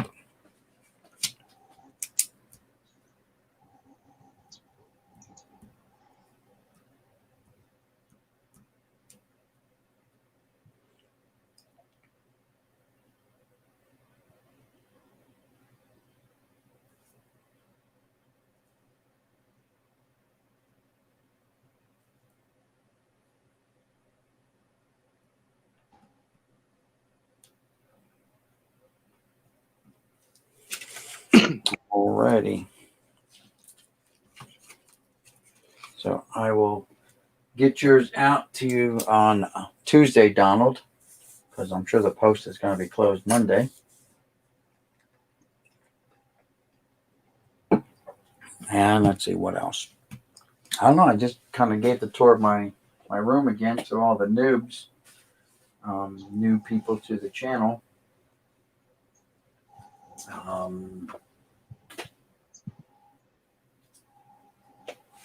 Yeah. Like I said, I got to start sorting football. I guess get the football ready to go for next month's auction. Takes a long time to go through. Like I don't have tons of that stuff. Like football, I probably have, I don't know, 30 to 50,000 football cards in my, that I bought for when I was a kid growing up. Same way with hockey. I got even less hockey and basketball. But as long as I have one of whatever, and anything dupes can go. Yes, I sent extra for goods and services. If you want, you can put the tracking into PayPal for your info. Okay. Everybody uses what works best for their style of collecting. Yes. Okay. Case card. What's your specialty? Donald What wants to works know. best for their style of collecting? Yes. Well, as far as I organizing. specialize in pretty much baseball, but I also collect comic books. Comic books. My son just sold his collection of comic books. I don't think there's anything great for $50 to the I don't know where he sold it. Some comic book shop. The guy gave him $50 for them. They're all in plastics, all with the cardboard backing and all that stuff, and nice plastic, case that he bought to put them in and stuff like that. I gave him $50 for them. Whatever. He had nothing really great, like nothing like I had when I was a kid. There was all other things that he picked up, and there are tons and tons and tons. Like at my flea markets around here in New Jersey, all I see are guys selling comic books, like hundreds and hundreds at each little table. Like these guys have, just so many. I don't know anything about comics, so I couldn't even begin to, get involved into that. Yeah, my dad raised me with baseball and comics, so Okay. those are the two things. And I kind of collect movie memorabilia a little bit, but mostly just posters and little trinkets and stuff like that. Nothing like autographs Okay. or.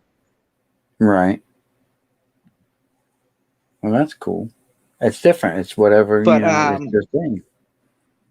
well, I mean, I have some football cards and some basketball cards. I collected basketball probably like 20 years ago pretty heavily. So I still have Right. all those cards. And, I'm a 49ers fan, so I pick up a PC. I got like a Jerry Rice rookie card last year. Okay. Cool. Here we go. Turn this around because we're not really looking at cards anymore. Just hanging out, talking. That's all. That's all that matters. But if I can get someone in here and help them get some exposure to their channels, get people like throw your link up there if you want for your channel, so people that are here can, if they're not already subscribed to you, they can subscribe to you. That's fine. I don't have a problem with that at all. Some people have a problem with it. I don't. I feel it's like just helping, the community, helping people grow, because that's kind of what we do. I mean, we all hopefully have the same aspirations where we all want to just grow our channels. I'm just one of the lucky ones that it took me 3 years to get to this point, and I haven't checked my thing. I may be under 1,000 subscribers again. Who knows with the algorithm? Let's see. Let me turn this over here. Because people are inactive or something? Does it kick them off? No, they didn't follow the process. And Donald's an expert kind of in that field of liking, subscribing, watching a video, making a sincere, worded comment like, hey, great cards. I love, this card, like your Aaron card. I had one when I was a kid or whatever, or I really like to start Engagement, an Aaron card. right? Right, and make a nice worded comment, and then come back and watch another video. So what I do is I usually, if I pick up someone new, I watch like 5 of their videos, bang, bang, bang, back to back to back to back. And I found out from Donald that you can't, like, I would come home on weekends and I would actually open up 7 different browser windows for 7 different channels, watch all their channels, but I would have one playing where I can listen to it. The other ones were muted, and Donald says they don't get credit for the view time if you mute it. So, you know, now I know. Now I know, like, you can't unmute them. You just got to slide that volume all the way down. Comment, you know, at least on one of their, if you're streaming a bunch of the same person, comment on, you know, the, at least the one video. 95, 98. Baseball, myself, Mariners Hall of Fame. Favorite PC player is Ken Griffey Jr.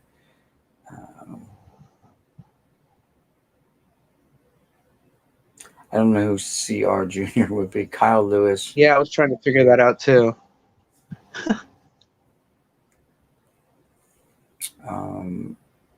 Yeah, I collect my old PCs.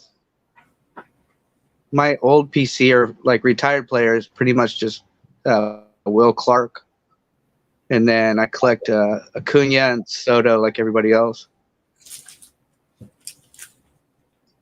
Do I have your address? Yes, yeah, I know. Right? I got your thing. I got to contact you yet. So yeah, you told me you're Will Clark. So I found one of these, and it's that's awesome. It's an '89 rack pack, but I mean it's got Will Clark. It's got Andre Dawson on there too, huh? Got Andre Dawson on there, but usually these are on the header cards.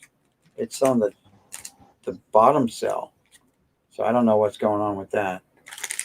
But yeah, usually they're on the top cell. So I remember when you told me you that's were awesome. a Will Clark, I figured I could get this out to you, but I never had your address. That's been sitting aside for like since the first time we kind of ran into each other. Yeah, I can email you again.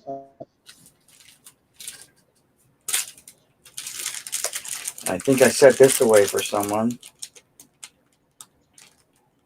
It's got this one. This is for someone. I didn't have a thing on it, but it's got Carlton Fisk, Cal Ripken, and Keith Hernandez on the front. The back is kind of junky. It's got a checklist on the back. John Cangelosi and Dave Concepcion. But yeah, don't you have a bunch of rack packs on the wall or something? Yeah, I got a lot of rack packs. Not just on the wall. Heck, I got 88 Dunruss rack packs. Like, oops, there we go. Got almost a full 5,000, 3,200 count box, almost full of those. Then I've got this box here, and this has a mixture of 87 Dunruss, some 88 tops, I think. What are these? Yeah, these are 88 tops, rack packs on one whole sleeve. Then I got 87 Dunruss. You know, can't see it, but there it is. Cool. What else is in here? And then I got I've been collecting notes of people sending me year. I got all those from one seller. I bought a whole bunch of stuff off of him, and those were like his father-in-law has a bunch of stuff. So he was selling it off. His father-in-law said, "Yeah, go ahead and sell it." So I've been buying stuff off him, rack packs and stuff like that, and wax boxes. I've been buying wax boxes off of, but he's got the thing now where he's doing eBay prices, and I'm like, dude, I can't I can't pay those eBay prices for wax boxes that you know and I know are really overpriced right now. So I had to Yeah, it's get like it. 50 bucks for a box of 90 score. Yeah, I don't. It's like ridiculous. If not more. price right now.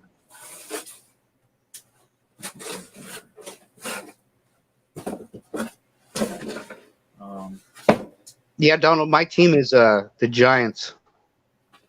That's Obviously, where the will being a Crow Will Club. comes from. I have a soft spot for A.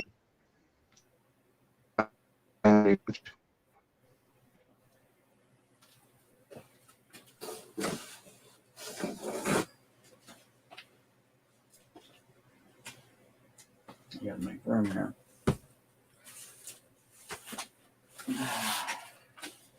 Oy. Get up there. I have this whole binder of Cal Ripkins that I need to get out of those old ass sleeves before it turns them all into part of the sleeve. Yeah, I found I think there's like stuff like 800. that too. That the I think there's like 800 or 900 Cal Ripkins in there. Oh yeah. So when I bought this lot off this guy up in Feasterville, it wasn't just cards; it was everything. So, this Panini sticker album was in there, unused, not stuck in there at all. Nothing. Or is there? Hold on. What's this? No, that's just pictures of what the cards are supposed to look. The stickers are supposed to look like. I guess. So I got this, but mint. You know, it's 91 Panini. Here's a 86 Topps sticker book. What's it say? Yes, I'm still $1,000. Thank goodness for that, Cal Ripken Jr. I like that binder you had in your hands. I have one I use. Oh, talking to me, Donald? Yes. Yeah, that came with like a lot of stuff that I bought. But this is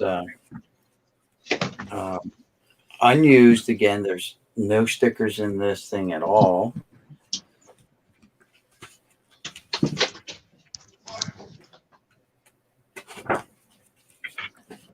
Here's the 1990 Panini sticker album. You know, we'll try something here. Let's do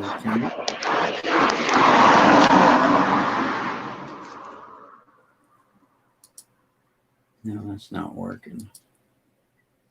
How's the weather where you guys are at? Rained all day today.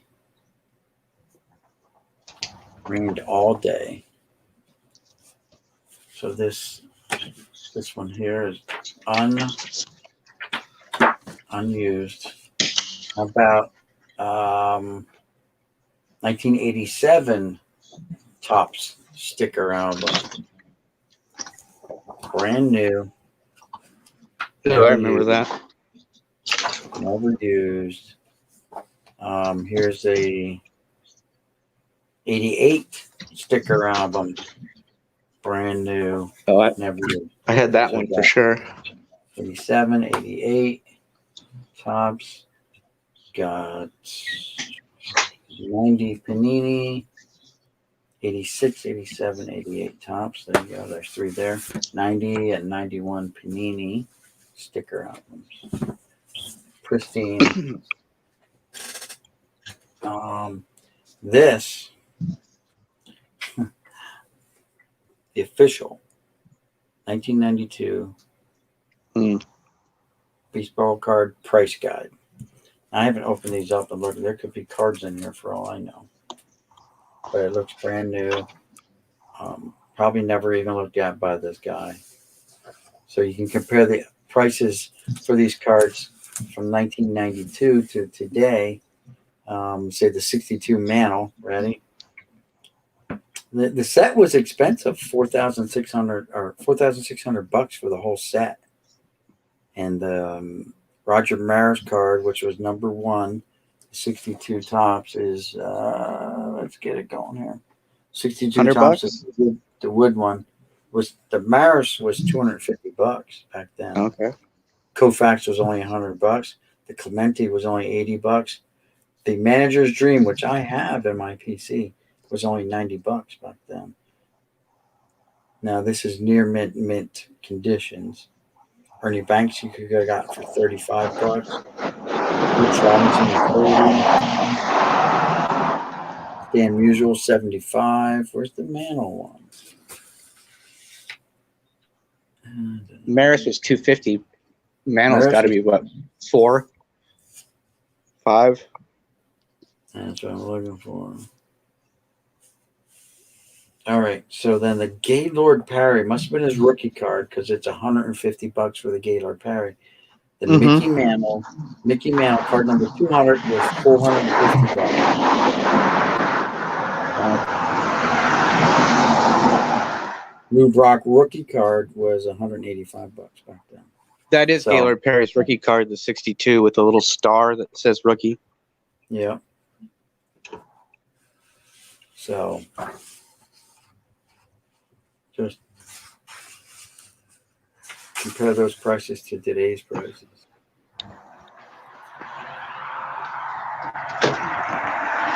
Well, go back and buy Microsoft back in '92, and how would you be doing? Yeah. True that.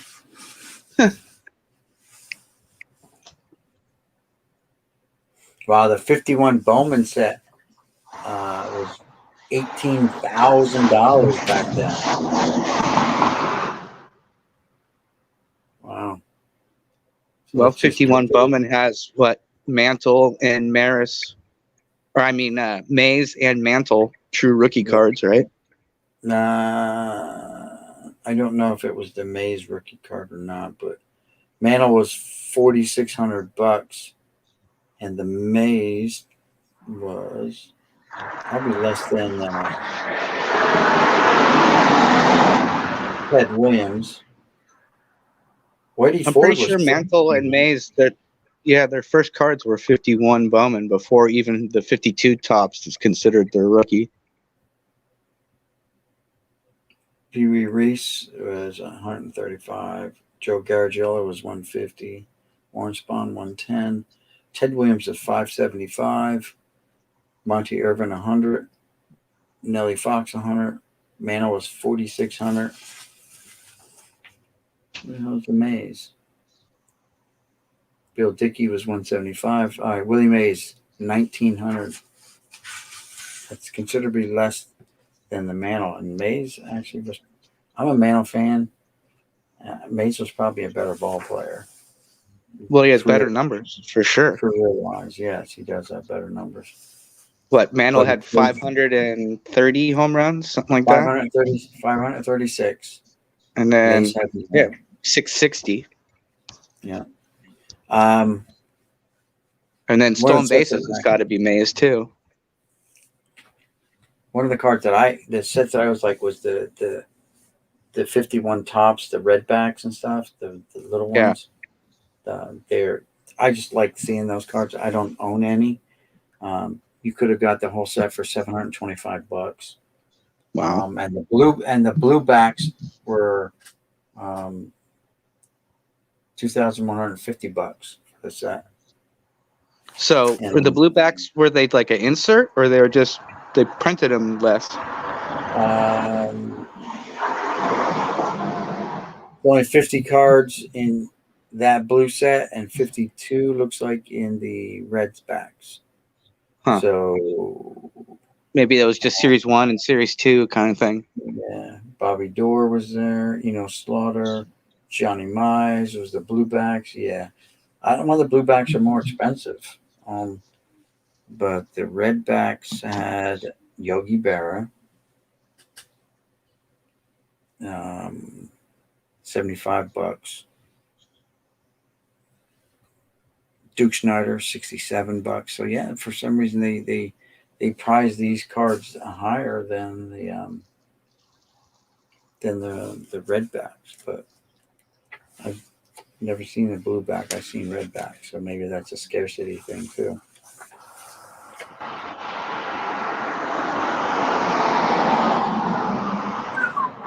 52 tops, $41,000 back in '92. That's a lot for that year. '92. That's a lot of money. Where's the Mantle card? $8,500 for the Mantle. Wow. What a But, bargain. yeah, right. But we did. I look at it. I'm like, to buy that complete set at $41,000. That's a lot. 53 you can get for 12,500 Yeah. back then. What's it worth now? Yeah. You probably buy a house with one of those now. Yeah. A nice house. So, like the sets, the stuff I got from that guy. So that was the '92 price guide. Here's the '91 price guide, right? The 1990 price guide. This guy who owned this collection was like crazy, like with the books.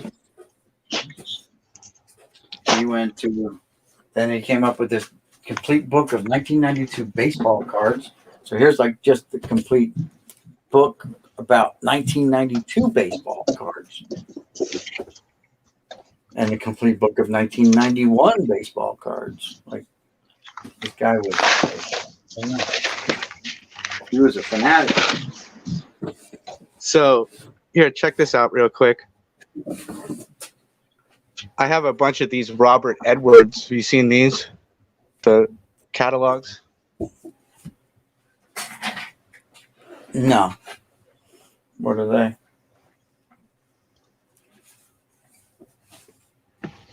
They're like auction house books, real high-end stuff. It's like what my grandmother used to call a wish book. Okay. John Japs always has his wish book thingy that he does. Yeah, those are free though if you go on Robert Edwards auctions and just request.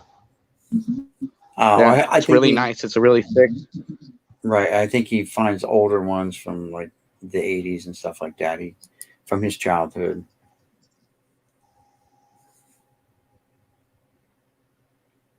Oh, so CRJ is Cal Ripken Jr. There we go. Remember, we're trying to figure out who that was? It's always raining in north of Seattle. Yes, it is.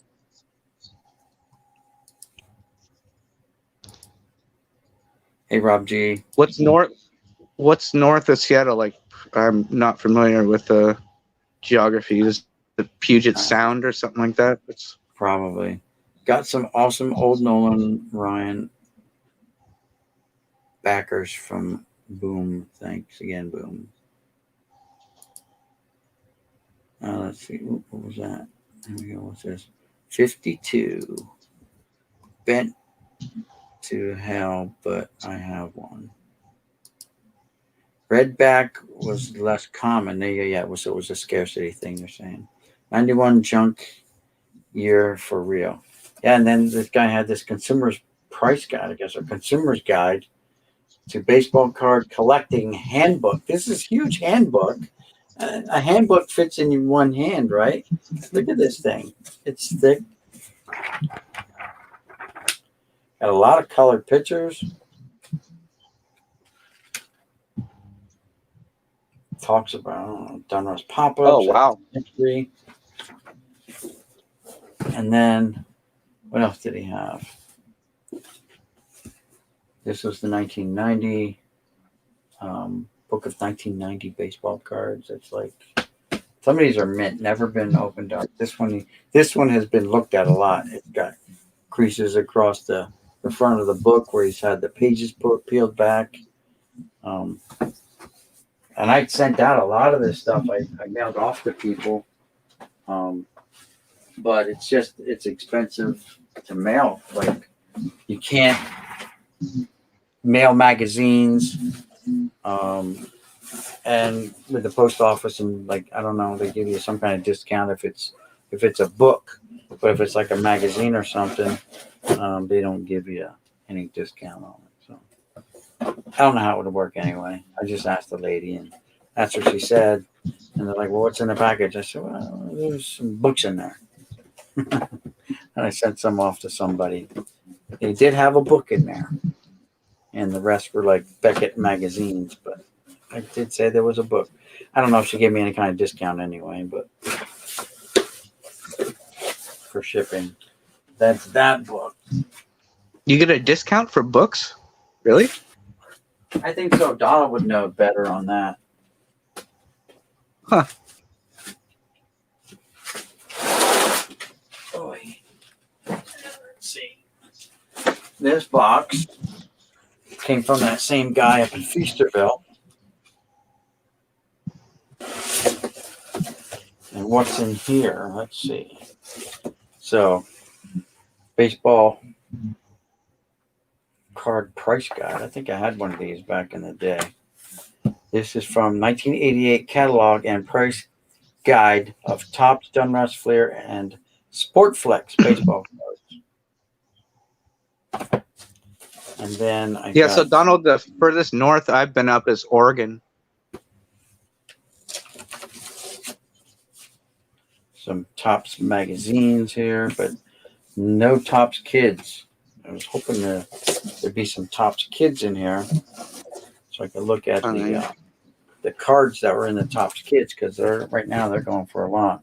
These are just Topps. I'd really like to find those baseball card, the Topps. Yeah, those.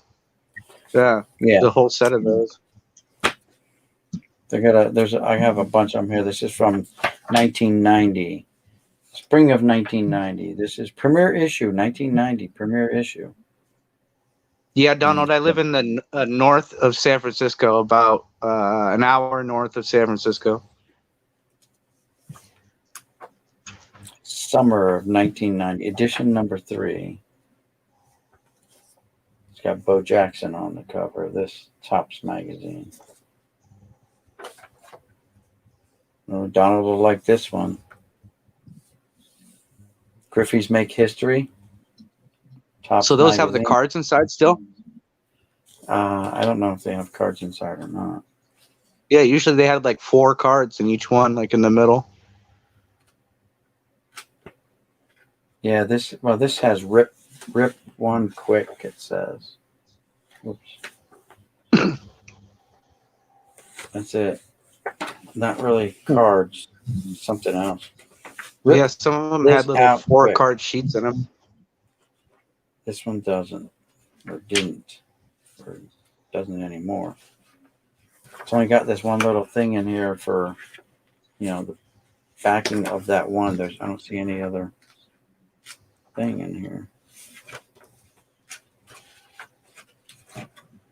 It's got a Ryan Sandberg art. Oh, well, the center page just fell out. It's got a Sandberg article in here. Let me check another one. Topps magazine.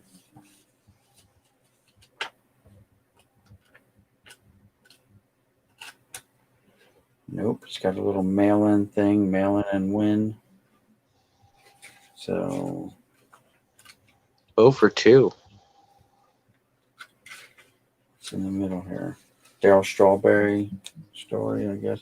And this one just popped out of the middle. So he must have pulled them out, because why are the pages coming apart, like from the stamps, from the staples? Yeah, probably because they pulled the cards out from the middle. Because it was a little 4-card sheet that was kind of like how when you get like a Sports Illustrated for kids, right? Instead of a 9 sheet, it was a little 4 sheet. Yep. Well, this center one's out of this one too, so they pulled all the cards out. And that's what it's looking like. I can just by feeling like it doesn't flex. They flex too easily. Like there's nothing inside. Well, the cards were on like a little perforated sheet that you could just tear out and either leave that they probably took it out by the staples from the middle. Is he the best? awesome covers. but no cards. Oh, they got these little flyers in there though. The little sales, whoops, little sales thing. You subscribe to their magazine or something. No cards. Nope.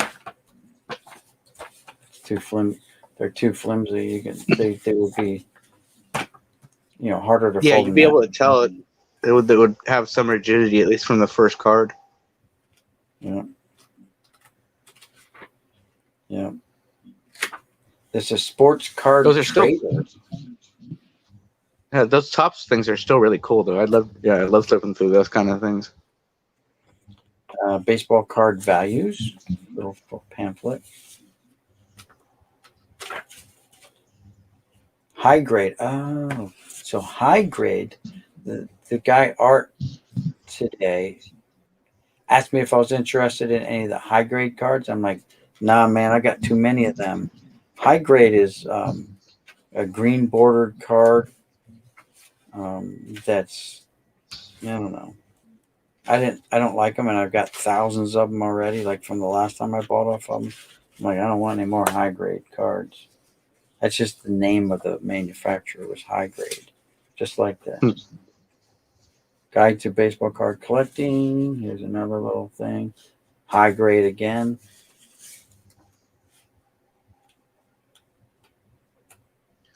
This was just like a throw-in on a buy. Yeah, I bought this whole guy's thing, and it was given to him. He inherited it, and it was everything. There was some mugs in there. There was a Seattle Mariners plastic like batting helmet that you buy at the stadium when you're a kid, like a full size one. Posters, plaques. This came with it.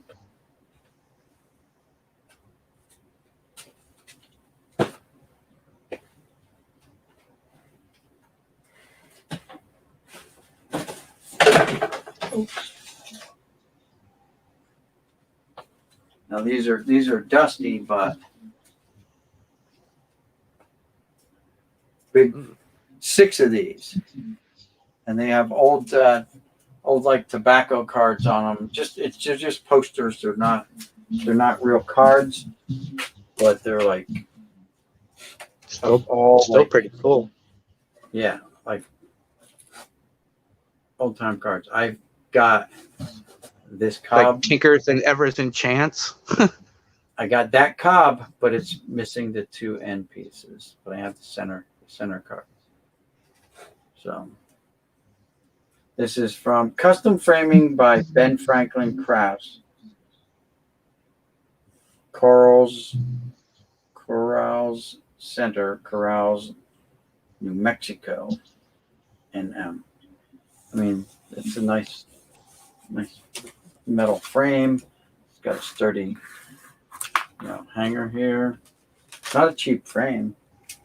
And it's got Mercedes-Benz down here, so somehow Mercedes got involved in it. That's their logo and stuff. But 6 of these, 6 different ones, they were all different, was part of it too. Oh, cool. But I'm like, I don't have it. They're neat, but I don't have a place to hang them. It costs too much to ship them. I don't want to throw them out and just waste them. So let's see what. You said there's different ones, but how are they oriented? Are they just random, or is it a team, or? I think they're all just random cards. So there were some Dunruss puzzles pieces were in here. That's the Yogi Berra. This is a Mickey Mantle. This is Gaz Strimsky. This is Willie Stargell. So he had 3 of them bagged up for some reason. And then these old pocket, Dr. James Beckett, 1992, official price guide, the little like pocket guides. Wow, that's probably valuable, actually. It's from 1992. Here's one from 1990. It was $5.95 back then. Here's one that says Topps baseball cards. I guess all Oakland Athletics. When was the first baseball Beckett published? I don't know. I want to say like 87, maybe. California Angels, all California Angels. Up. Anybody to- know that in the chat?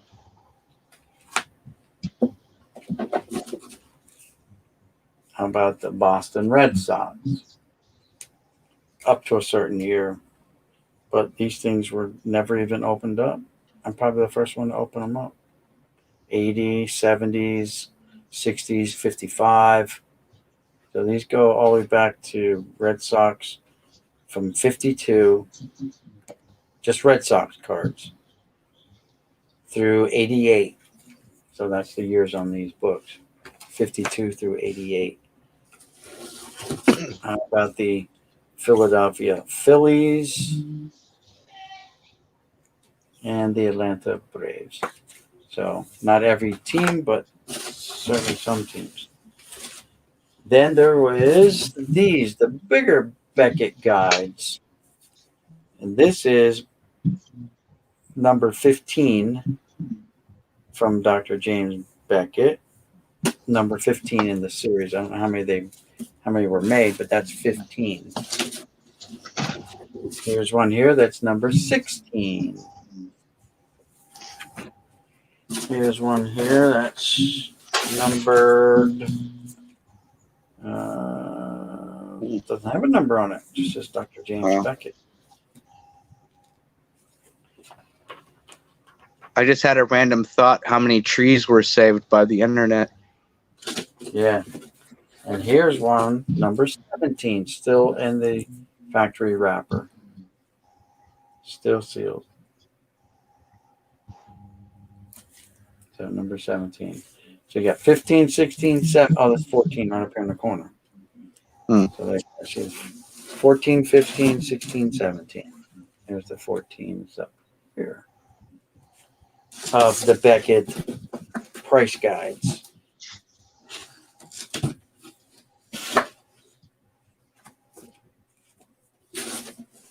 Now, I've had some of these. I had a couple of these pocket ones back in the day, but I don't have many more, obviously. I've never seen these. These are just strictly team books. Price, Stern, Sloan, though, that's not a Beckett. Price, Stern, and Sloan. If you see me looking up, that's because I can't see the chat on here, and I have the on my TV. Oh, okay. I'm not just spacing out.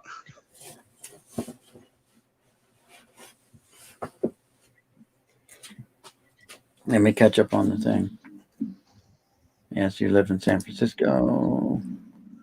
They just started Topps magazines again, he said. 84 Wikipedia. First Beckett published.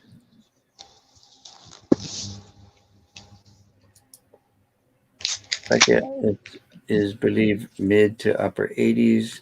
I need to make a 2020 rookie guide. Right on, Donald.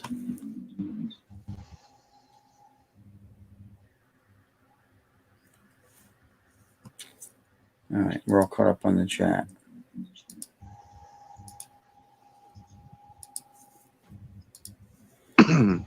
There's the link if anyone wants to join. Let's put all this back.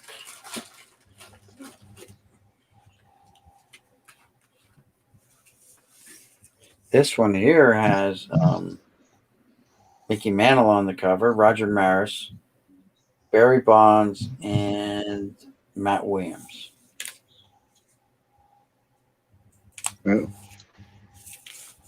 Oh, this is thick. Hold on. It's got, there you go. This one Look at has the that. cards in it. Look at that. It felt thick. I'm like, wait. Danny Tartabull, JT Snow, Mike Piazza. There you go. And Frank All right. Viola. This See, one I has them. wasn't just talking out of my ass. Oh no, I knew they had them. I'm like, these cards are all missing. So this one feels like it has them in too. That's And cool. it even says bonus cards inside. So maybe And here all of we them are. didn't have them. Yeah. This has, can we see? It's got Sandberg, Clemens, Junior and Senior, father and son, and Cecil Fielder. Yeah. Yeah, look at that. So there's How two cool. that have them. How about So look, this maybe one? all of them didn't come with cards. You know, This like one doesn't have one. Yeah, it doesn't say bonus cards inside it on that one. so. That's not one. That's one. High grade. Nope. Top How magazine. cool though. This says free baseball cards inside, so they were still pulling them out. Or they're on the top. Free baseball cards inside.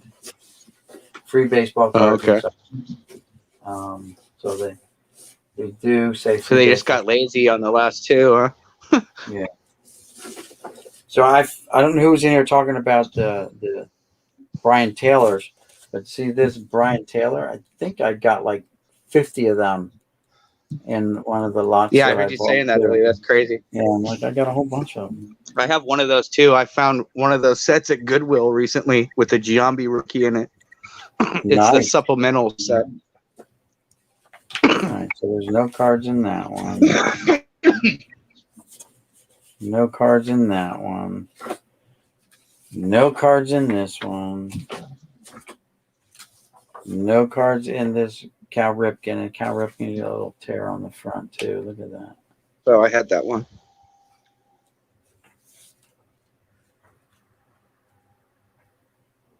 Nope. Really good articles in those. I remember. Like, Yeah, this has a There big was some article good about stuff. Kirby Puckett. Got 2 pages on the Iron Man.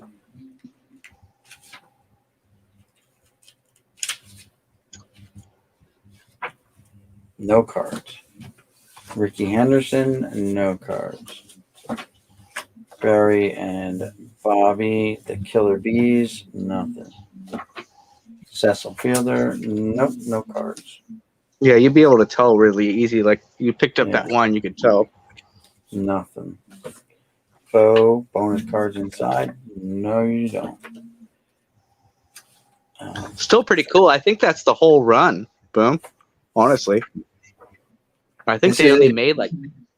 I think they only made like 10 or 11 of them, or 12, or something like that. Like, Well, I that think you says have pretty much the whole run. edition 2, official collector's edition, premiere issue. So that might be number 1. So this is from winter 1990.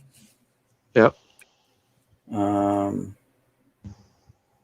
Spring. they only made- I think they only made 12 because I had a subscription to them. Here's as a kid. edition number 3, summer 1990, fall 1990. So there's 1 year, right? So there's 4. Then it goes 91. Doesn't say what part of 1991 for the Cecil Fielder. Winter 91, okay. Spring 1991. Yeah, this might be the whole run. Yeah, I think it is. In them. Summer Yeah, if you have the- 1991. If you had the whole run with the cards in them, fall. that'd be, yeah. Because probably nobody kept the cards in them. I Winter didn't. 92. Spring of 92. Fall of 92. And summer of 92. Edition number Yeah. 11, 12. So there you go. All 12 are here. Exactly. 12, 11, 10. My 9. random knowledge comes through There you go. for some actual purpose. That stuff that you thought was useless, right, is actually became useful. Well, it So- can be, but it. Usually it's nonsense, right? But in this case, something you didn't Well, it's really like- learn in school. It's like movie trivia or anything else, right? Like, it's Right. it's so useful.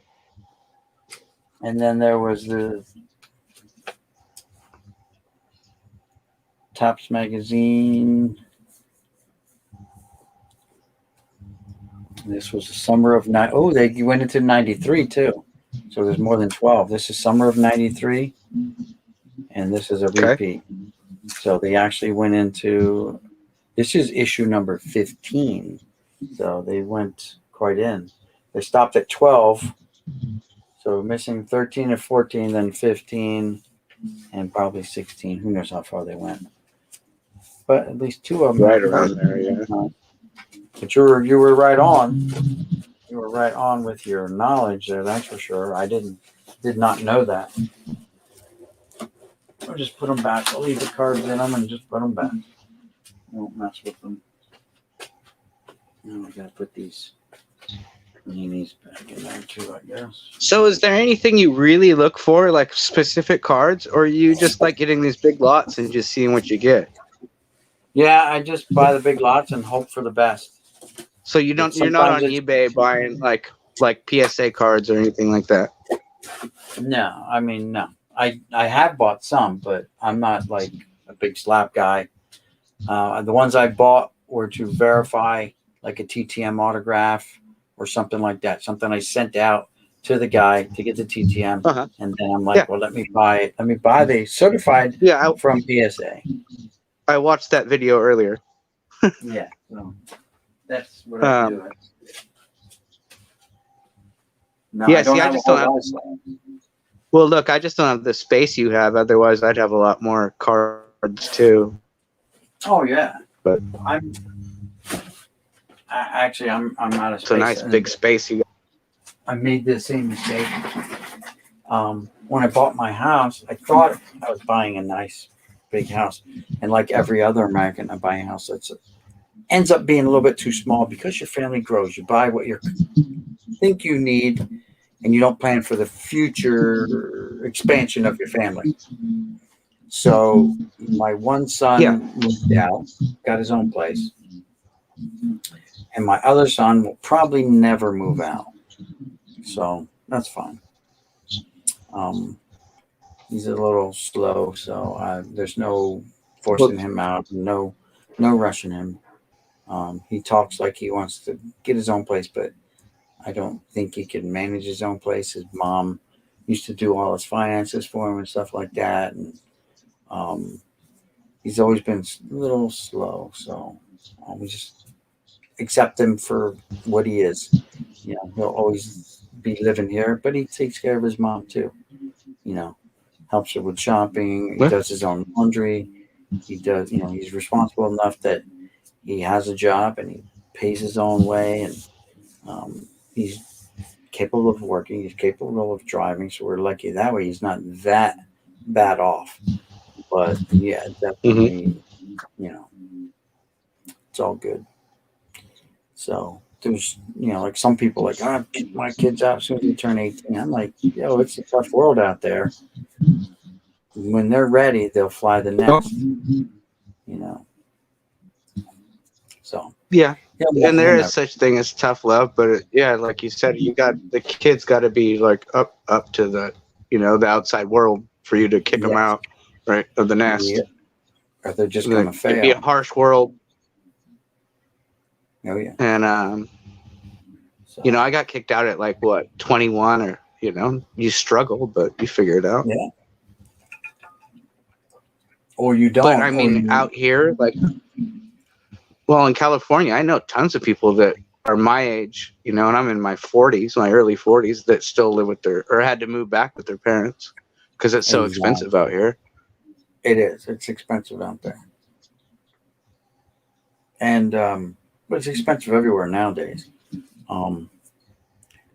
Loaf of bread ain't 50 cents anymore. Or whenever Donald bought loaf of bread, it was probably a quarter. Gallon of milk was probably Well, yeah. 50 cents. I mean, and I'm, you know, in my early 40s, and I remember buying, you know, a comic book and a pack of cards and a candy bar and a soda for $2. You know, like Yeah.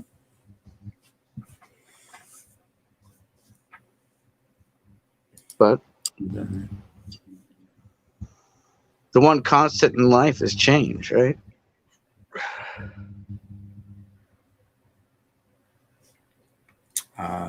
The Beckett Rookie Guide I have 2014 second edition, last published. Well, that's me. It says those white sticks will do you in, young man. Oh, cigarettes and cancer sticks. Oh, Don, we're a Well- little bit behind. Smoking white sticks, the DC gives me LOL. He's talking to White Truth. What Truth? Maybe he's smoking white sticks. The DC I had a gives- cigarette earlier. I don't know if that's what they're referencing. Well, I guess Truth, what Truth maybe smokes too. I've never smoked, so, and still ended up getting cancer. So you never know. You never know.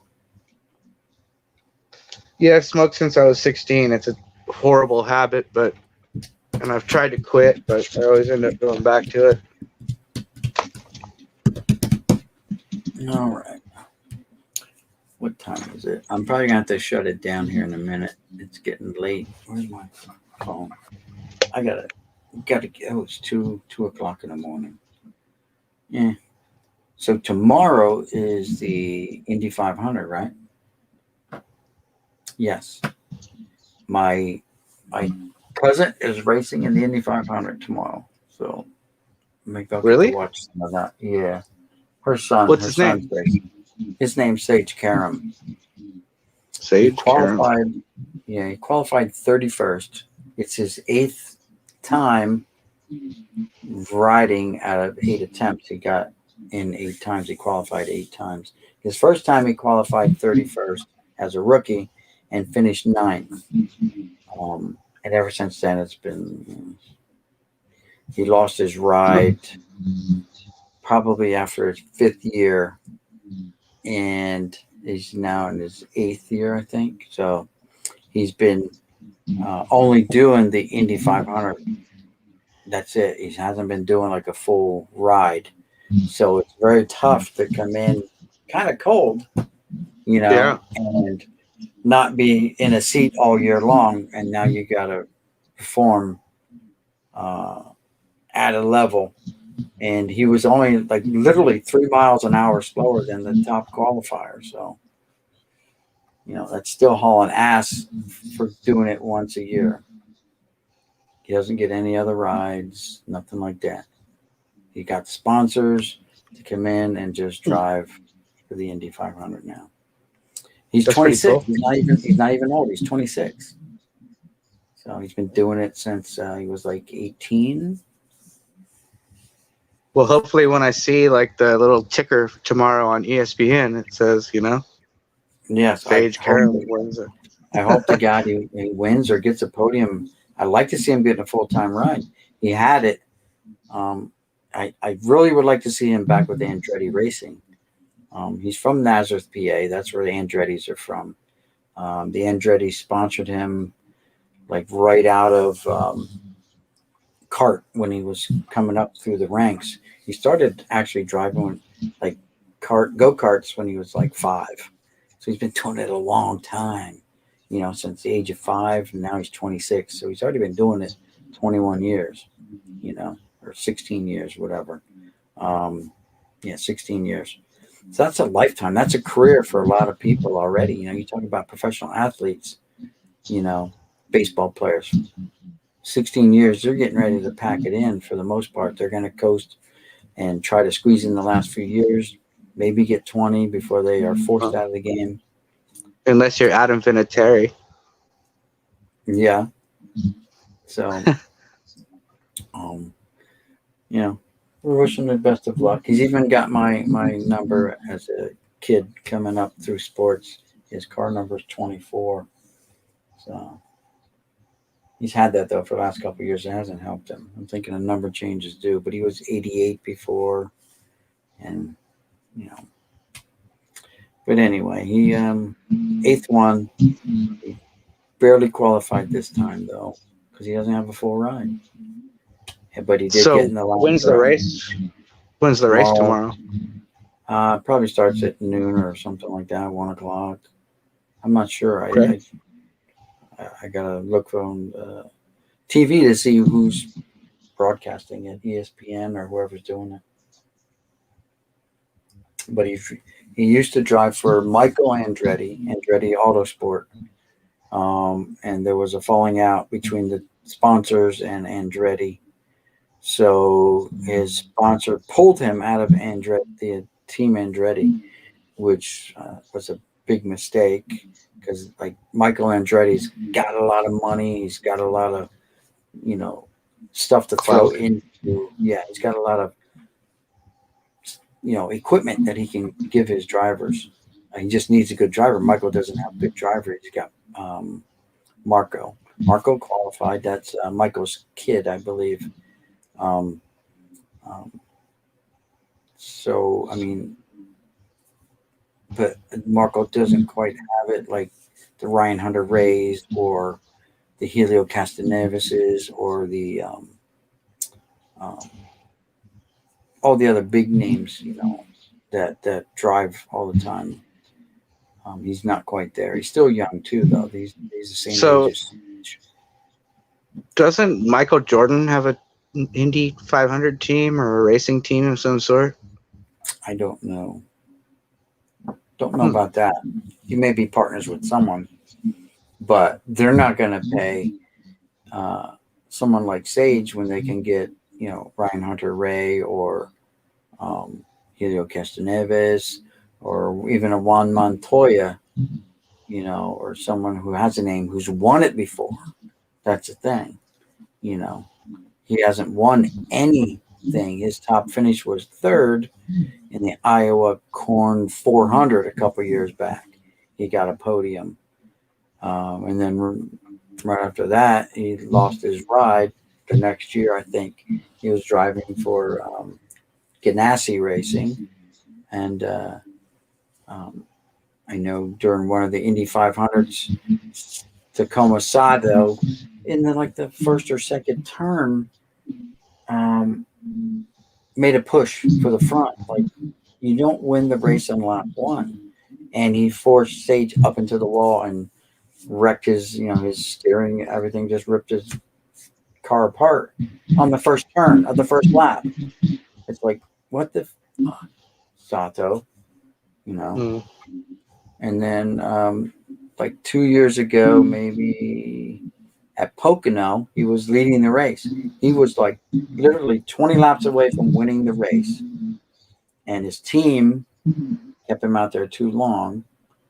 And he got up into the marbles, up into the high side a little bit on the track, spun out, hit the wall hard, and his car just kind of flew apart because there's not much to him.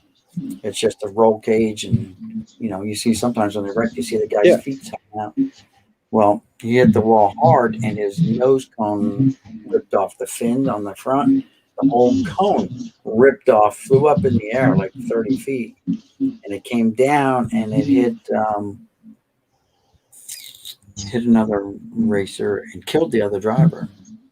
So that affected him right there. Imagine 24 years old, 23 years old, you're leading the race, you're all set to win it, you have the best car out there. They kept him out too long. He probably should have come in for tires, but they're pushing there and really making sure they win. They don't want to lose it within the last 20 laps either. And this happens. So he didn't race the rest of that season because it's a mental thing.